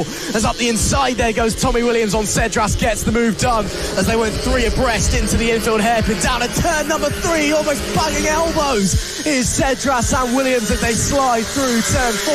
And look at Finley Styles. He started really strongly. Now up into P5. He's got through Freddie Taylor. The number 19's on a tear right now. He really is. Finley Styles we saw with some absolutely barnstorming moves in race 2. Nelly Knuth is wide, side by side with Tommy Williams as they emerge into that final corner. It does stop her from being overtaken, able to get that run into the final turn, but Pereira is stretching his legs and running away with not only this race, but the championship as well. They've shared a titanic battle all of 2024, and right now it seems the only thing that can stop Pereira himself is Jensen Cedras is wide as he's side by side with Finley Styles into T2. Through goes Styles. What a start for that young man. The number 19's looked racy all weekend, but Finley Styles is flying, and so maybe is Tommy Williams. No. Nelly Knuth closes the door and holds on to that P2, but again, it's not enough. This is winner takes all. Whoever finishes in front of the other one is the champion between Nuth and Pereira. And right now, Emilio Pereira will be swinging the championship fight right as the death, as it's more heartbreak for Nelly Nuth. She drops down to third, but maybe not for much longer, as Tommy Williams does he run wide? No. The 51 confirms the news. And Nelly Nuth's race goes from bad to worse, and now she has a mountain to climb if she wants to claim the FAB-Racing Rookies Cup Championship in 2024. And look at Finley Styles trying to get involved now, as Nuth briefly slides back in front. But look at how racy the 51 is. Through goes the 51, maybe through goes the 19. Yes, he does. Nelly Nuth.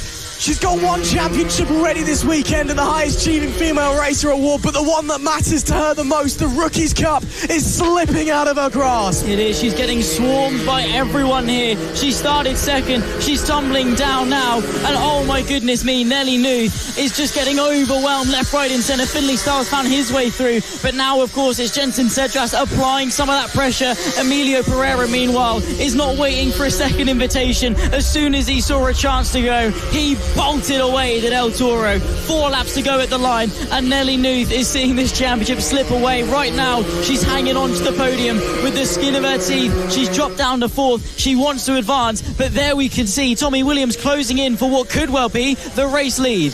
Emilio Pereira could be about to do the impossible and win this championship as Nelly Nuth continues to tumble down the order. As we've said time and time again, whoever finishes in front out of Pereira and Nuth is the champion. And Nelly Nuth, man oh man, it has not been her race so far with 4 laps to go. She struggled at Ellough Park when we came earlier in the year. Maybe it's just her bogey circuit, and once again struggling here in race number 3 when push comes to shove. That being said though, Tommy Williams is flying 56.983, almost breaking the lap record set by Emilio Pereira in race number 1. I think he might have actually done it. So Tommy Williams has found some incredible pace. Quite fancies a race win to end off the season. I think he does. The best lap time Pereira set after the restart was a 57.088, which would now fit him as the lap record holder ahead of Pereira in his pursuit for the race lead. Pereira, P1 or P2, either way it's the championship. But of course, you know he's hungry to take the championship, and not only that, his 8th win of the season with it. He doesn't want to settle for second in either the championship or this race. 2.5 laps left to go, and Tommy Williams is applying the pressure. But at what point does the championship take precedence for El Toro? Of course, he's got to think, my main rival is dropping down the order. There's no point risking a DNF, risking the bike, risking hurting myself. As much as he'll want to race win, and especially, you know, this is the Rookies Cup. These are the youngest riders in the paddock. They've probably got more desire to win outright in a race than anybody else, and especially that young man, Emilio Pereira.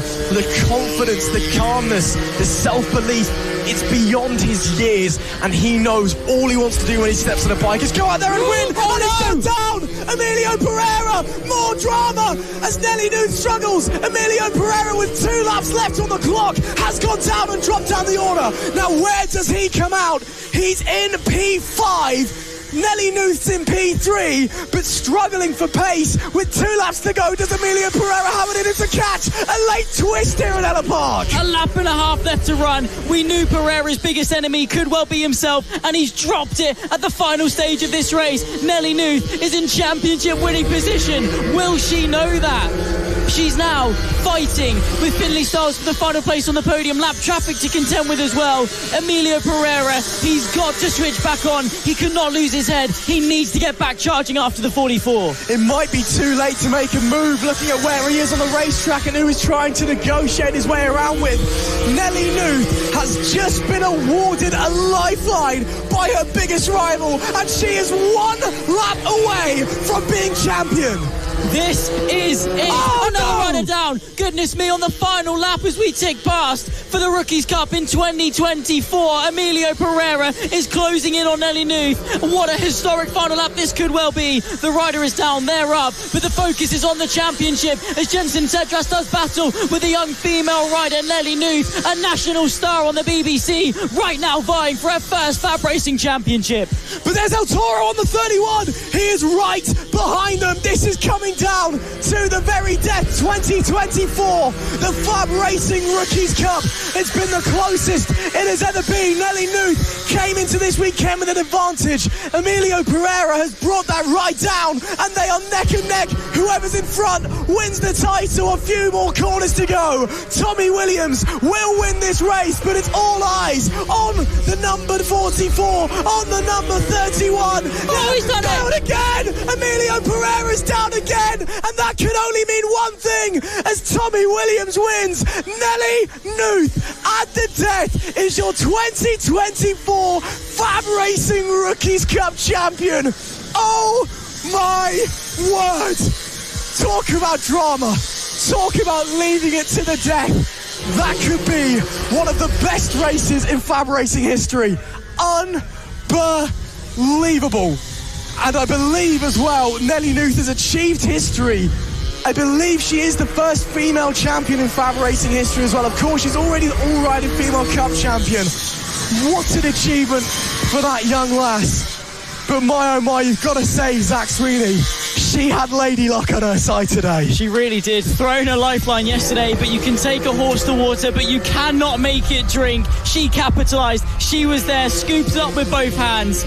Luck was on her side, but she rode fantastically. Nelly Knuth, you are a champion of the FAB-Racing paddock. The Rookies Cup has delivered. She'll make her way to the podium. Emilio Pereira, it's heartbreak for El Toro. And you can understand why he would do that on the last lap. He had to throw it. It was all on the line, do or die. He would rather have dropped it than regret not trying.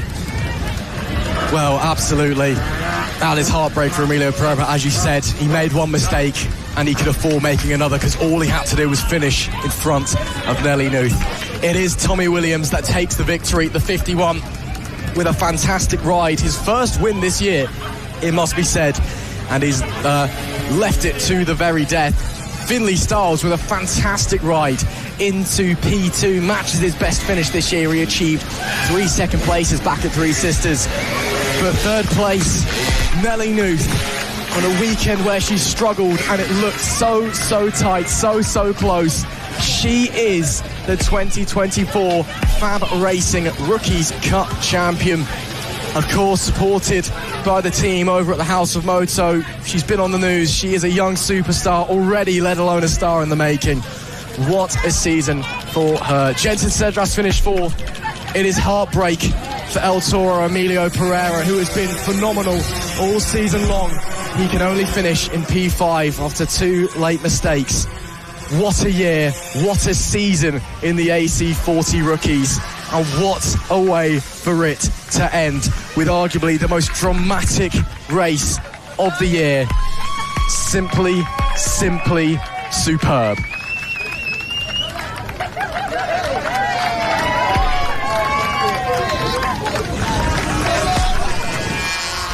Race number 3 for the LC40 Elites. And it's sure to be a firecracker. It has been fantastic racing all season long from these guys. And although, as we've been saying all weekend, Zach Sweeney, the championship's done and dusted, that doesn't mean we are not going to get a fantastic race. And especially when we consider the dynamic of what we've seen this weekend. In race number 1, Mason Fedrick took victory as Logan Cousins made an error. In race number 2, Logan Cousins took victory as Mason Fedrick made an error. Yeah, it's been back and forth between the pair of them, of course, as it has been for the majority of the season. Of course, Logan Cousins has consistently had the measure, and he'll start from pole position ahead of Fedrick. Rex Austin will start ahead of Tommy Keats, as Caelan Ratcliffe from Max Johnson, the front 3 rows. Arthur Rich ahead of Maxwell Keats. Danny Longhurst from Oliver Wilson. Our 10-rider grid to round off the final start of the OH Logistics LC40 Elite British Mini Moto Championship here at Ellough Park. It's delivered in bucket loads.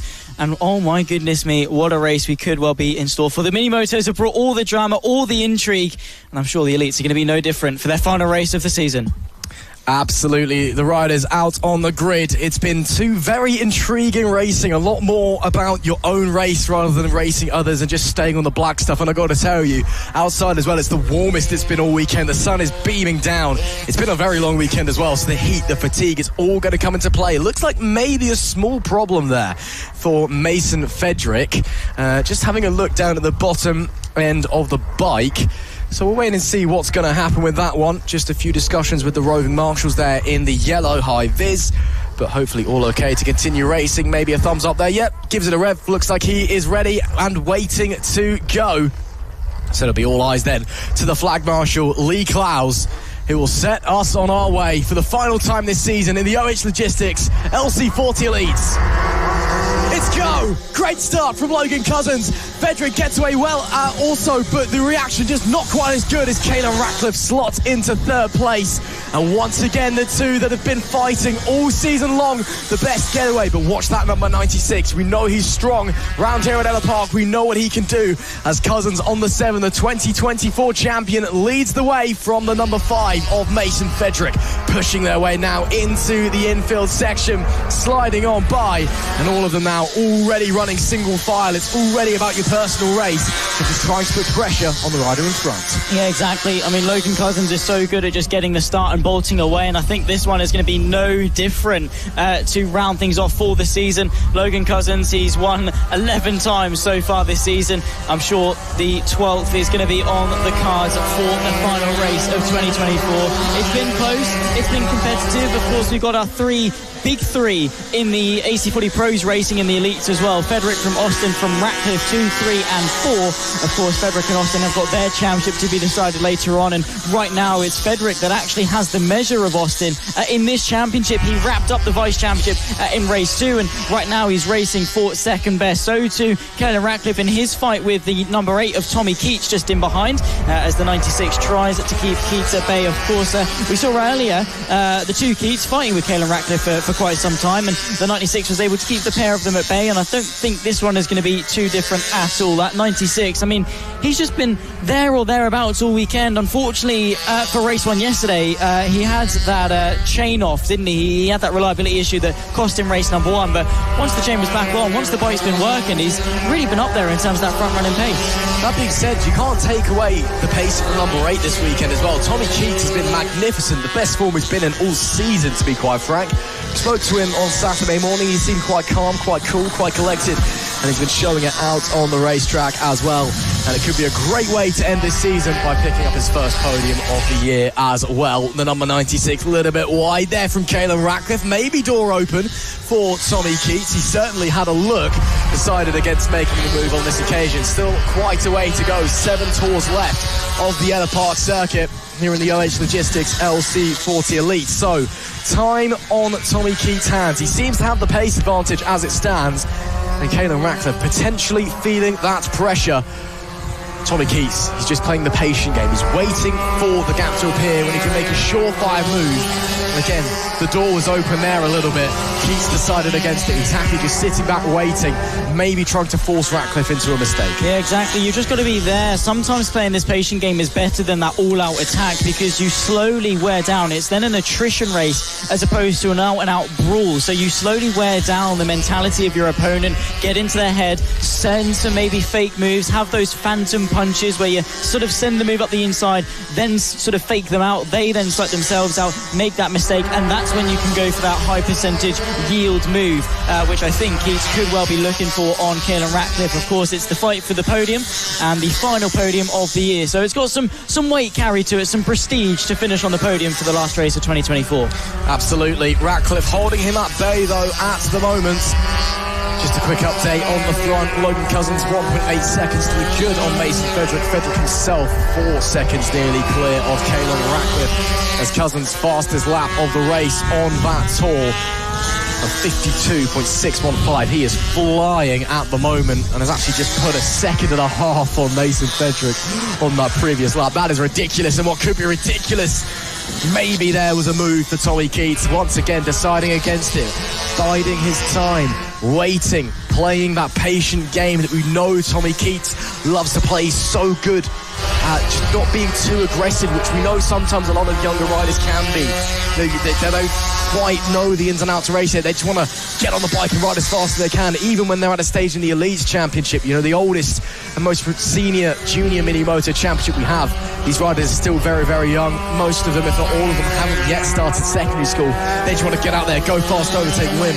Tommy Keats, a bit more mature than that. He's happy just to sit back. Yeah, exactly. Just let the pressure build and build, but eventually it's going to get to a point where you can't keep the lid on and the pressure is just going to blow it straight off. I mean, right now that is a show of intent if I've ever seen one. Just dancing around outside, inside, again, maybe putting Ratcliffe under just a little bit of pressure, but playing that patient game, like you say, it's sometimes the right thing to do. They've got no one to fight in front. They're not really under too much pressure behind.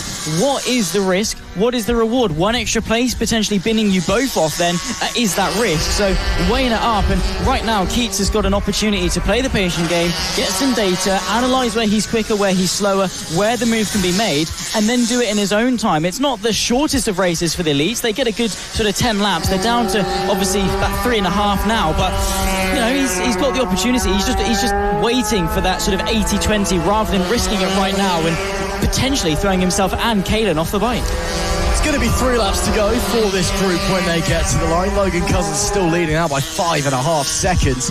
Mason Frederick 5.5 seconds to the good over Kalen Ratcliffe. These two separated by just 1/4 of a second at the line. They are neck and neck out there. Tommy Williams once again looking for a move into turn number 2.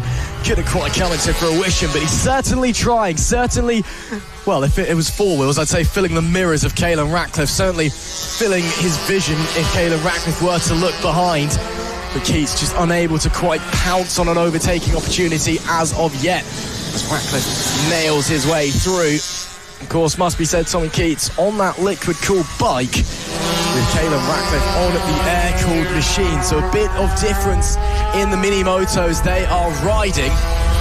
Currently, though, Kalen Ratcliffe able to maintain his position on the podium. Can he stay there for the rest of the race, though? 2 laps left to run in the OH Logistics LC40 Elite season. Yeah, exactly. It's coming down to the end. It's gone quick. It's quite emotional for some of these riders to have all of their hard works really boil down to this final race, and they're going to enjoy it. At the end of the day, that's what they're here for.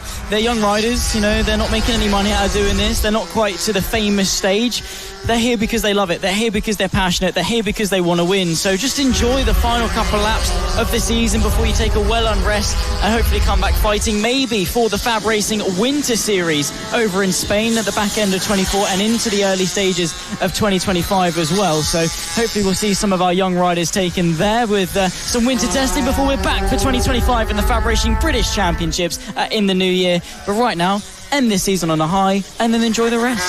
And end this season as it has been all season long as well, with Logan Cousins out in front with another fantastic performance, another fantastic ride for that young man who will surely be stepping up to the bigger Metrokit Grand Prix style machinery in 2025. What a year it has been for him.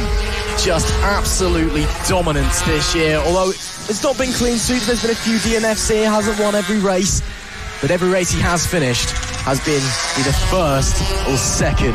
Unbelievable consistency, unbelievable performances across the board. And as he rounds the final few corners to cap off 2024 with a giant smile underneath the helmet, Logan Cousins once again is a race winner in the OH Logistics LC40 Elite and wraps up the season in some style with perhaps his most dominant performance of all, winning by 9 seconds from Mason Frederick in P2. The boy is just fantastic, isn't he? What a performance from Logan Cousins. Mason Frederick in P2. Kalen Ratcliffe held on to that podium place by less than 1/10 of a second from Tommy Keats. Incredible defensive work from the number 96. It's Logan Cousins who ends the season as he started it.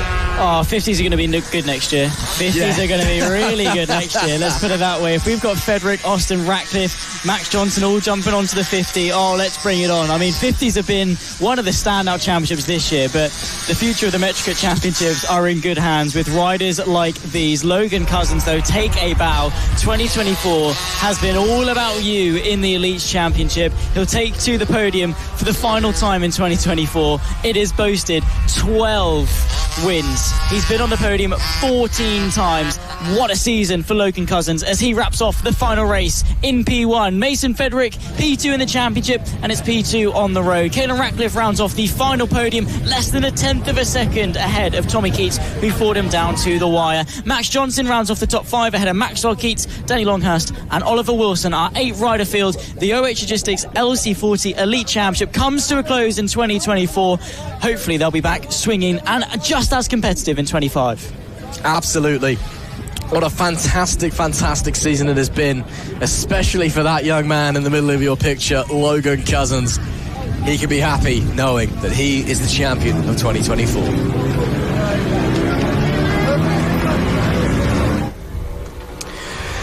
Moto team, one race away from the end of the year, and they are sure to go out on high. Of course, the championship's done and dusted. This is now just racing for the glory, racing for the fun of it, and it should be exciting to be sure. Of course, the wind has picked up over the last couple of minutes. You can see when the bikes roll around on the end of their sighting lap coming into Paddock Bend, you'll see the flags up there. They are rip-roaring against their flagpoles. Well, let's run through the grid, shall we? It is Will Howarth on the 96, takes pole position. He had a problem in race number 2. Let's see if he's able to overcome any mechanical issues here. Team Acme Racing in P2 with Sean Whittaker in P3. Harrison O'Keefe P4 with Jacques Van Eden P5 and Ben O'Keefe P6. Team Eddie the Badger starts 7th with Malcolm Stein in P8. Gary O'Keefe is 9th. Madison Martlew is 10th. And Kieran Evans in P11. And there you can see, Zach, as I said, the wind really picking up there. You can see on the flagpole. So that's going to create a challenge for the riders. But last race of the season, they're going to go out there and have some fun. Oh, they are indeed. Of course, Will Howarth, nice to see him back on the bike after having some issues in race number 2 earlier on. But of course, that wind is going to help them kind of going into that hairpin. They get pushed back, so more of a sort of an air brake as they sit up the bike going into the hairpin. Could we see some late sends thanks to that? Of course, the effect is going to be different across the track as you weave in different directions, but most importantly into that hairpin. But Moto Team, they've boasted pretty exciting championship, one of the cheapest forms of motorsport in the UK. It's eyes to the lights for the final time for Moto Team. Both the standard and open champions have been crowned. It's time to end it on a high in 24. Lights are on, lights are off, let's go racing. Will Howarth leads us, but once again Jacques Van Eden with a rocket ship start. I think he slightly was a little bit hasty going into turn number 1, but of course he's going to lead for now. Sean Whittaker, our standard champion, fights with Team Acme, who of course were able to come out on top in race number 2 earlier. The 65 of Harrison O'Keefe, not this time going backwards off the start as he fights his way into 4th overall. Team Acme though looking to the outside of Jacques Van Eden for the final time of lap 1 of the Moto Team in 24.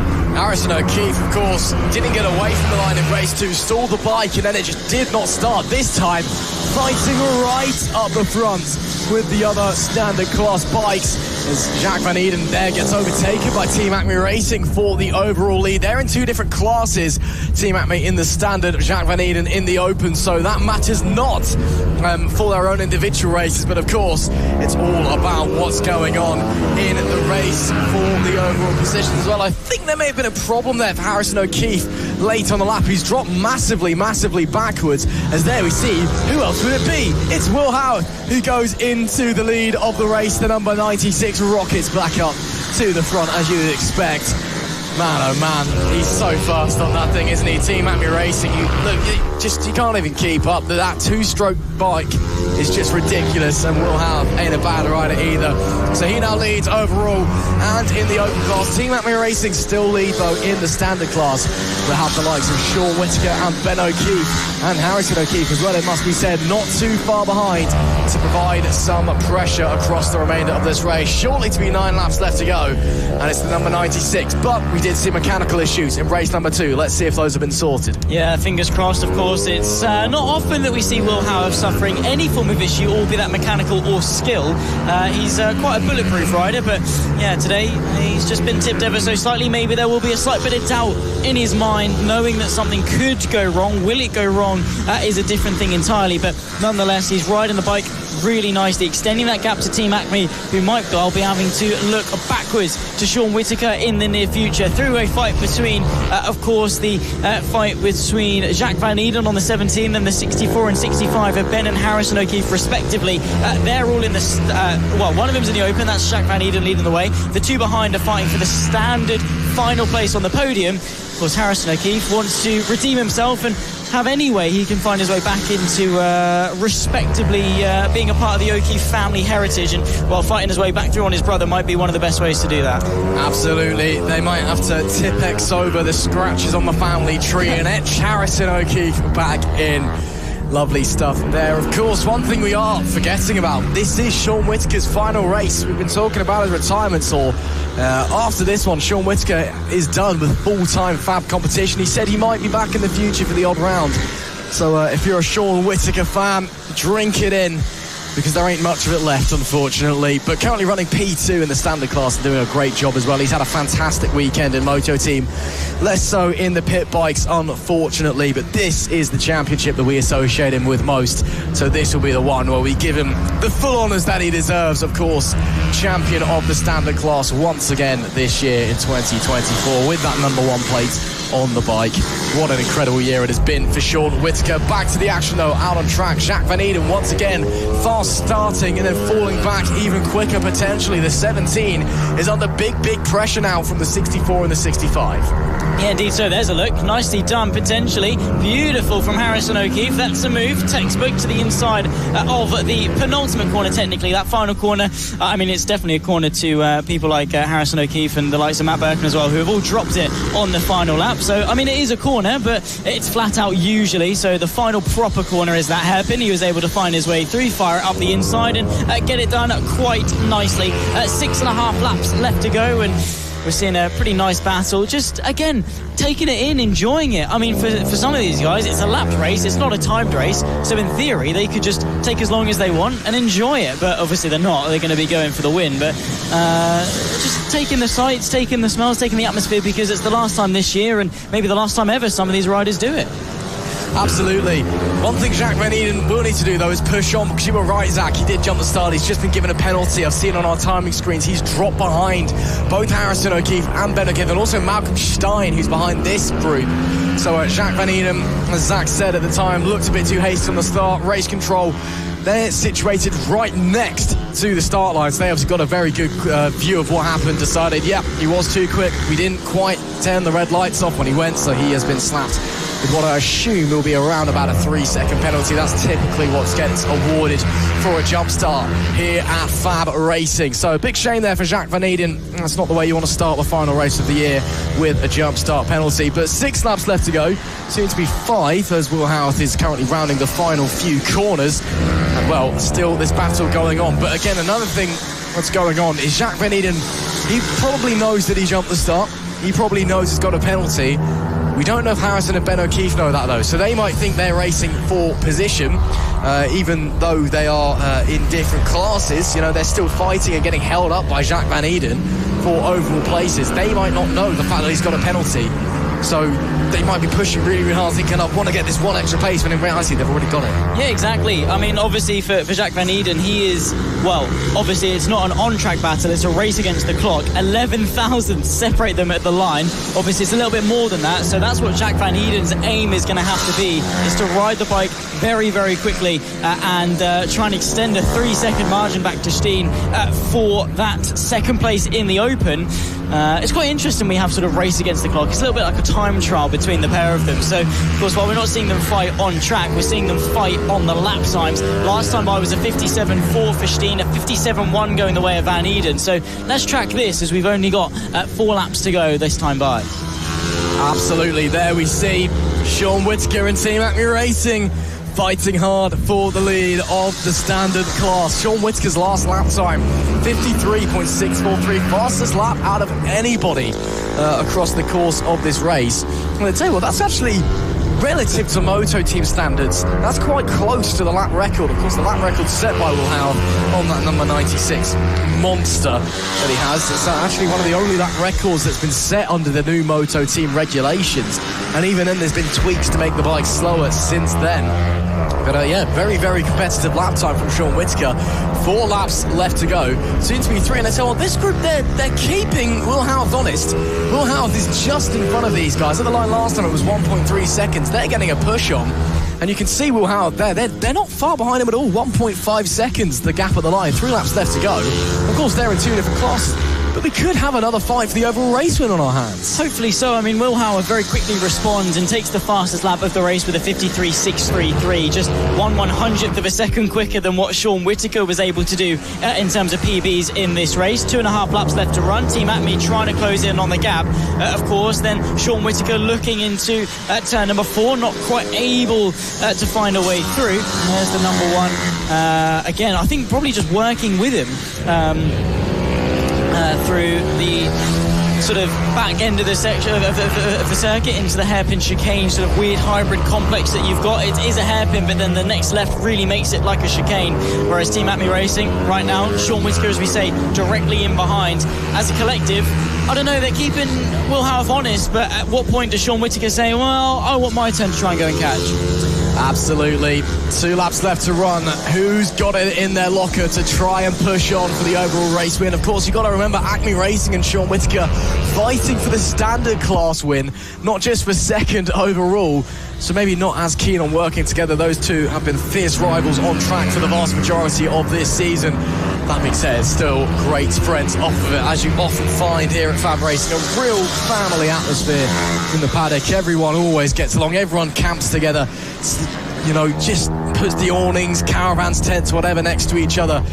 Of course, once you're on the racetrack, you leave that all outside, but it is a real family affair, and it is always great fun to turn up and do my job every single weekend. As that's we see the 888, the Madison Martlew, unfortunately splitting up Team Acme Racing and Sean Whittaker. Again, no blue flags. That's a real shame for Sean Whittaker. 1 more lap to go, though. Will Howarth's got a lot of breathing room. He does indeed. I think the open win and the overall win this time is going to be uncontested, unless he drops it. It's not the first time we've seen that. Not only this weekend, but also Ellough Park in general seems to have some last lap bottles from certain riders, but at the moment Will Howarth isn't the Moto team rider that tends to do that. So he's on the bike, he seems secure, and he's got a good gap to take another victory this season. And what a better time to do it than the final opportunity of 2024. Will Howarth, of course, fought with Matt Birkin in the senior mini motos. He'll do that once again and has given us highlight after highlight in 2024, but his dominant stature in the Moto Team Open class could not be ignored. Once again, it's the 96 that takes the top step and sees the checkered flag first. And for the final time in 2024, it will be Will Howarth on top. On that final lap, it's Acme that takes the standard class win from Sean Whittaker, 3/4 of a second back, albeit this time with the fastest lap of the race, a 53.522 to cap off the season. A wonderful way for Sean Whittaker to end his Moto Team full-time career here at FAB-Racing. It may not be the last time that we see him, but for now it is goodbye, my sweet, sweet prince. Will Howarth takes the overall win. Team Acme Racing take the victory in stand-up with Sean Whittaker in P2 and Harrison O'Keefe in P3. Ben O'Keefe in P4. Jacques Van Eden was second in the open class despite that penalty, ahead of Malcolm Stein in P3. Team Only the Badger then in stand-up with Gary O'Keefe, your champion in the open class. He was P9 overall. Madison Martlew in the stand-up P10, and Kieran Evans in Moto Team 11th. And the last of our riders. That's it then from Moto Team in 2024. They'll be back for more action next year. On the road to MotoGP and the feeder series to the British Talent Cup and RedBull Rookies, this is FAB-Racing Minibike's British Championship, title decider. The Metrokit Mini GP 50 brought to you by Kingston Wheel Centre. The British Championship comes down to the final race of the season. Byron Johnson, Frankie Watson and Travis Shaw, all of whom are in contention, all of whom have a mathematical chance at taking the title. Between the three of them, they've boasted 15 race victories and 28 podium finishes. It's been a titanic season in what has been one of the most competitive seasons of the 50s in recent history. Byron Johnson, though, in in the riding seat, 20 points clear of Frankie Watson. All he has to do is finish inside the top 10. Absolutely, but it must be said, Byron Johnson today has not been riding at his best. He had a crash earlier on in the LS2 Helmets Mini GP 70s, and he just not looks like he's had the confidence. Although he has the championship advantage in the table, out on track, he might not do. It is Frankie Watson that starts on pole position. Sebastian Gazlowski alongside in P3 is Travis Shaw with Bradley Curtis in P4. Byron Johnson, your championship leader, he starts 5th alongside Archie Hooper. Row 4 is Riley Paisley and Harris Watson, with Nicholas Dunwoody and Daisy Poland rounding out the top 10. Isabel Wingate is 11th alongside Callum Maxwell, and Jensen Ansel on the 22, our 13th and final rider on the grid. It's all eyes though to those 3 riders, Byron Johnson, Frankie Watson, Travis Shaw. Again, it's a 20-point lead for Byron Johnson and Frankie Watson, a further 2 points back to Travis Shaw. In the championship table, you can put your money on Byron Johnson, but watching them out on track this weekend, it could be anyone's guess, because Johnson, especially today, just hasn't been at his normal brilliant best. No, absolutely not. I mean, in the 70s he's been really strong, but in the 50s he's not even managed to get onto the podium yet this weekend. He's really been on the back foot for whatever reason, whether that's nerves or just being tentative, trying to push the championship as long into the weekend as possible, and whatever, just be safe. Of course, we've seen harsh levels of competition at the front. Sebastian Gazlowski, of course, has had a couple of offs, but his win in race 1 was historic. Bradley Curtis has been very strong on that 71 machine. Frankie Watson, though, confident as ever and has put his best foot forward to not maybe have a chance at the championship, but the vice championship is, well, definitely anyone's up for grabs in terms of 2024. Ice the lights for the final time. This is going to be a good one. It will be indeed. Frankie Watson and Sebastian Gazlowski on the front row. One of them in a championship fight, one of them looking for his second win of the year. Let's go racing. The Mini GP 50s is underway for the final time. Great start there by Frankie Watson, but Gazlowski looks to the outside, down at turn 1, shoved out, out onto the runoff area, manages to stay on the bike as Travis Shaw up the inside of Bradley Curtis. Nice stuff there. Another one of our riders who is in championship contention. There is your championship leader, Byron Johnson, at the back of your picture. Currently running P5 where he started, but it's Frankie Watson that leads early doors in this Mini GP 50s race. Brought to you, of course, by King's 2 Wall Centre. Now bombing down through the undulating section into the back hairpin and chicane. Gazlowski under a lot of pressure from Travis Shaw, but Frankie Watson, he already has a bit of a lead coming through there. Byron Johnson under pressure as they cross the line. It will be Frankie Watson that leads this race. Gazlowski will be in second, Travis Shaw in P3, Bradley Curtis in P4, and Byron Johnson 5th. As it stands, as Bradley Curtis moves up into 3rd now, that means that Byron Johnson will still be champion. Yeah, exactly. Byron Johnson needs to finish inside the top 10 in order to win the championship. If he's 11th, he'll lose 20 points to Frankie Watson. It will be tied, and Watson will win it on countback. So he needs to be inside the top 10. Not a difficult task, but easily mistaken. If he just has a slip, has a fall, makes a mistake, misses a gear, anything can drop him through the field. So he cannot get complacent. He's the favourite. He's got one hand on the trophy, but he's still got to deliver in race 3. Frankie Watson, though, has just done anything in his power. Right now, he's scoring the maximum amount of points of this race, putting his best foot forward for the weekend and trying anything in order to win the championship. But right now, it's in the hands of Byron Johnson. Watson's got the points, so too does Johnson. All eyes on that 37. Oh, look at Byron Johnson dragging the inside foot there. You can tell he's just struggling for pace. He's dropping back big time. But at the same time, he knows he just has to finish. That's probably what's going through the mind of that young man. Again, we said earlier on today, he is a very, very smart rider. He knows what he has to do. In this case, is just finish solidly enough. Even if you're not feeling confident on the bike, if the pace isn't quite there, the ball's in his court. He's got the advantage. He just has to finish. And that is why I predict he's probably not pushing to the absolute maximum, because the 4 in front of him are bolting away. He is stuck in a bit of no man's land right now. It's going to be 8 laps left to go in the blink of an eye, and it is still Frankie Watson that leads this race. Bradley Curtis has worked his way up into P2 ahead of Sebastian Gazlowski. Curtis has been rapid this weekend. Travis Shaw, meanwhile, he can only manage 4th as it stands. Yeah, absolutely. I mean, for Travis Shaw, he's taken 4 wins for the number 4, and at the moment he's going to round off the season in 4th place and 3rd place in the championship.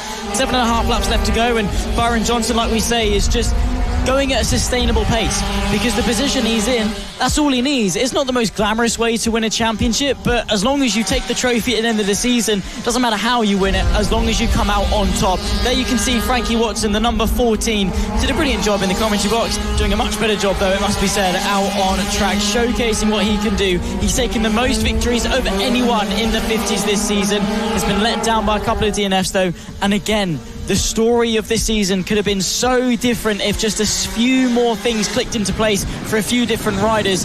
But at the moment, Byron Johnson's been the man with the consistency, setting the benchmark and doing the best, doing the best job possible coming into this final round, that he's been able to drop off the podium and chill. It's been a weekend for Byron Johnson to almost relax in a sense on the bike, knowing that he's got enough points to fall back on. Frankie Watson's doing everything in his power right now to try and take this championship, as is Travis Shaw, albeit to a little bit less success as it stands. But Byron Johnson, again, as you said, Zach, he's just cruising. He's lapping 2 seconds a lap slower than the front runners. This is very much bring it home mode for the number 37. He knows all he needs to do is cross the finish line in a strong enough position. As long as he keeps the pace up above some of the back markers, he is golden. Just keep it on the black stuff, keep it on 2 wheels and bring it home.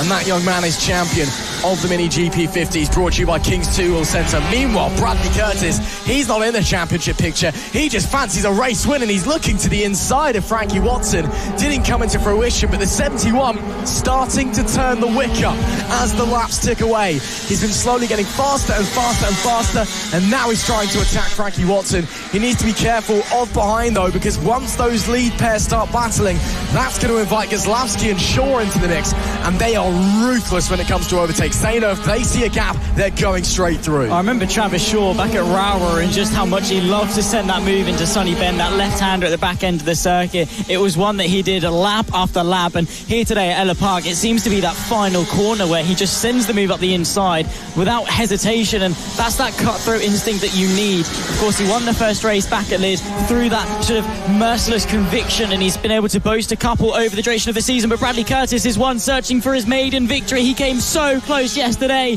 and this time he takes the lead of the race from Frankie Watson. Lovely stuff there from Bradley Curtis, who's been on the form of his life this weekend. Again, was 1 lap away essentially from his maiden victory in the 50s on Saturday in race number 1.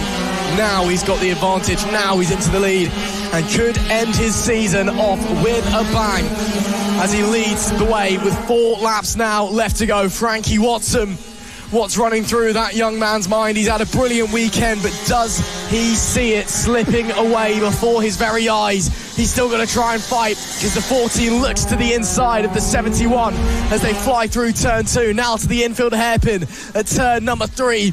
Curtis looking mighty up in front, doesn't feel the need to defend as it stands. But Frankie Watson, he'll be looking for a gap, like a predator stalking his prey. Any opportunity to strike and he will be in there trying to get back to the lead. Yeah, exactly. Frankie Watson at the moment, I mean, championship aside, he's doing enough for the vice championship, but he still wants to be in that winning position, because there's still 4 laps for Byron Johnson to, I don't know, get disqualified or fall off the bike or DNF or anything like that. So Frankie Watson can't just settle for second place. He still needs to be in that winning position just in case. He's not going to be taking any chances. Sends the move to turn 1. Curtis sees it coming, gives him the space. Outside line once more for turn 2, and Frankie Watson gets the race win back. Utmost respect between the competitors out on the racetrack, and brilliant racing as Frankie Watson takes the lead once again.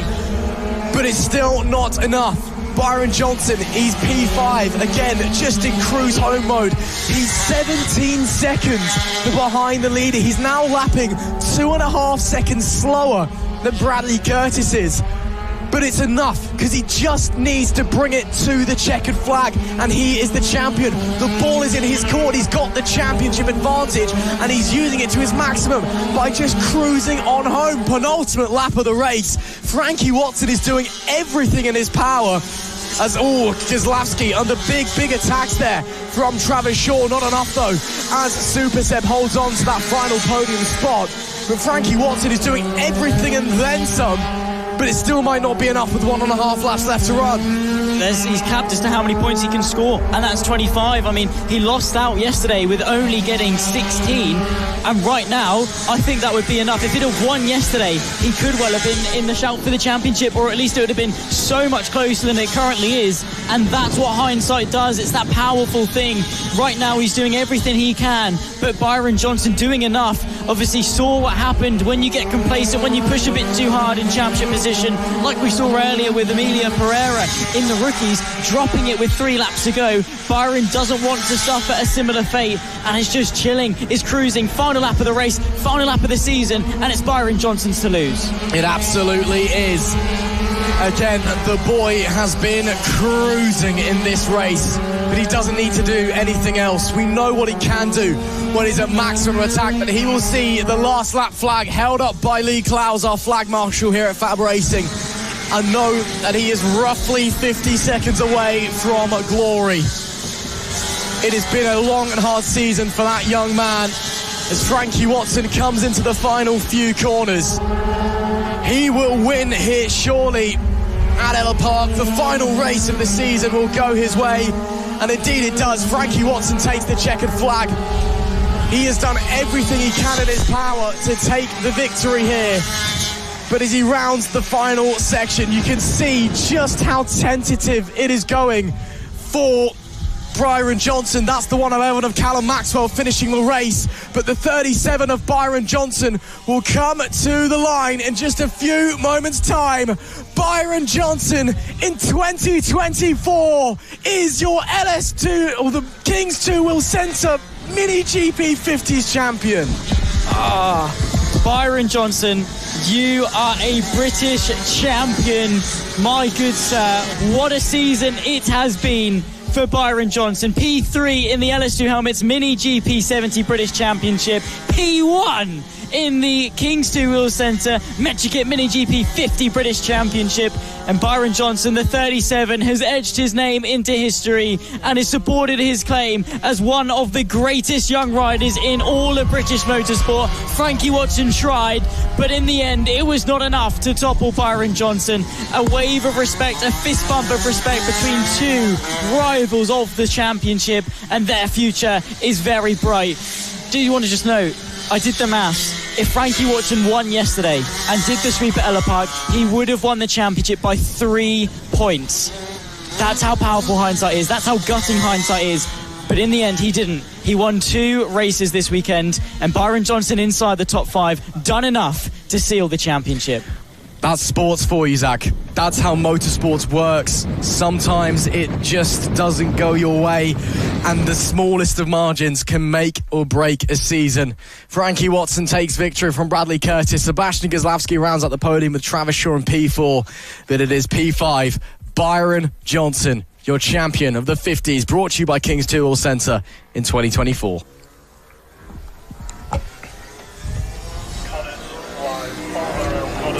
It is time then for the final race of the season for the Mini F1 sidecars. Arguably the greatest season in Mini F1 sidecar history. And boy, oh boy, despite the fact the championship is done and dusted, we are set for another barnstorming race, if it is anything to go by. Your new champions, Jason and Leo Greenstreet, will start from pole, with Mick Williams on the 26 alongside Mick Lee and Danny Lee on the 44 from P3, Jamie Alexander and Isaac Greenstreet in P4. Chris Impey and Dave Caves go from P5 with Vince Bailey and Amy Tilbrook in P6, and Mark Parker on the 230 starts P7. What a year it has been, but one more race still to come. One more opportunity for someone to try and upset the apple cart again. Even though the championship is done, there's still plenty of action to come. Exactly. Final race of the season for the Mini F1 sidecars. The championship wrapped up, but that doesn't mean we're going to be going out quietly. These riders have just been so electrifying all season. It's been historic, it's been titanic, and the bout between two veterans of the sport Mr. Mini F1 sidecar of Mick Williams, smashing things, and unfortunately coming short this year. The recent years has been just dominance for the 26, but the Green Streets have built their empire and they've cemented their place at the top. Will they be able to back up the claim, though? Now, of course, they hold the number 1 spot in 2024. Will they be able to end it off on the biggest margin? We could well see dominance. Could we see more contact? Could we see fireworks? Of course, we do have Jamie Alexander and Isaac Greenstreet with their best result off the back of race number 2 as well. All getting told to roll back, a bit eager, actually, the number 1s. The rules still do apply, even when you're champions, guys. Just to make sure you're in it. Just because you're champions doesn't mean you get to obey your own rule set. Behave. There we go. They're back in. They're obeying the rules. Lights are on.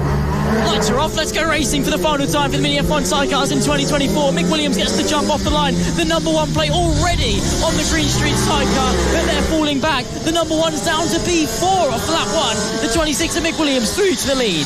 What a great start there by the 26 as the number 1 of the Green Streets drops back away from the line. The number 11 of Jamie Alexander. What a great start that is for them as they fly their way into the infield hairpin for the opening time. Wow, look at that. Mick Williams not bolting into the lead. A disappointing start for the number 90. I wonder, potentially, if the number 90 and the number 11 have swapped passengers. Of course, Jason Greenstreet on what was the number 90, now on the number 1, normally has Leo as the passenger. Then the number 11 of Jamie Alexander normally has Isaac as the passenger. But just looking at where they're standing and where they're going, I just wonder maybe if they've swapped. Maybe they haven't. I don't know. I could be completely talking out of my behind. But it's Mick Williams who leads lap number 1. Jamie Alexander on the number 11 in P2, and that number 1 of the Green Streets in P3. Yeah, exactly. Of course, they want to kickstart their Champions Tour by winning the final race of the season and taking another one of what has been a historic way to seal the deal in 2024. But, at the end of the day, they're already champions. They've got nothing to prove to anyone, so might as well give the other riders a bit of a chance. Mick Williams out in front, though. Didn't wait for an invitation, took the lead into turn 1 and hasn't looked back at all. We've got 7 laps, make that 6.5 to go. Of course, the 11 versus now the number 1. It's all the ones for the Green Streets, plus Jamie Alexander driving the number 11. Of course, the fight for second is coming down to it. The 11 of Jamie Alexander and Isaac Greenstreet, they matched their best result in race 2 of second. Right now, they're looking to do it again. We went long enough, 1 bus, 2 potentially come at once here at Ellough Park for the 11. Granted, that second place in race number 2 came as a result of Mick Williams having had issues with the 26 after contact with the Green Streets. This time looks like they're going to do it on merit, and fair play. Jamie Alexander, a wonderful, wonderful guy, and you can tell how hard he works and how much passion he has for Mini F1 sidecar racing. And what a way it would be to wrap up the season with 2 second places to his name. That would be simply fantastic. Still under pressure, though, from the number 91. Mick Williams is starting to pull away in front of this pair. So maybe they'll be putting on a bit of a battle, bit of a display for us and showing us what they can do. The number 11 versus the new number 1. The former number 90 outfit currently at a disadvantage as they make their way through Paddock Bend.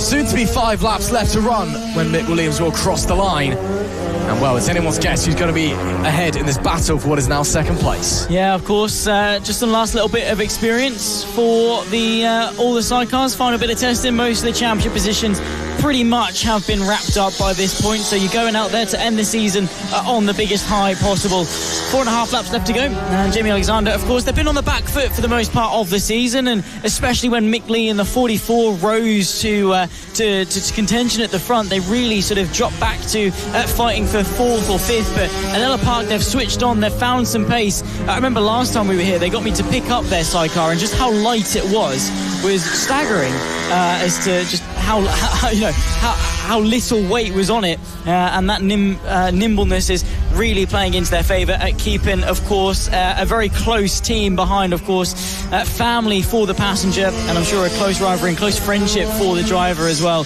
They're going to round off onto 4 laps remaining. There's the 457 of Chris Impey, and they're, of course, running their way into the final couple of corners as well. They're in 4th place and holding a pretty firm 4th place, it must be said, with 4 laps left to go for the 4-5 1:55.7. Touching on them, they've got a couple of podiums this season. They got one at Lids, they got one at Ellough Park last time, and unfortunately right now they're going to be just shy of getting into that top 3. But nonetheless, it's been a positive season. I mean, we've had, 7 different sidecars on the podium at least at one stage in the entire season, which again, sidecars have been brilliant in 24. Absolutely. I mean, even if you go 2 years back, maybe let's call it 3, and you told me there would be 2 different outfits that would even win races, my mind would be blown. 2024, the sidecar revolution has been realised, quite frankly. It's been just an incredible year. And sometimes this was a race where, the people watching in the grandstands, they'd go to the toilet, they'd go and have lunch because, it would be Mick Williams running off up the front and that would be the end of it and he'd win. But now it's a must-watch race. Every single time they come, everybody in the paddock, their eyes are glued because you don't know what's going to happen because the competition is so brilliant, the racing is so close, and it really could be anyone who's taken the win, anyone who's taken the podium. And it's great to see how far sidecars have come in the last couple of years. 3 laps left to go, then Mick Williams, well, he's pretty much departed up the road, to put a dampener on me saying that's what he used to do a few years ago. But it must be said, it's a well-deserved win. He's been fantastic this weekend, and that, indeed, as always, that 26 outfit has been fantastic all season long, even if they were picked to the championship come race number 2. P2 though, Jamie Alexander and Isaac Greenstreet on the number 11 doing a fantastic job and holding off that number 1 of Jason and Leo in P number 3. Yeah, they are. Lap and a half left to run, and of course the 26 of Mick Williams searching for another win this season. It wasn't quite enough for the championship, but they're going to be searching for what would be a 6th race victory of 2024, and one of the closest championship bouts coming all the way to the final round here at Ellough Park. The Greenstreets were able to do enough to thwart Mick Williams, who tried but unfortunately failed. But their response in the first race now as vice champions has been a strong response, and maybe in 2025 we can have a repeat, we can do it all over again. But with a lap and a half left to go, the 11 versus the 1, now this is a battle back at Lid you wouldn't have expected to see, and the progression through the entire season is boiled down to this moment, and the 11 are defending for 2nd place in this race. This is brilliant from the number 11. Oh, that being said, the number 1 launches it, but gets it way too late on the brakes. Come on, Jason, you're better than that, mate. You're champion, for goodness sake.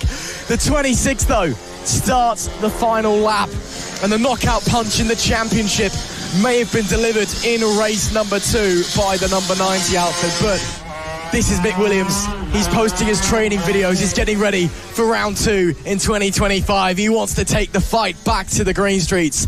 And what a way to end the year than with a dominant race win to show the Greenstreets that just because I've missed out on the championship doesn't mean I'm down and out. I'm still here. I'm still swinging. I'm still fighting. Half a lap left to go then for the 26. A fantastic performance, a performance of old from Mick Williams. Not like he's lost any of his pace, it's just this year hasn't always gone his way. Into Paddock Bend for the final time, and 2 corners left to go. The 26 will end the year where they typically end years. It's the checkered flag in the final race of the season. For who else but Mick Williams? He takes victory in the final race of the year for the Mini F1 sidecars. What a performance from the 26 outfit that was. And crossing the line in P2, the number 11 Jamie Alexander. That's 2 second places this weekend. Mirrors what they did, or have they even done that before? I don't think they have. Simply incredible from that outfit. They've only ever had 1 second place before in a weekend. That was at the first round at Lid. Now they've got 2 in 1 weekend. Unbelievable. Yeah, exactly. The first time was so nice. They thought they'd do it twice coming into Ellough Park for Jason and Lewis Greenstreet winning the championship. Jamie Alexander, of course, and Isaac Greenstreet all getting themselves their matched best result. The Mini F1 sidecars in 2024, I mean, just reminiscing and the story that we were able to tell. I thought at the start of the season it was going to be domination from the Greenstreets. I think they won by, 30 seconds, race 1 or 2 at Lid, which was just incredible in its own right, and domination like that is incredible to watch in such a different way. But as soon as Mick Williams was back on track at Ellough Park for the first time, you know that this was going to come all the way to the wire, and deliver it did. The green streaks fell off ever so slightly from Rauer, and we thought maybe there was going to be a chance for someone else to go and tip them as the standard in 24. But all the way to the end, and the green streaks were able to hang on. I mean, I've got to say, it's my first time commentating on a Sidecar season. I've not been disappointed. Honestly, Zach, I'll see you in a Netflix studio in 5 years when they're making a documentary about this year. It's been incredible for the Mini F1 sidecars. The 26 of Mick Williams takes the win. Jamie Alexander and Isaac Greenstreet in P2. The number 1 of Jason Leo Greenstreet round out the podium. Mini F1 sidecars, possibly the best season they've ever had, is done and dusted. But they'll be back in 2025, and we hope, we pray for more of that. Final race of the year then for the Extreme 200s. A class, a mismatch of bikes, a mishmash of riders out on the circuit, but one that always delivers incredible racing. Again, championship decided long ago. Wilson Dilks dominated on his Avali 190, but that's not to say that we're going to get disappointing racing this weekend, and especially in this final race of the year. It is Dilks that starts on pole with Henry McCartney alongside. Harrison Day starts in P3 alongside the 91 of Archie O'Brien. Austin Johnson is 5th with Clayton Edmonds in P6. Finley Polehill 7th with Harry Payne in P8. Matthew Thomas is 9th as Taylor Tomlinson rounds out the top 10. Harley Baker starts 11th with Leo Solu in P12. And Lucy Curtis rounds out our grid of 13 riders here at Ellough Park. One last time then, the Extreme 200s. Used to be known as the open pit by class. Then they have started allowing Avalis into it, and well, it's now very much just an Avali class, to be brutally honest with you, but it still provides spectacular racing. We've seen Henry McCartney and Wilson Dilks going toe-to-toe all weekend long. Are they going to do it one final time? Time will tell. The riders then making their way out onto the grid. There we see Archie O'Brien in the left of the picture, quickly being overtaken by Henry McCartney. O'Brien hasn't been able to win a single race this year, either in the Extremes or the 70s. Maybe in his final race of the season, this is the one where he's finally able to get onto the top step of the podium and break that wind duck. But what do those around him have to say about it? Wilson Dilks, Henry McCartney, Harrison Day, all of them on top form this weekend. Let's see who's going to be on top at the end of this one. Lee Clowes will point to the lights. It is time to go racing for the final time in 2024. It is lights out. We are underway. Lightning start there from your champion, Wilson Dilks. Henry McCartney away very disappointingly. Allowed Harrison Day to slot up into second place. Archie O'Brien got held up by the slow-going McCartney. Almost got overtaken by Austin Johnson behind as they slide their way through turn 2. McCartney aiming to recover from that disappointing start. As there we see Austin Johnson trying to slide through Archie O'Brien as well. But Harrison Day and O'Brien both putting up stoic defences on this opening lap, making their way down. Oh, look at that! Wow, Henry McCartney, what a move! Late on the brakes up the inside. Harrison Day, I was just talking about his stoic defences, but there is no defensive ability that can stop a move like that from Henry McCartney. Back up into second place, but Wilson Dilks already has a lead of around a second looking at the gap visually. Absolutely superb stuff. But it is Henry McCartney currently in P2 on the road, saying he's on P1 on the timing screen. Hopefully that'll update itself in a short moment. And indeed it has. Dilks 1.5 seconds up the road already. Incredible. Harrison Day still taking the fight to Henry McCartney as well after that disappointing start.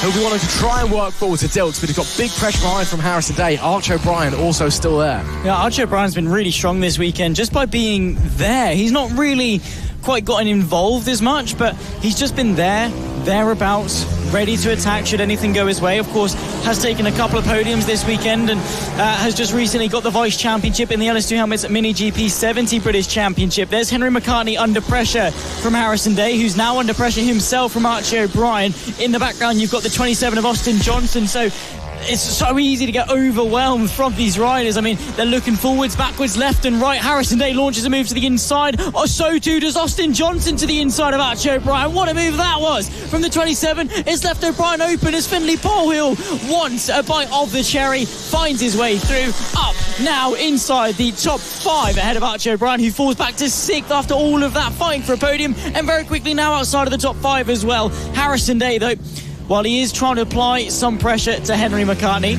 he has got to be careful because Austin Johnson has been looking quick, he has been looking racy, he has been looking feisty all weekend long himself. As we tick on to 9 laps to go, it's Dilks from McCartney, Harrison Day and Austin Johnson. That's the top 4. Polehill completes the top 5 as Matthew Thomas is now eyeing up Archie O'Brien, but thankfully his spider senses were able to tell him to defend ever so slightly into turn 2 and keep the Welsh Dragon liveried bike behind. It's been a tough week, tough season really for Matthew Thomas, of course, with the story of his bikes being stolen and then a massive amount of support shown by the FAB-Racing paddock to get him back on track, and he's not been disappointed at all in terms of his results. Boasted many a top 5 finish, and again, big smiles all around for these young riders. There's the move maybe from Archie O'Brien, who looks to the inside of Finley Polehill, tries to get the up and under and get that drive and acceleration onto the pit straight, double up and under, as that fast right-hander is flat, but if you can make it wide and cut back underneath, you definitely get a better run versus someone on that inside. It's not been enough into turn 1, but the fight for second place raging on 3 bikes, nose to tail. McCartney from Harrison Day, who's taken a victory here before, taken 2 victories here before as Harrison Day. One at the beginning of the season, one this weekend, and the 15th, of course, son of Josh Day. Having that rider coaching from your dad and having that support from your family has backed him to be a very confident rider in his own right, and at the moment he's going to have to use all that experience, all that coaching to keep the 27 of Austin Johnson at bay. We've got 7 laps to go at the line. It's Dilks domination out in front, but Henry McCartney, who's been looking strong all weekend fighting with Dilks, now having to look backwards if he even wants to hang on to second. I think it might just be one of those things for Henry McCartney where sometimes you just get caught up in a battle and for whatever reason you just can't escape it. Maybe it's also the fact that this is the first time anyone's really been close to McCartney other than Dilks. Harrison Day seeing where he's quicker and has just learnt immediately where he can go quicker, something along those lines. But yeah, for whatever reason, a poor start is just holding Henry McCartney up, and he just cannot break away from this train behind him. Harrison Day, Austin Johnson, Finley Polehill, all keeping him very, very honest indeed. Soon to be 6 laps left to go then. Wilson Dilks, well, he's doing what Wilson Dilks does and has just vanished off up the front. Get used to seeing that over in British Talent Cup and BSB and MotoGP and whatever over the next decade or so. But Henry McCartney, he's having to put up some almighty defensive efforts to hold that train behind him. On the subject of British Talent Cup, Clayton Edmonds, he's had a pretty disappointing weekend by his standards, only down in P8 at the moment. I mean, obviously a rider in the British Talent Cup, you'd expect them to be right at the front of the field, but especially with Clayton, you know, his ability, very disappointing. He's been a champion here before at FAB-Racing. He knows his way around these circuits. Just whatever reason this weekend, it has not clicked. And, well, he's going to have to settle for a finish in the bottom half of the top 10 as it stands. Meanwhile, back to the battle as we were looking at it, and it is Henry McCartney still holding off from Harrison Day, who has had, it must be said, a very, very good weekend. Yeah, exactly. But on the point of Clayton Edmonds, I don't think it necessarily speaks badly about him, more so singing the praises of the rest of the field and showcasing their talents in their own respect, of course. And yeah, sometimes you can have a stinker, as Clayton Edmonds does, you know, maybe is on the back foot. But again, we've got such high levels of talent. Archie O'Brien, Wilson Dilks, Henry McCartney, of course, to name a few. You can name anyone really inside the top 6, 7 on the grid, really. All of them have their own prospects for a bright future. So it doesn't necessarily speak badly about the quality of the British Talent Cup, more so about the future of it in terms of the FAB-Racing paddock, of course, supplying the majority of the British Talent Cup field in some way or another, and of course winning the championship. Everyone so far has been a FAB-Racing graduate, so you know the future is bright, and these young riders showing how good they are very, very early on. 3 laps to go at the line. Wilson Dilks leads McCartney from Day. Of course, this is that battle right there. Polehill and Johnson all involved. There is, of course, Archie O'Brien as well looking to the outside. Matthew Thomas looking to get involved also. So the pressure is ramping up, and it's looking good for McCartney to maybe take that second place. Yeah, Finley Polehill trying desperately to get in front of Austin Johnson. He's got Well, he's pushing really, really hard. Is that number 99 machine? But because he's pushing hard, he's leaving himself vulnerable as well to Archie O'Brien. And it's just struggling to find their way through. Of course, Austin Johnson, he's got a very big frame. He's older than the riders around him. And that, of course, maybe just holding him up on this small kart circuit, but still pushing to his absolute best. Finley Polhill, though, who in comparison has a very, very small frame, is basically doing everything in his power to try and work his way through and is trying to find any opening he can. All the while, the likes of Archie O'Brien, Matthew Thomas, Clayton Edmonds watch on in the background. There we see Johnson going defensive down into turn 1. Unfortunately for Polhill, can't get the drive off the corner as a result of that and can't take advantage of the compromised exit of the 27. Maybe this time as Matthew Thomas up the inside of Archie O'Brien. Lovely little move there to work his way up. That puts Matthew Thomas in P6. Nice. Yeah, good little move there. Welsh wizardry from the 47 as he worked his way into contention. 2.5 laps left to run, 2 laps at the line. The 27 of Austin Johnson doing a good job, but it's getting very busy. There are 2 rows of 2 into the hairpin. Archie O'Brien on the inside of Polhill goes in too deep. The 99 gets the up and under. Archie O'Brien has the inside for the final corner and holds firm onto that position. So O'Brien is through up into the top 5, but now he has to contest. Maybe we're getting after Austin Johnson, but Polhill's not going to let him breathe at all. Penultimate lap of the race, and there we go. Archie O'Brien versus Finley Polhill versus Austin Johnson. The 47 of Matthew Thomas looking menacing as well. Trading positions like it's match attacks in primary school. This is brilliant action in the Extreme 200s. Does Archie O'Brien have it in his locker to try and get through Austin Johnson then on this occasion? We'll have to wait and see, because in the background as well we see Matthew Thomas trying to trade places with Finley Polhill. Didn't quite work on that occasion. Look at how defensive Austin Johnson was through there, and that could really cost him. Meanwhile, Wilson Dilks, well, he started his last lap. He's miles up the road. What else do you need to know? It's the Wilson Dilks race in 2024. What a performance it has been once again from the man with the number 1 on the front of his bike. He has dominated this race and has faced no competition. 8.5 seconds is the gap at the line between the pair of them as that massive battle continues on behind them. We'll wait to see what happens at that one, but as Wilson Dilks rounds the final few corners with half a lap left to run, it has been a mighty performance once again, and that boy has shown why he is the champion of 2 classes here at FAB-Racing, why he deserves all the credit and then some. For the final time in 2024, a race win goes the way of Wilson Dilks. He wins race number 3 here at Ellough Park in the Extreme 200s. And now as we switch our attention back, what is going on behind? Henry McCartney looks like he's going to put Harrison Day to the line for P2. He does. Who's going to be in P4 though? Austin Johnson, I believe, will just hold on from Finley Polhill and Archie O'Brien.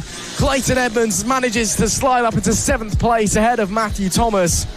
But Wilson Dilks, once again, he's done what Wilson Dilks normally does. It's a win by 9.1 seconds. It's not bad going. It's actually rookie numbers for Wilson Dilks. Suspected at least 10 seconds. What's going on? He's lost his mojo. Yeah, no, he's done the championship and he's off the boil now. I know. Yeah. Sort it out, mate. 2025. You can't be slacking like that with sub 10-second winning margins.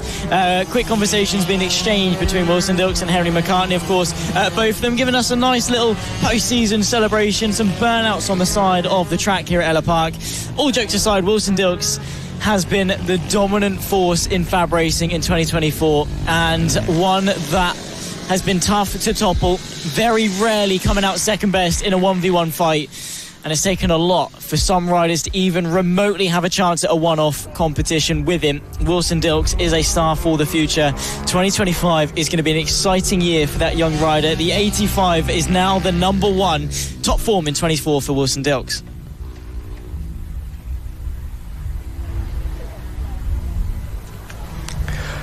Here we go then. Final race of the year for one of the most popular categories here at FAB-Racing. The senior mini motos have one last chance to put on some theatrics and show us what they can do out on the racing circuit. The riders now making their way out onto the track for their sighting lap.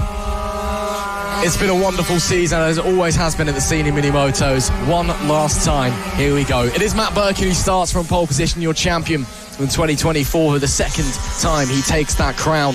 David Myatt starts P2. He, of course, is vice champion, but he's had a torrid weekend, mechanical failures and crashes let's hope in race number 3 he's able to overcome that misfortune. Will House starts third alongside Rhys Gentry. Third row is Mark Payne and Nick Bennett, with Keaton Payne and Chris Yeomans in P7 and P8. Luca Allen and Callum White, the other Birkin boy, they round out the top 10. Gary Eldridge is 11th with Lamar Morgan in P12. Isaac Greenstreet is 13th with George Reddix in P14. Ross Michael starts 15th with Steve John 16th, Jerome Richardson 17th and Rob Gentry in P18. We've seen, Zach, some fantastic racing this weekend from these senior mini motors, guys, as we have all season long.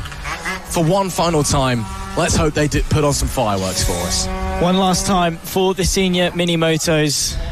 Wow, race 2 was one to remember. Matt Birkin versus Will Howarth, chopping, changing positions, left, right and centre. I hope we get a repeat of that. Maybe add into the mix the likes of David Myatt, potentially, who, of course, was a championship contender all the way down to race number 1 yesterday, where Matt Birkin was able to seal the deal in the championship. But 2024 has been great for the senior mini motos. Big men, little bikes, big dreams in terms of the championships, and it's been one to remember.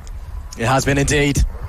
For the final time, Lee Clowes, who takes so much abuse from these riders, they seemingly hate her, even though they're really nice people. She points to the lights. For the final time in 2024, senior mini moto racing is underway, and what a start that is from David Myatt, who launches away at the lights. And I'm not seeing, actually, Matt Birkin out on the track, so I wonder if maybe he started further down or he's had an issue, because Matt Birkin is not there. And that, once again, David Myatt. Oh, your heart breaks for the 22.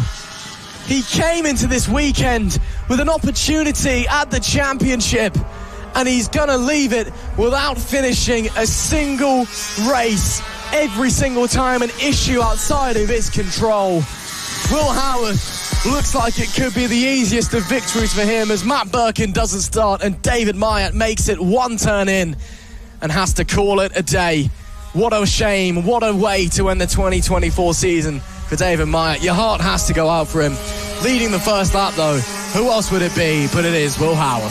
Yeah, with no Matt Birkin to contend with, I don't know, maybe he started the celebrations early and had one too many fruit shoots to find his way out on circuit. We don't know what goes through the mind of Matt Birkin. A very lad is Matt Birkin.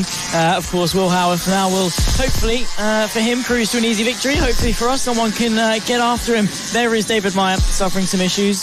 Still sat on the bike, don't know if he's able to get back going again. That's the fight. Luca Allen on the inside of Chris Yeomans for 5th place, trying to work their way through. Keaton Payne trying to keep Nick Bennett at bay for the fight for second honours as well in this final race of the season. If it's not a fight for the lead, what better than fight for second best? Absolutely. They're going to push onwards. Will Howarth already 2 seconds up the road at the line last time, so this is very much becoming a fight for second place. Luca Allen, what a dive on Chris Yeomans there to fight your way up into P5 and get it confirmed as well. Brilliance from Allen there as they cross the line to make it 7 laps left to run in the final race of the senior mini moto season. But as I say that, Chris Yeomans dives back up the inside of Luca Allen down into turn number 1. Oh, senior mini motos trading position every single turn. With this fight for second, 5 riders in a row, getting very exciting. Of course, no Matt Birkin starting this race. David Myatt, once again, mechanical issues striking this weekend, meaning it's 3 DNFs in a row, unfortunately for him. Will Howarth is shot off into the distance, but this fight for second, it rages on. It does indeed. 6.5 laps left to go. Make that probably about 6 1/3 laps left to go into the final couple of corners. The 1-1-2, Keaton Payne obviously was able to find his way into 3rd place in the pit bikes, is able to find his way into 2nd place in the senior mini motos. Nick Bennett, though, who is of course a one-time podium sitter this season, wants to get another one and wants to climb the order in terms of the step. There's Luca Allen trying to fight with Chris Yeomans, and Mark Payne actually for what is 5th place in this train. The 85 of Yeomans tries to go to the outside. That leaves the inside open for Luca Allen to maybe send the move. Of course, the door slams in his face as he doesn't quite have the speed to contest. We've got 5 bikes, nose to tail, with 5.5 laps left to go. The 1-1-2 stretching his legs ever so slightly. Mark Payne looking to the inside of Nick Bennett, and at the moment, it's a painful experience in finding his way onto the podium. Absolutely, getting very, very close out there at the moment in these fight for the podium places. Keaton Payne currently P2 and Nick Bennett currently in P3. Is anyone able to pit them to the post? As Will Howarth now 5 seconds up the road at the line last time. He's just crossed the line once again, so we'll keep an eye on the gap. But he's running about 1.5 seconds quicker than anybody else as it stands. And the gap, 6.5 seconds, 1.5 seconds quicker than anyone else. Will Howarth, the man is a machine when he's on it. The blonde bombshell, as they call him, just so fast. Is up the inside. Chris Yeomans gets through on Nick Bennett. What a move there to get up into third place, number 85, capitalising on that momentum that he had, and the door being left ajar by the 711 to slide his way up onto the podium places, and maybe locking his eyes on the 112 of Keaton Payne in second place. Yes, indeed. 4.5 laps left to go. It's coming down to the wire for 2024 FAB Racing, the Senior Mini Moto British Mini Bike Championship. The 711 of Nick Bennett, that's Luca Allen just in behind, trying to fight any way through. Of course, trying to get the power down as they exit that penultimate hairpin into the final one, because even if you just run ever so slightly wide, it gives you the inside and gives you that run to maybe send it on the brakes. It wasn't quite good enough now. There's Chris Yeomans, who's worked his way through the train, now in direct competition, not just for the podium, but also second place. This is getting very, very close. Second and third place are starting to break away from the three behind them with 4 laps left to run. This is now a fight for the remaining podium positions. Luca Allen watches on in the distance. Does he have the pace to try and catch? Is he able to try and catch them? Where is the 711 of Nick Bennett? Nick Bennett's dropped a long way back. He's on our timing screens. He was right with that leading group, but I think he may be suffering with an issue, the 711, because he's nowhere to be seen out on the circuit. Back to the action, though. That's Keaton Payne still leading Chris Yeomans, as we wonder what has happened to the 711. I think he may be pulling into the pit lane. What a shame for Nick Bennett. Another mechanical issue to end his season. To the inside, maybe pulls the 85. No, Keaton Payne. Oh, off goes Keaton Payne.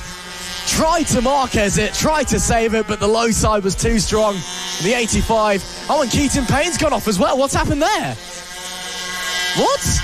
That's bizarre. Issues for both. Obviously, it was Chris Yeomans that low-sided it. Keaton Payne's out! He is out. He's lifting the bike up. What has happened? Did they make a similar... Was there contact? Did they make a similar mistake with each other? I'm not entirely sure as to what's going on, but nonetheless, Will Howarth will start his penultimate tour of Ellough Park in a few moments' time, but that is bizarre between Keaton Payne and Chris Yeomans. Of course, the 85 was able to get back going again, but Keaton Payne is down and supposedly out of this race. Suddenly, Luca Allen's in second. This is why we love the senior mini motos, because at the snap of her fingers, the race can just flip on its head and anything can happen. Anyone could win out there. Anyone could encounter drama. Anyone could get a face full of dirt, quite frankly. It is just some of the most exciting racing you can ever see. But there is a man out there who has dominated this particular affair. Who else but the 96 of Will Howarth? He only had one race win this season. That was race number 2 at Clay Pigeon last time out. Again, Willie's not been at every FAB round this year. It's very much been a part-time extraction for him in 2024, but of course he's been showing his class in Moto team, and every race he has finished in 2024 in the senior mini motos has been on the podium, and he's looking to continue that form. 1 lap to go in 2024 for the senior mini motos. 1 lap to go for Will Howarth. And, well, this could, quite frankly, be the easiest win of his career. And we're talking about a man who can lap 3-4 seconds quicker than anyone else in Moto team. Yeah, exactly. He's just on fire. Every race, not only has he finished, but every race he's started, he has taken to the podium. He's not DNF'd, he's not fallen off. It's either been P1, P2 or P3. Of course, took the fight to Matt Birkin in race 2, took his second victory then, and now he's going to be searching for his third. And, well, search no more. He doesn't need the map. He's got the directions. He only needs to navigate 3 more corners to find his way to win the final race of the Senior Minimoto 2024 season. We've battled our way around the country, and it's Will Howarth that comes on top for the final time in 2024. The 96, the blonde bombshell, is brilliant at Ellough Park. And there we go with the fastest lap at the end as well, 53.339. Still about 3/10 off his own lap record he set 3 years ago. But there he is, a wave to the camera. What a brilliant part-time season season it's been for him. And Will Howarth, well, hopefully we see him back in 2025 because, well, we don't want to be without his brilliance for too much longer. Absolutely. Team Mini Motos, another fantastic year under our belts. I'm going to miss these guys over the winter. That was a brilliant race. And Will Howarth dominates from the get-go, setting the fastest lap on his final tour as well. Simply superb. It's Will Howarth who takes victory with Luca Allen in P2 and Mark Payne rounding out our podium. Chris Yeomans was in P4 with Gary Aldridge 5th. Lamar Morgan was P6 and Isaac Greenstreet was P7. Unfortunately, we lost Keaton Payne, Nick Bennett and David Meyer from the occasion. So 3 out of our 10 riders failing to make the checkered flag. Again, that's how it works in senior mini motos. It's just chaos. A lot of people don't finish. That's true. Yeah, it is true. Of course, for Will Howarth, he's got no problem finishing at all. He actually does it quite quickly out there. He managed to get himself to P1 for the 3rd time in 2024. Of course, they're making their way to the podium. There you can see Will Howarth. He's spent himself in, well, he's not really technically on the podium at the moment. He's having discussions with someone, and eventually, hopefully, we'll find his way through. There you can see Jamie King, who's in Crocs and shorts and t-shirt, really. He's got a race in about 20 minutes. I don't know exactly why he's doing that, but nonetheless, senior mini motos. In fact, he's not racing that final race for whatever reason. He's scared. Oh, his engine seized. Oh, whatever. We can let him off for that one. Will Howarth, anyway, won that final race of the senior mini motos in 2024. Luca Allen and Mark Payne were on the podium. What a way to round off the season, Ross. On the road to MotoGP and the feeder series to the British Talent Cup and RedBull Rookies, this is FAB-Racing Mini Bikes British Championship, title decider. It's been a long season here at the FAB-Racing Mini Bike British Championship, yet there is still one title yet to be decided. And of course it is here in the AC40 Pros. Rex Austin and Mason Fedrick, they're going toe-to-toe to decide who is going to be the champion in the Pros class. Fedrick, if it goes down to the wire, he will have more wins than Rex Austin if he is to take victory. However, if Fedrick wins, finishes P4 or above, then the title goes the way of Rex Austin. Fedrick has been the fastest this weekend. He's taken both race wins. In both races, Rex Austin was second. He's got a 14-point advantage in the championship, does the 991. So coming into this one, he does have that mathematical advantage, that knowledge that Fedrick's got to go up and beyond and then hope that bad luck befalls Austin. It is Fedrick that starts on pole with his championship rival and championship leader Rex Austin alongside. Caelan Ratcliffe is in P3 with Preston Baker in P4. They've been fighting hard all weekend long. Max Johnson and Arthur Rich, they start on row 3 with Tommy Keats and Maxwell Keats. Brotherly love on row number 4 with Danny Longhurst and Oliver Wilson rounding out our 10-rider grid. It all comes down to this, the final championship yet to be decided in 2024. And Zach Sweeney, the odds are stacked, albeit not heavily, in Rex Austin's favour. Yeah, well, let's bring it on. I mean, Rex Austin, if he finishes inside the top 4, which is something he's only failed to do once this entire season, and that was a P9 finish for race 3 at Clay Pigeon, it's decided a pivotal point in this championship, and it comes down to just 14 points after 20 races. 14 points are all that separates our 2 young up-and-coming sensations of Rex Austin and Mason Fedrick. 2024 FAB-Racing, the AC40 Pro class, on their road to MotoGP. It's eyes to the lights for the final time, and we crown our champion in Ellough Park. Lights are on, Fedrick on pole, let's go racing. Good launch from pole position. Rex Austin nearly getting jumped by Caelan Ratcliffe as they run in towards turn number 1. Right now, the championship goes the way of Austin, but a long race ahead, 9 laps of racing. Fedrick puts his best foot forward already, storming off into the lead. Rex Austin, though, doing a brilliant job just to hold in the 2nd place. That is all he needs, Ross, to win the title. Mason Fedrick will be praying to the racing gods, the like of Caelan Ratcliffe. Preston Baker have the pace to catch Austin, but those 2 are doing battle, and already a gap is opening up between them and the 2nd place championship leader. exactly what Rex Austin needs. We saw it with the likes of Byron Johnson earlier in the Mini GP 50s, brought to you by King's 2 All Centre. Sometimes you've just got to be in bring it home mode. You don't need to worry about having rapid pace. Just bring it home in a position that is strong enough where you have the points advantage come the checkered flag. I'm not saying that's necessarily what Rex Austin will do, but he need not worry if he drops down to even 4th place. He can just bring it home nice and calmly, and he can be champion come the checkered flag. Exactly that.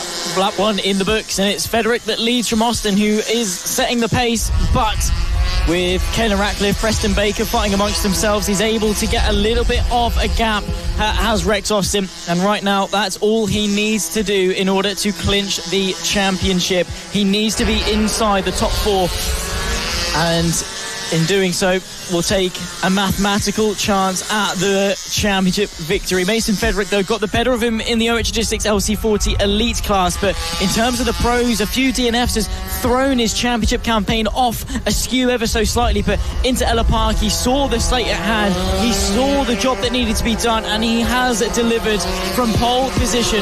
Right now, P1 is not enough for Frederick. He needs Austin to fall out of the top 4 positions. 5th place is enough for Frederick to win it on count back. 4th is all Austin needs, and right now he's got a commanding gap back to P3. He does indeed. Rex Austin is sitting very, very comfortably, and it is game on. Advantage to the 991. He just needs to stay there, essentially. Stay on 2 wheels, stay on the tarmac, stay on the road.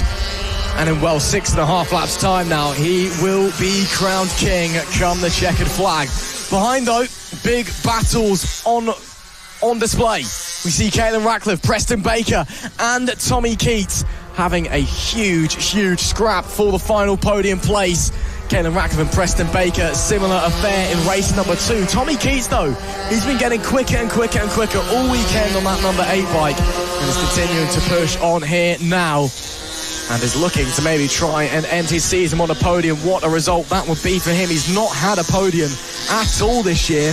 His best finish, P4, happening twice. Once at Rara, once at Three Sisters. Let's see if he can slide back up into P4, maybe even into the podium places to end his year with an absolute cracker. But currently it's Caelan Ratcliffe on the 96, holding off Preston Baker for that podium place. Yeah, but we have seen, of course, earlier in the rookies, the step down from this, the rookies, they go into the pros, the elites, then onto the Metro Kits, of course, and the championship was decided by Emilio Pereira, ever so slightly making a small mistake that cost him dearly. We could still see something maybe similar from Rex Austin. The championship is not over until he crosses that checkered flag. There he is, of course, at the moment P2, not quite on the pace to Mason Frederick, but he doesn't need to be. Right now, 20 points are enough. The 5-point gap back to Mason Frederick in terms of this race will be enough to clinch the championship by 9 points. His consistency has been unparalleled every single race bar 1, and that means that would be 20 races inside the top 5. And of course, the majority of them have been either on the podium or on the top step. Rex Austin has had a season to remember in the AC40 Pros, and he's 4.5 laps away from taking the crown. And crucially, unlike Mason Frederick, no DNFs. Rex Austin has finished every single race this season. Frederick, 3 DNFs to his name. More wins, yes. Arguably better performances when the pair have been on track, but those 3 non-finishes have cost him dearly in the championship. If things have gone his way, if he's been able to stay on the bike more or avoid incidents, he could well be champion already. But as it stands, it's going the way of the 991. It's going the way of Rex Austin, as quick as Mason Frederick has been this weekend. Consistency is key. Finishing races is key. Points mean prizes is the famous quote. And well, the prize currently being the championship in the AC40 Pros, and it's going the way of Rex Austin. But Frederick, let's not take away from what a great season he's had, what a great weekend he's had as well. He has been so fast all year long, and this weekend, undoubtedly, that number 5 has been the class of the field here in the Pros Championship. And even if the championship doesn't slide his way, he'll still be vice champion for starters, which isn't bad going at all. And he can look back at 2024, I think, and it can be a year he can be proud of. He can look back at how much he's progressed as a rider and the performances that he's put in. I think he'll be happy looking back.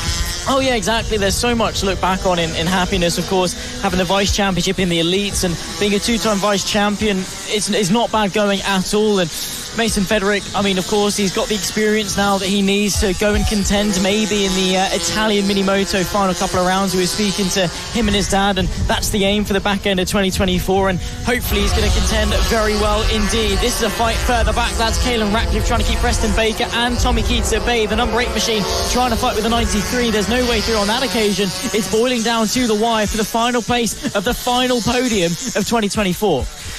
That looked to me like Tommy Keats launching his first true attack of this contest on Preston Baker. It cost them both time, but then Preston Baker able to shake his way through and immediately onto the tail of Caelan Ratcliffe once again. Maybe he can find his way through onto the podiums as they go onto the penultimate lap of the race, penultimate lap of the season in the AC40 Pros.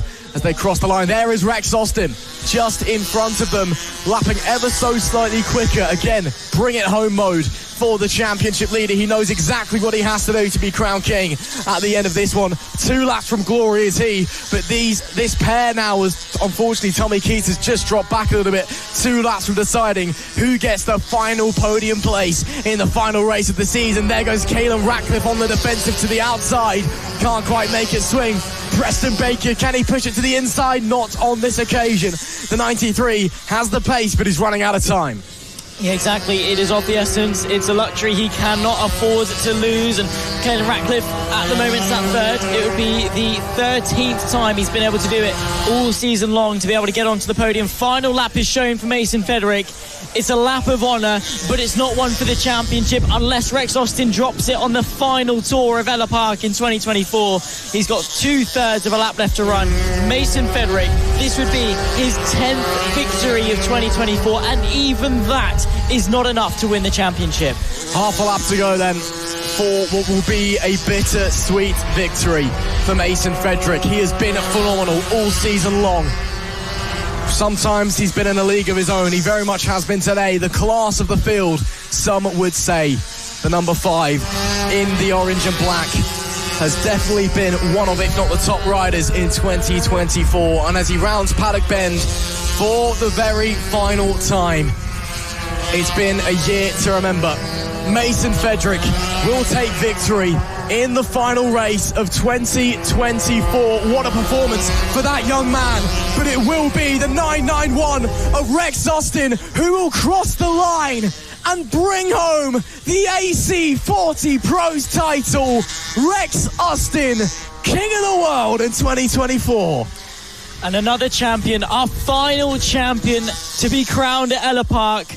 10 new names have etched themselves into the history books of FAB-Racing, joining legends of the motorcycle racing scene, and hopefully a lot of them stars of the future. The final champion crown, the penultimate race of the season, race number 3 of the Pros, did not disappoint. Following our champion there of Rex Austin, he did exactly what he needed to do. 3 P2s were more than enough to clinch the championship, but in the end it was only 9 points the gap to Federic, who did everything he could.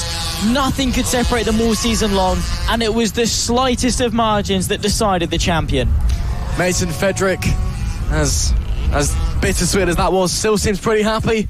We missed it on the picture, but I saw out the commentary box window an amazing burnout to celebrate an amazing win.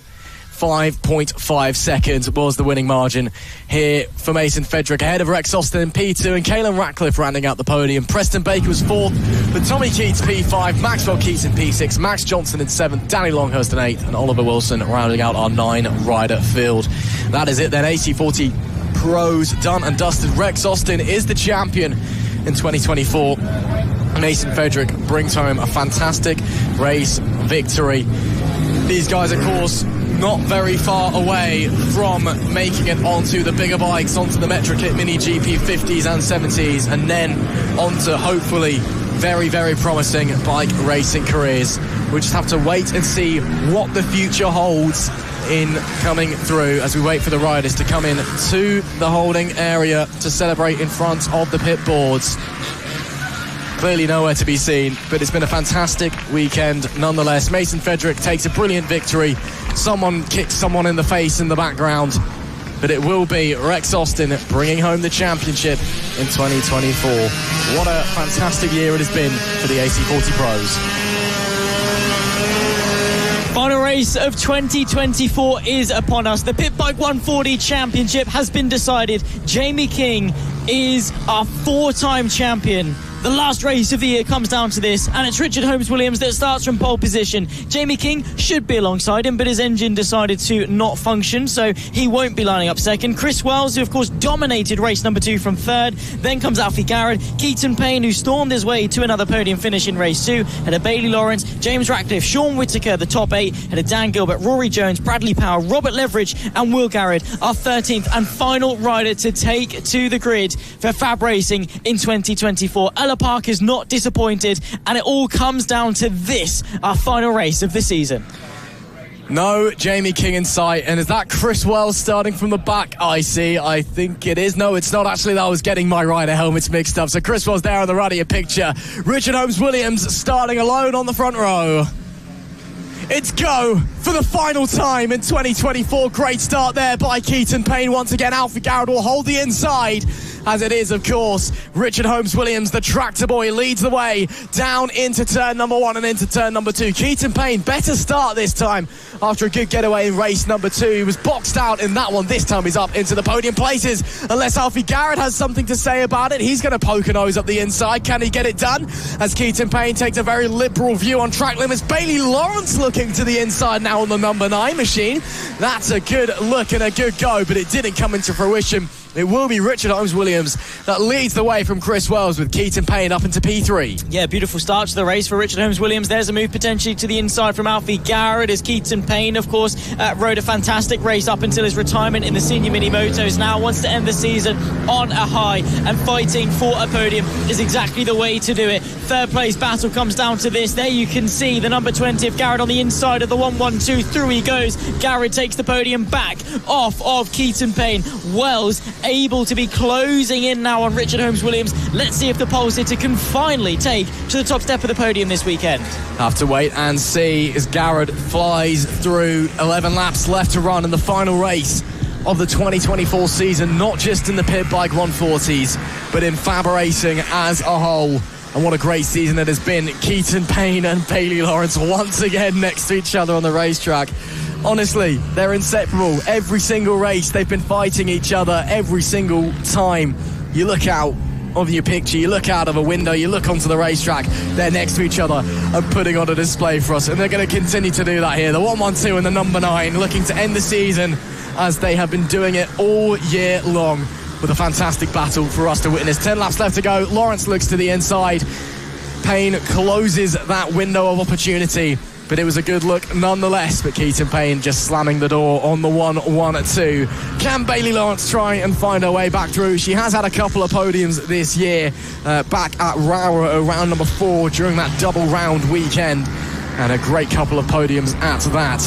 But since then, it's all been kind of top 5, top 6 finishes.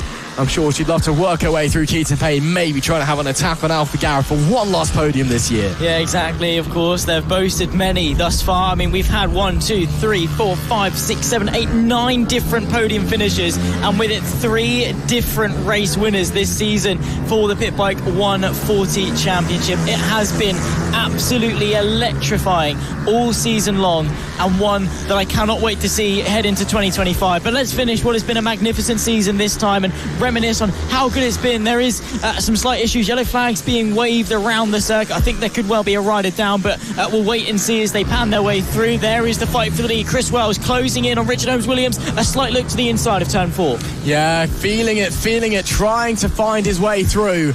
But as it stands, not quite. Still 9 laps left to run in this race. Still some time left to go for Chris Wells. Still opportunities to have a look on your pole sitter on the 126. Shame Jamie King's not in this race. I'm sure he would have loved to have been involved in this battle in the final race of the season.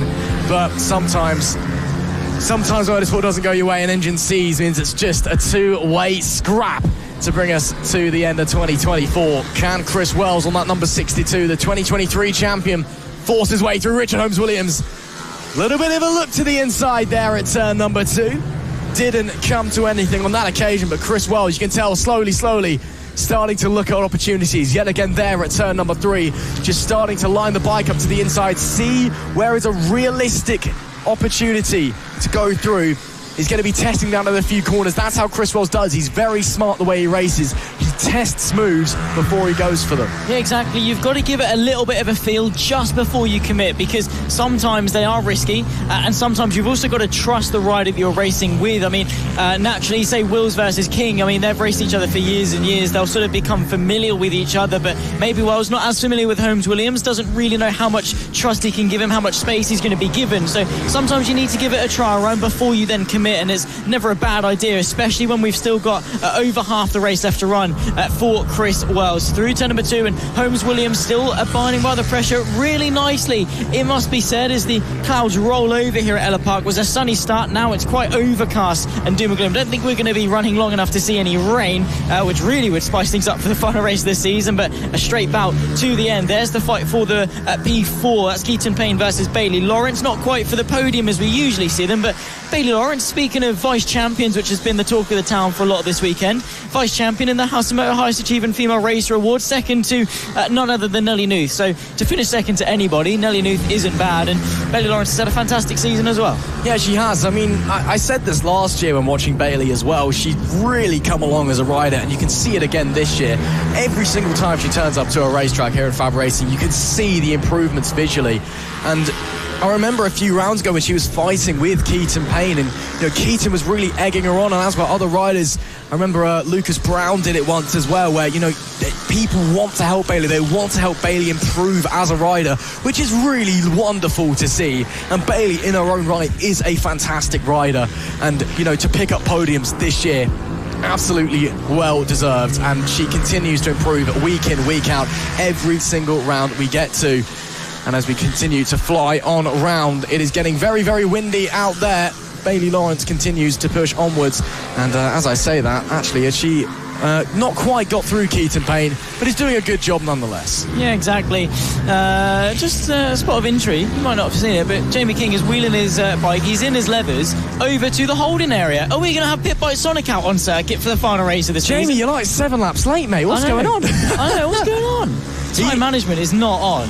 Yeah, I can see him just out of the commentary box window. He's there in his leathers. Helmet's not quite on yet, but he's working on it.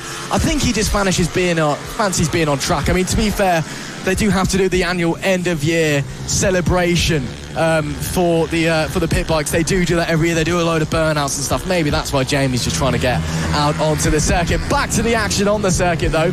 And it is Richard Holmes Williams that still leads the race. Coming up to lap, that'll be Bradley Powell on the 152. He had a little bit of an off earlier on, but was able to get back on the bike. But Holmes Williams been held up big time. Chris Wells could be going through on the inside here. Shades of Spa in 1998 in the Formula 1 as through goes Wells, splitting the traffic. Awesome stuff. He waited for the opportunity.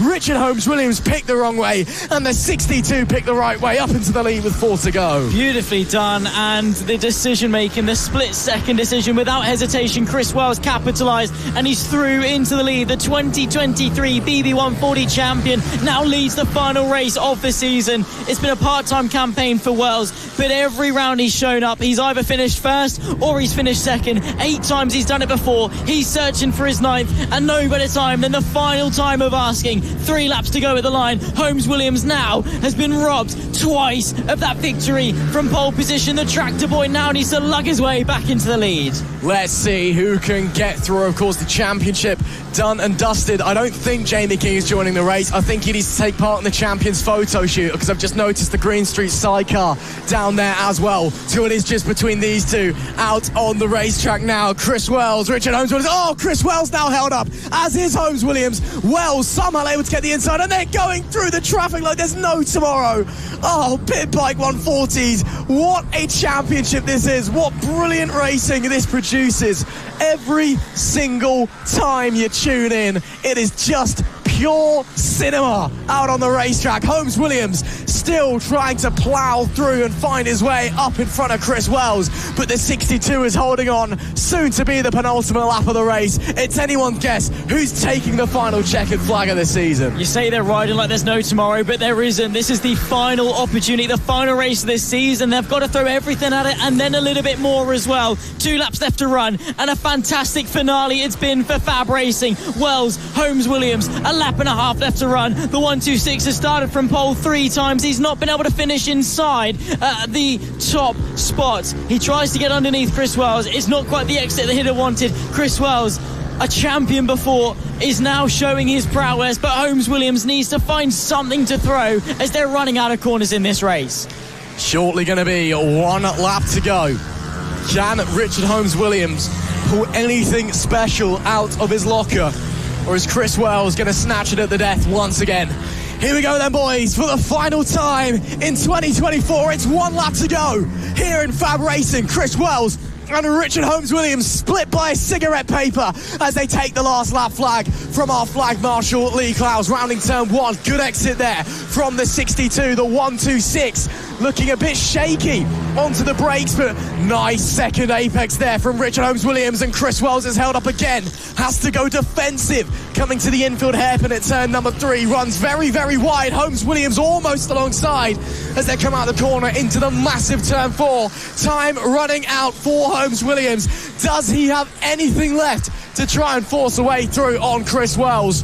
One final time into Paddock Bend. Can he force a way through? Too far back for a lunge, but almost contact between the pair of them. Penultimate corner beckons. Does Richard Holmes Williams, can he do what Jamie King did to him?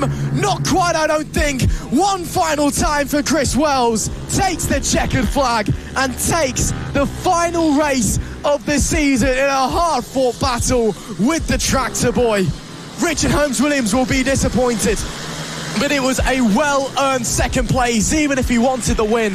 A fantastic battle between the leading pair as Alfie Garrett rounds out the podium places and brings 2024 to a close. Beautiful wheelie from Chris Wells there as well, popping it up and celebrating his 9th victory of 2024. He's competed in 11 races, by the way. In all of them, he's finished inside the top 2, and for 9 of them, it has been the top step. He has been a force to be reckoned with, and the 2023 champion could have been the 2024 as well, could have been here on more occasions, but of course it was Jamie King that took his 4th this season. After hard-fought battles between himself and Holmes Williams, it's Wells that takes the top spot. Alfie Garrett takes the P3 spot, the final place on the final podium. Keaton Payne ahead of Bailey Lawrence. Those two have been going at it all season long, and it's Payne that gets the better of Lawrence, who's the vice champion in the House of Moto all-female Ryder Cup for FAB-Racing.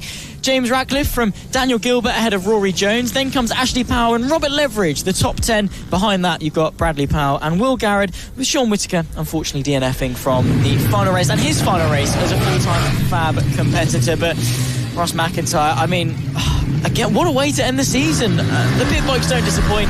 FAB-Racing has not disappointed in 24. No, it has not. There is definitely some interesting behaviour going on there from the 152 of Bradley Powell, who did not finish in 3rd place, but an amazing burnout from Chris Wells, to be certain.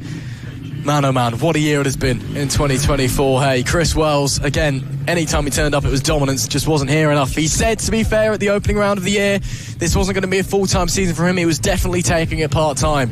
But when he did show up, he took everyone to school, showed them how it was done. Incredible, incredible racing to bring 2024 to a close here at FAB-Racing. And the pit bikes have done it perfectly. As Alfie Garrett now decides that he's won the race. Not quite, guys, not quite. But it is Chris Wells that takes victory. Richard Holmes Williams in P2. Alfie Garrett rounding out our podium for the final time in 2024. On the road to MotoGP and the feeder series to the British Talent Cup and RedBull Rookies. This is FAB-Racing Minibike's British Championship. That's it then. Done and dusted. 2024 has flown by in the blink of an eye, and the FAB-Racing Minibike's British Championship is over. We've crowned 10 champions across, or 11 champions, should I say, across 10 categories.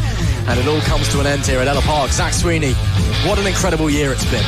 It's been fantastic, obviously, in my first season as a FAB commentator, and it's been such a good season. A pleasure to be alongside you, obviously, Ross, and shout out to Tom jumping on and being promoted to co and main director duties as well. He's done a fantastic job of directing all of the action, as have all of our camera operators out there throughout 2024. Thanks to everyone as well for being in the paddock, watching along at home, marshals, medics, anyone behind the scenes. The logistical nightmare that is organising a championship is difficult. Anyone that's attended the paddock, seen it on the live stream and thought they'd come down and have a look as well. Thank you to everyone for being involved in what is an amazing 2024 season. And of course, thank you to all of our series sponsors as well. LS2 Helmets, OH Logistics, Kings 2 Wheels Centre for providing their support and giving these young riders the platform to showcase how good they are. And then, of course, Ellough Park's own circuit commentators, that's us, sponsors, Amphibian Scaffolding, Transport IT, Burr Hill and CNG Concrete Pumping as well. Fielding a nice little banner across, and might not only be the last bit of racing we see from FAB in 24, we could be heading across the sea to Spain. We could be indeed, Zach Sweeney. Of course, the Winter Series awaits us, but for the UK anyway, for the UK leg of FAB Racing, as we put it, the normal FAB Racing season, it's all over, and I can't believe it's come and gone in such a blink of an eye. Once again, thank you, Zach, for being here. It's been a pleasure all year long, and thank you at home for tuning in and giving us a reason to be here, giving us a reason to do what we love every single event and watch some of the best racing on offer every single time. FAB Racing, it's been a spectacular year in 2024, and here's to more in 2025. Until then, good night, and we'll see you soon.